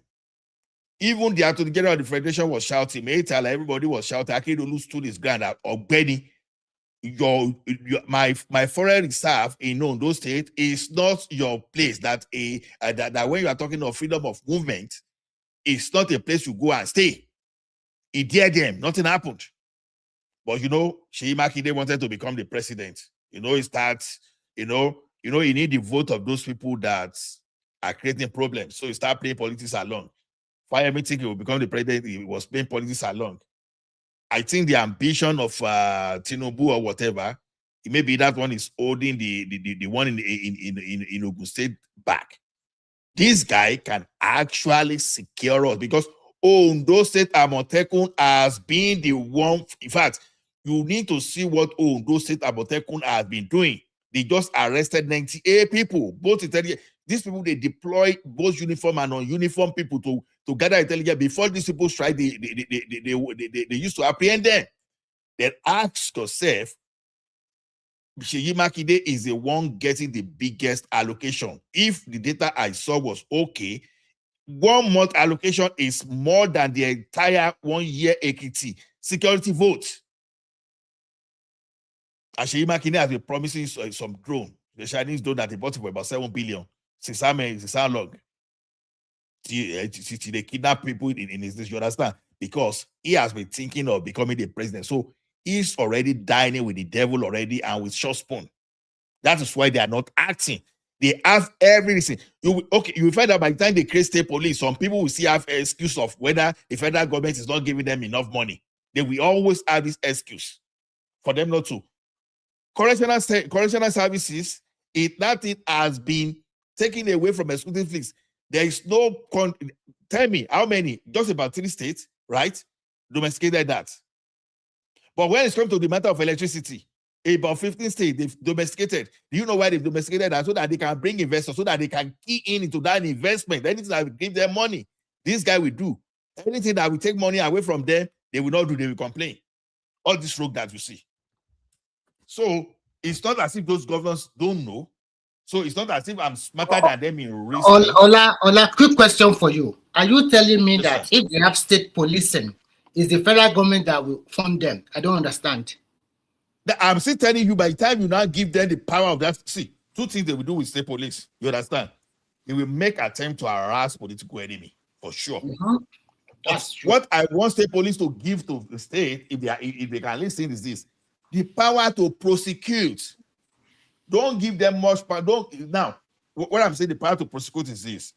Now, we know that terrorism is a federal offense, right? Yes. I don't, so they might not likely make it state. But that's why sometimes I even love the way they use the word bandits. As at that time, let them make it happen because we know that bandits is a state offense. So if they can arrest bandits and deal with them at the level of say without transferring them to Abuja or without calling one inspector general of police, that power to prosecute like this, like the federal police, that's what I want me then give them. But if you think the state governor as it is, and the constitution is this today, because I know people quickly say AK-47 to pump action when they play. The question is not when they are coming. The question is this: what do you do before they even enter your territory? Gani Adams, I've been telling them as far as 2015 that some people are coming before those people even settle and assembled. We have intelligence to gather and capture them. Ask yourself a simple question. Sunday Igboho Iruekun has been asking for permission to go into the forest. Why don't you say, okay, I want to give you 1 month. Go to that forest and let me see what you can do. No, they don't want to give money. They don't want to offend their partner in the north so that they will sustain themselves within the political power.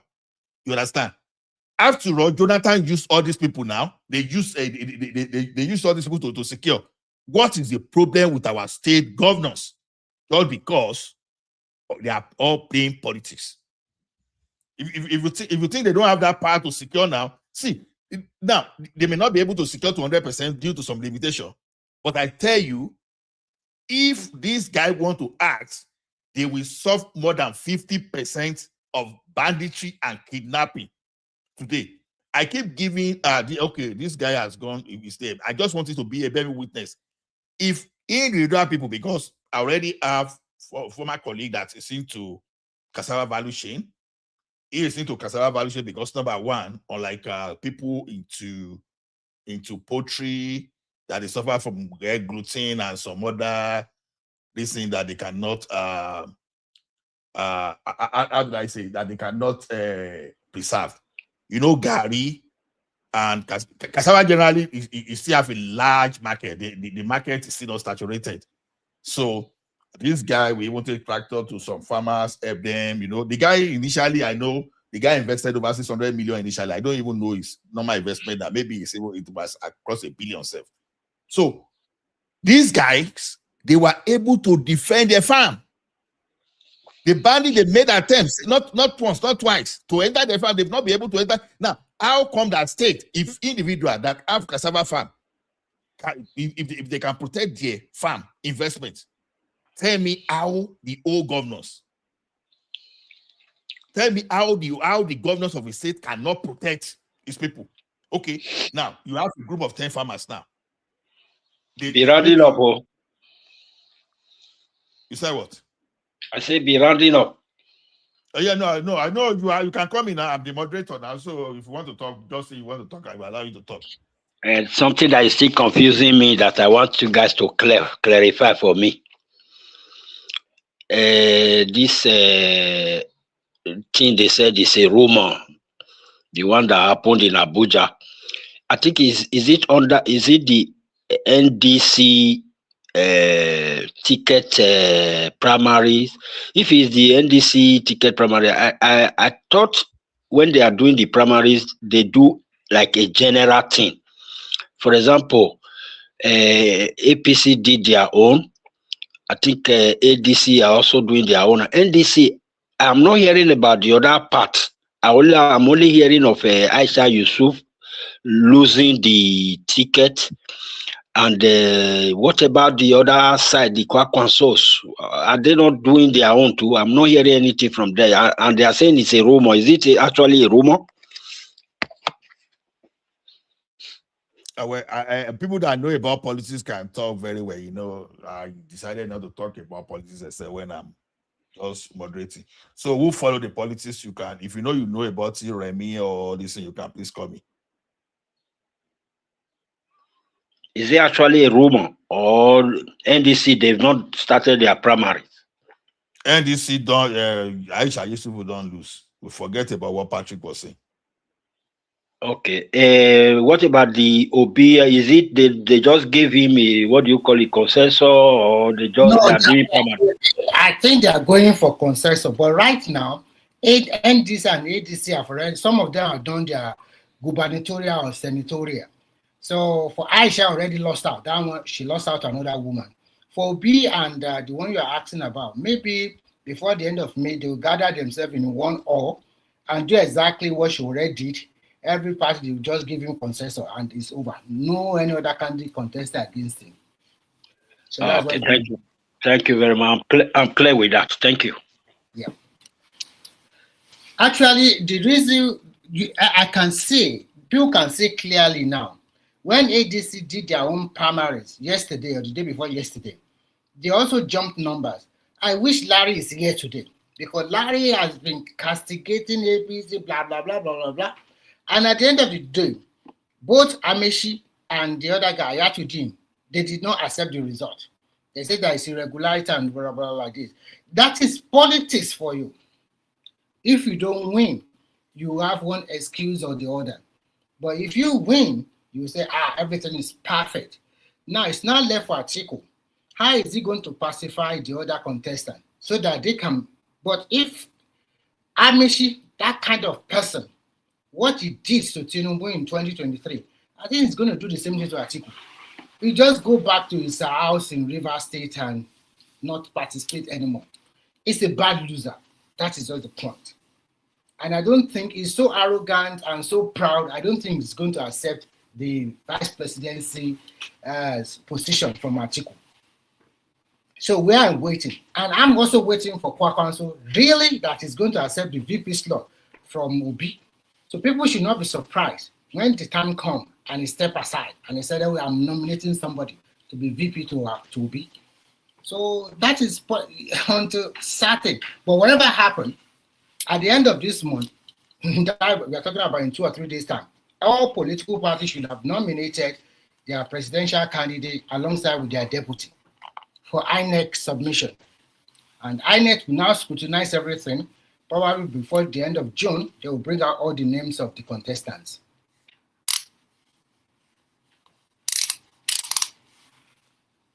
Okay, it looks like there's no order to the conversation. So, regarding Aisha Yusuf losing, it might be that it's a good thing that she gets involved in the politics as it's meant to be. So, whether she loses or not, there's a lesson to be learned from it.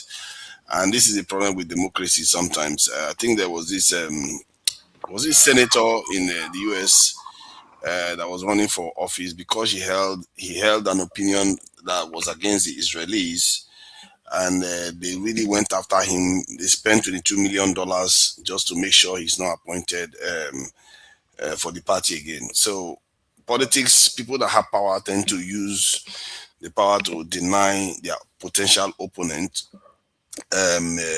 tickets into the arena. And this is something that some countries are protected against by removing money from politics.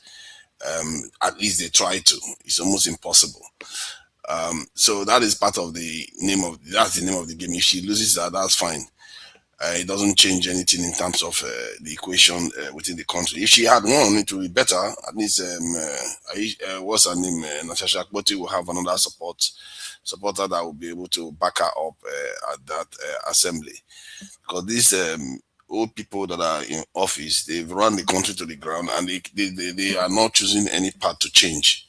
They will never change any path. They will keep going in this direction, and we hear complaining whether state police or national police is going to solve the problem of the country, because all of them don't have any ambition. All they go and do is ask for training and beg their masters whatever they want their master to do with us.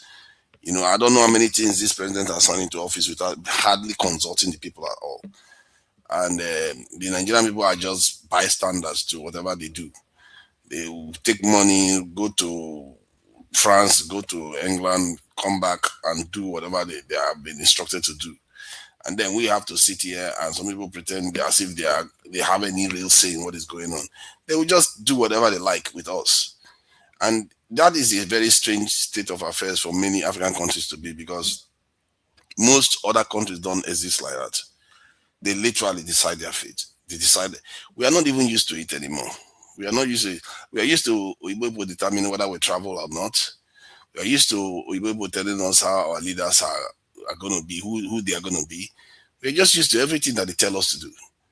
And we don't see any problem with that. But I don't know whether we ever bother to put ourselves in the shoes of the Japanese, the Chinese, the Indians that decide what they want to do. We don't. Let's face it, most African countries even have more autonomy than we do. Look at what Senegal is doing recently, or even South Africa that is even discriminating against us. Zimbabwe. These countries shows a level of voice than we have ever shown. The only time we show a voice is when we are supporting the interests of the Western powers, like removing, thwarting the coup that happened in Benin Republic. Those are the kind of times. Those are the times when Nigerians show any sense of independence, and we are supposed to be the people of excellence within the black race. What if this is the people of excellence within the black race? Then no wonder the black race is in a terrible state, because we don't have our own voice. We speak. Sometimes when I go to an American panel, I go to a Somali panel, I go to South African people and hear the way different people talk. The way we talk, we're so insular, like it's so scary, and yet we are also very cultural at the same time. It's so contradictory. We maintain a lot of African attributes with some serious Western this thing oriented way of looking at the world. It's so weird how it balances itself out. I don't even know how we manage to put it in our head and exist like that at the same time. Our head is supposed to explode, because if you go to the National Assembly, you look at our people, they are wearing their own natural native attire, which is something most countries don't do. They wear their natural native attire, yet at the same time, they are the most Western oriented set of people. How do you marry those two things together? And the country is heaving on this massive contradiction. You look at these leaders and you know that these people are not governing for you. They are just there doing the bidding of others. They don't want to offend the IMF. They don't want to offend the World Bank. They don't want to offend anybody. And thinking that by not offending anybody, you're going to survive. That's not how it's going to work. You're going to ensure that we're all going to face peril. And they're already talking about colonizing Africa anyway. That's something that even an American analyst that has worked for several American presidents is actually saying online out there. Go and check it. They are colonizing Africa.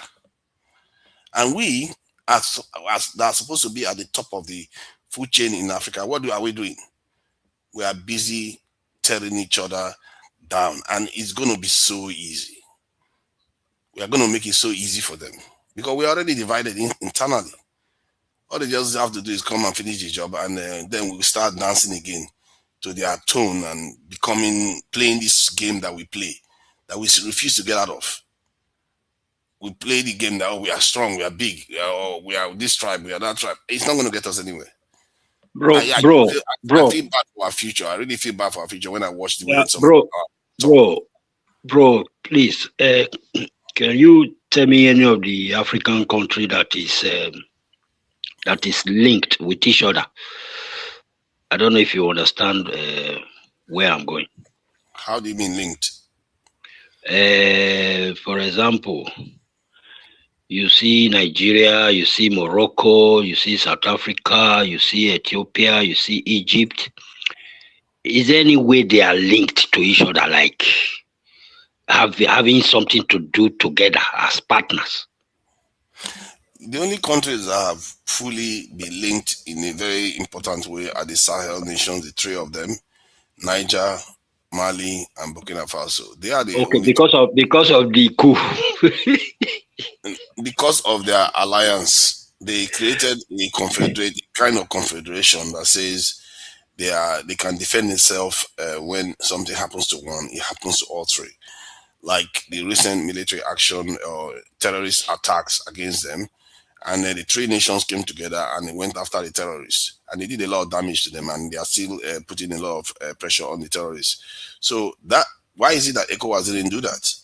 ECOWAS had I think they've had more than 50 years now. They could have said, okay, all West African nations are they have a mutual defense pact. You know what happens when you have a mutual defense pact? No coup will ever succeed. Because if you attack a presidency and remove the president from office, then the other nations will come and remove you and put you and restore order.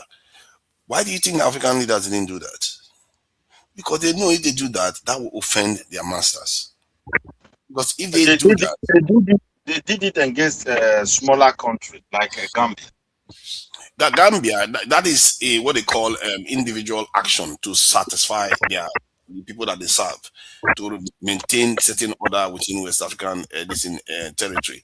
The point is that they could have created a mutual defense pact in such a way that, because they know that if they do that, that also affects the external forces. Because if you say any country that is attacking West Africa, all of them will respond against you, that will affect the Western forces. That's why none of them bother to do that. They hardly even bother to push for it. I spoke to the presidential candidate, Prince Adewale, about this. And he said the French countries, because they have such close tie militarily with the French, they refuse ECOWAS trying to form a military alliance. And Nigeria, obviously, they do their own. Everybody is listening to their bosses overseas. They are not listening to their people's interest. And why is it that that's the biggest? Do you know that amongst most 50 African countries, is the only that has formed an alliance like that? You see, the problem is this: those French colonies, they be together. Like that guy that has that question, they be together. They do things together. They use the same currency. They trade heavily together, right from Togo to Mali, Burkina, for many years. Even before the coup, you understand me? So, but the problem is that they were all running everything for France. Occasionally, France can just print their money, thousands, and pour those papers to them and start taking their gold, their minerals, everything. Even when they still buy those things very cheap, sometimes they just print paper. If you go there, you see money everywhere, money that cannot even buy anything. So, thousands, pretty high figures for them.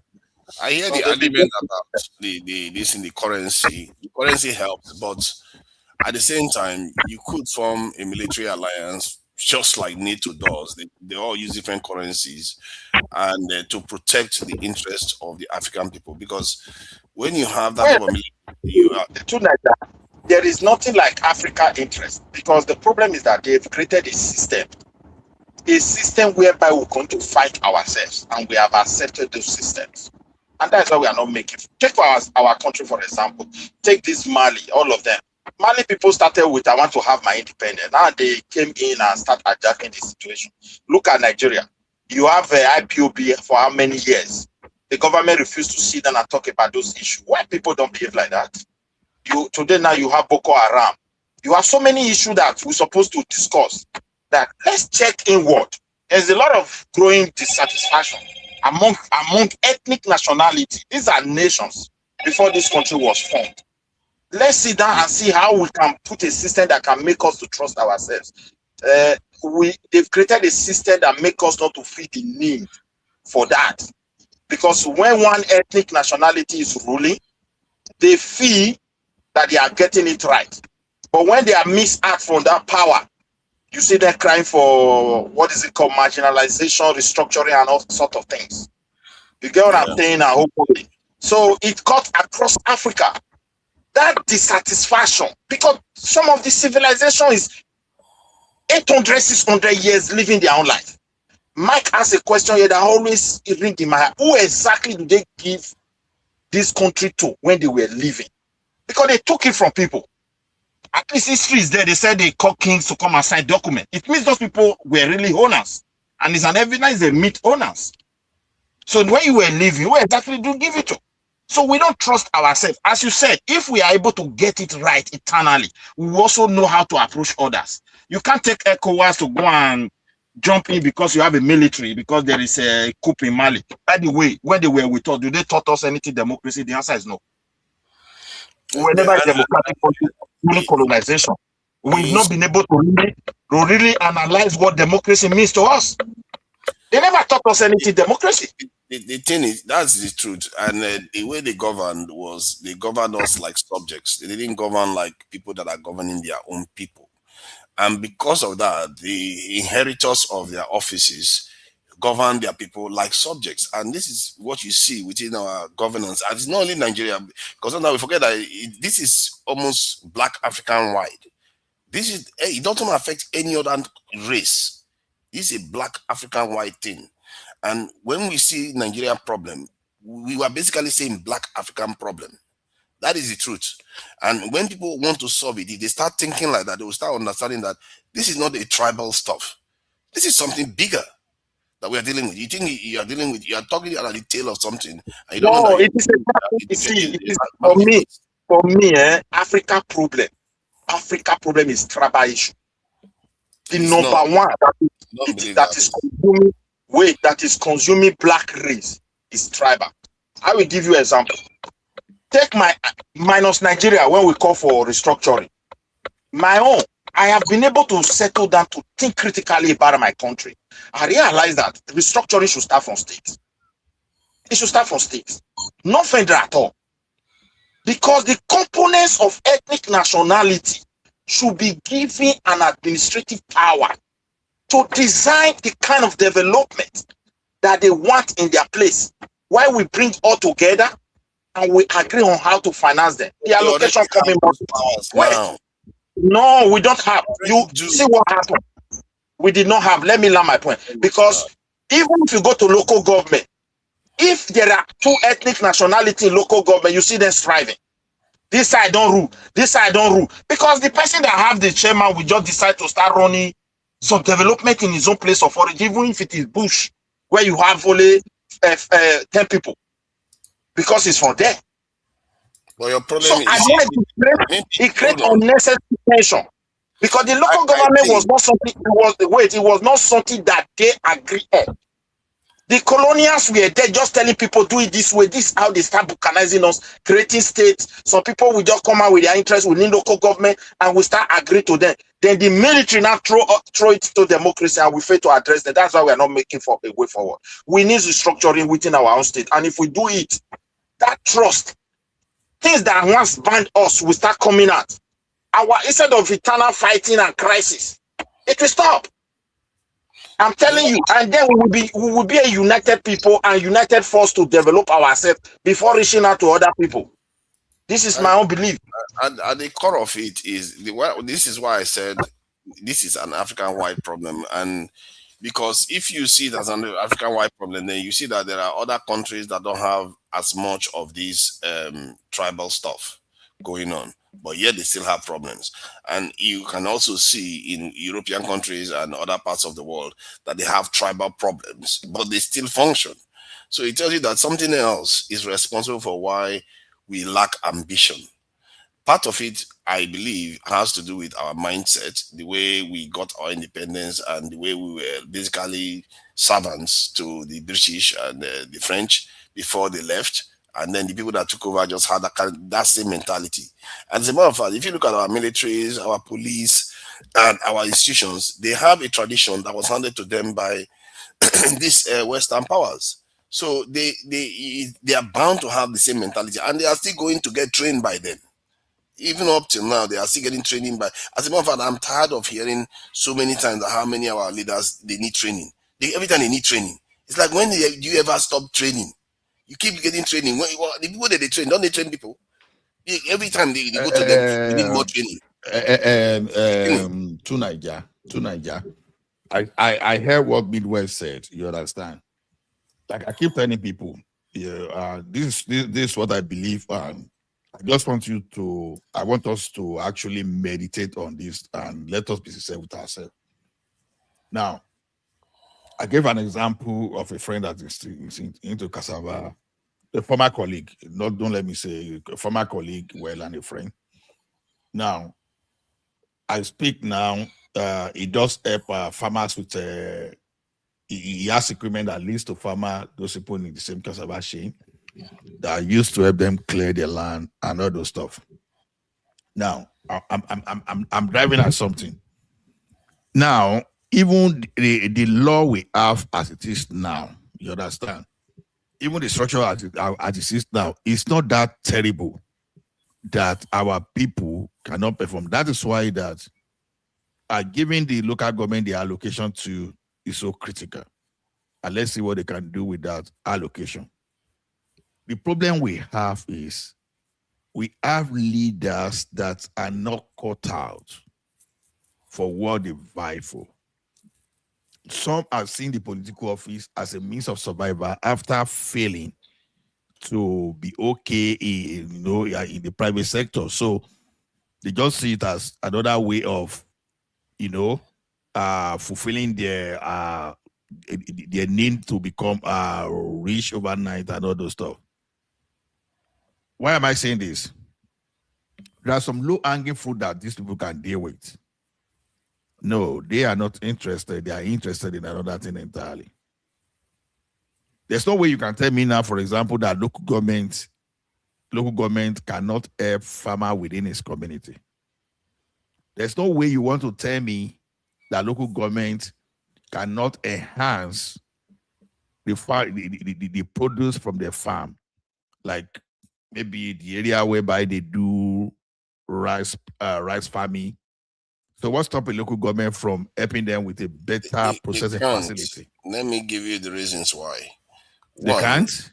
Yeah, they can't, because you have to remember, these people have to go and work at the farms, get the products out, and expect to be able to sell it in the market at a reasonable rate that allows them to go back the next season and make more money again, or plant more to make more money.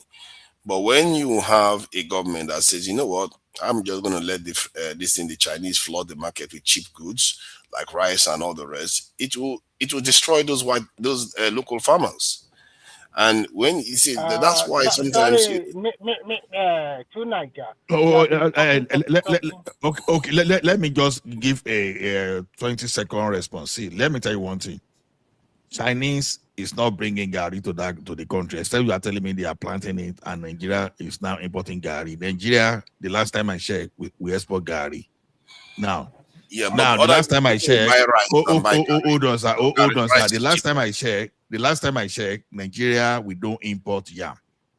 And when we still do yam, they buy rice. What you have to understand, they will prefer to buy rice than to buy yam or Gary. Because those ones one is cheaper and cleaner. Let me go ahead. See, they just released the Q1 of Nigerian growth.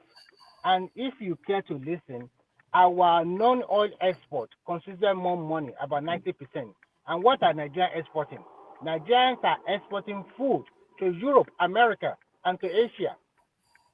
It's a big business for Nigeria now. And who are those exporting those for something? They are all Nigerians. And when you guys talk about Europe and America controlling your country, controlling this is, look, you cannot be a country in isolation. There is a lot of agreement. Fine. The Europeans and Americans, they are the ones that control the financial apparatus. Everybody knows the truth. And if you want your country to grow, the money we are realizing in Nigeria, both non-oil and oil sector, is it enough for 200 million people? Let's be factual sometimes. Everything you think that Oyibo control your life, Oyibo do this, you yourself as we as Nigerians, can we even live without them? Can the Oyibo people also live without us? No. We can live without them and they can live without us. No, it's a lie. Because at the end of the day, the petrol and allied products, they are lifting. Dangote is exporting from Nigeria to Europe to America and the rest. It's a lot, and it has contributed to favorable balance of payment for Nigeria. Sometimes I know you like to Google or do something. Go and be researching and Google this thing. Don't just come to the platform and behaving like I'm not insulting you. Don't just always think that everything is the people that control your life. That is a hallmark of a lazy person. We need to work with them, and they need to work with us. Let me talk now. See, aren't you tired? Aren't you tired? Every time about blah blah blah. You've been talking for hours before I came on. I need to He's just trying to start an argument now. You just go let other people speak. Then you can always come in. I allow you to come in when I was speaking. Me is speaking like the white people want to work with us. They are the ones that need us. We don't need them. We are forced to even do business with them. It's not some partnership. They are feasting on us and they are leeching on us, and you are acting like, oh, we are in some codependent relationship. I think at the end of the day, if you do not trade with them, No, who is going to trade with you? Left them, they will Remy, wipe out Who is going to trade with you? Is it the same poor African no, country that is going to buy what you are exporting? Remy, let us be honest. Remy, people like you that see deal transaction with Europeans or white people are the one that destroyed Africa. Because we can easily reach agreement with them. We are trading, we are making profit. And now look at the continent with the level of education. It's like we are trapped because of the error of the past leaders. People like this that believe that they are there to trade with us. You are They are not wrong. interested in us. I will give you. They messed up. I will give you a practical example. I'll give you a practical example, and I hope you can learn from this. There's no practical. We have history. Let me talk now. Can't you just come? But let me say my own now. Let me say my own. Let me talk. Let me say my own. Let me give you a practical example. One example out of 99 failures. Can you keep quiet and let me just say my own, and then you come after me? It's as simple as ABC. So, see, look at China. They closed the country for more than 20 years. When they open up, they are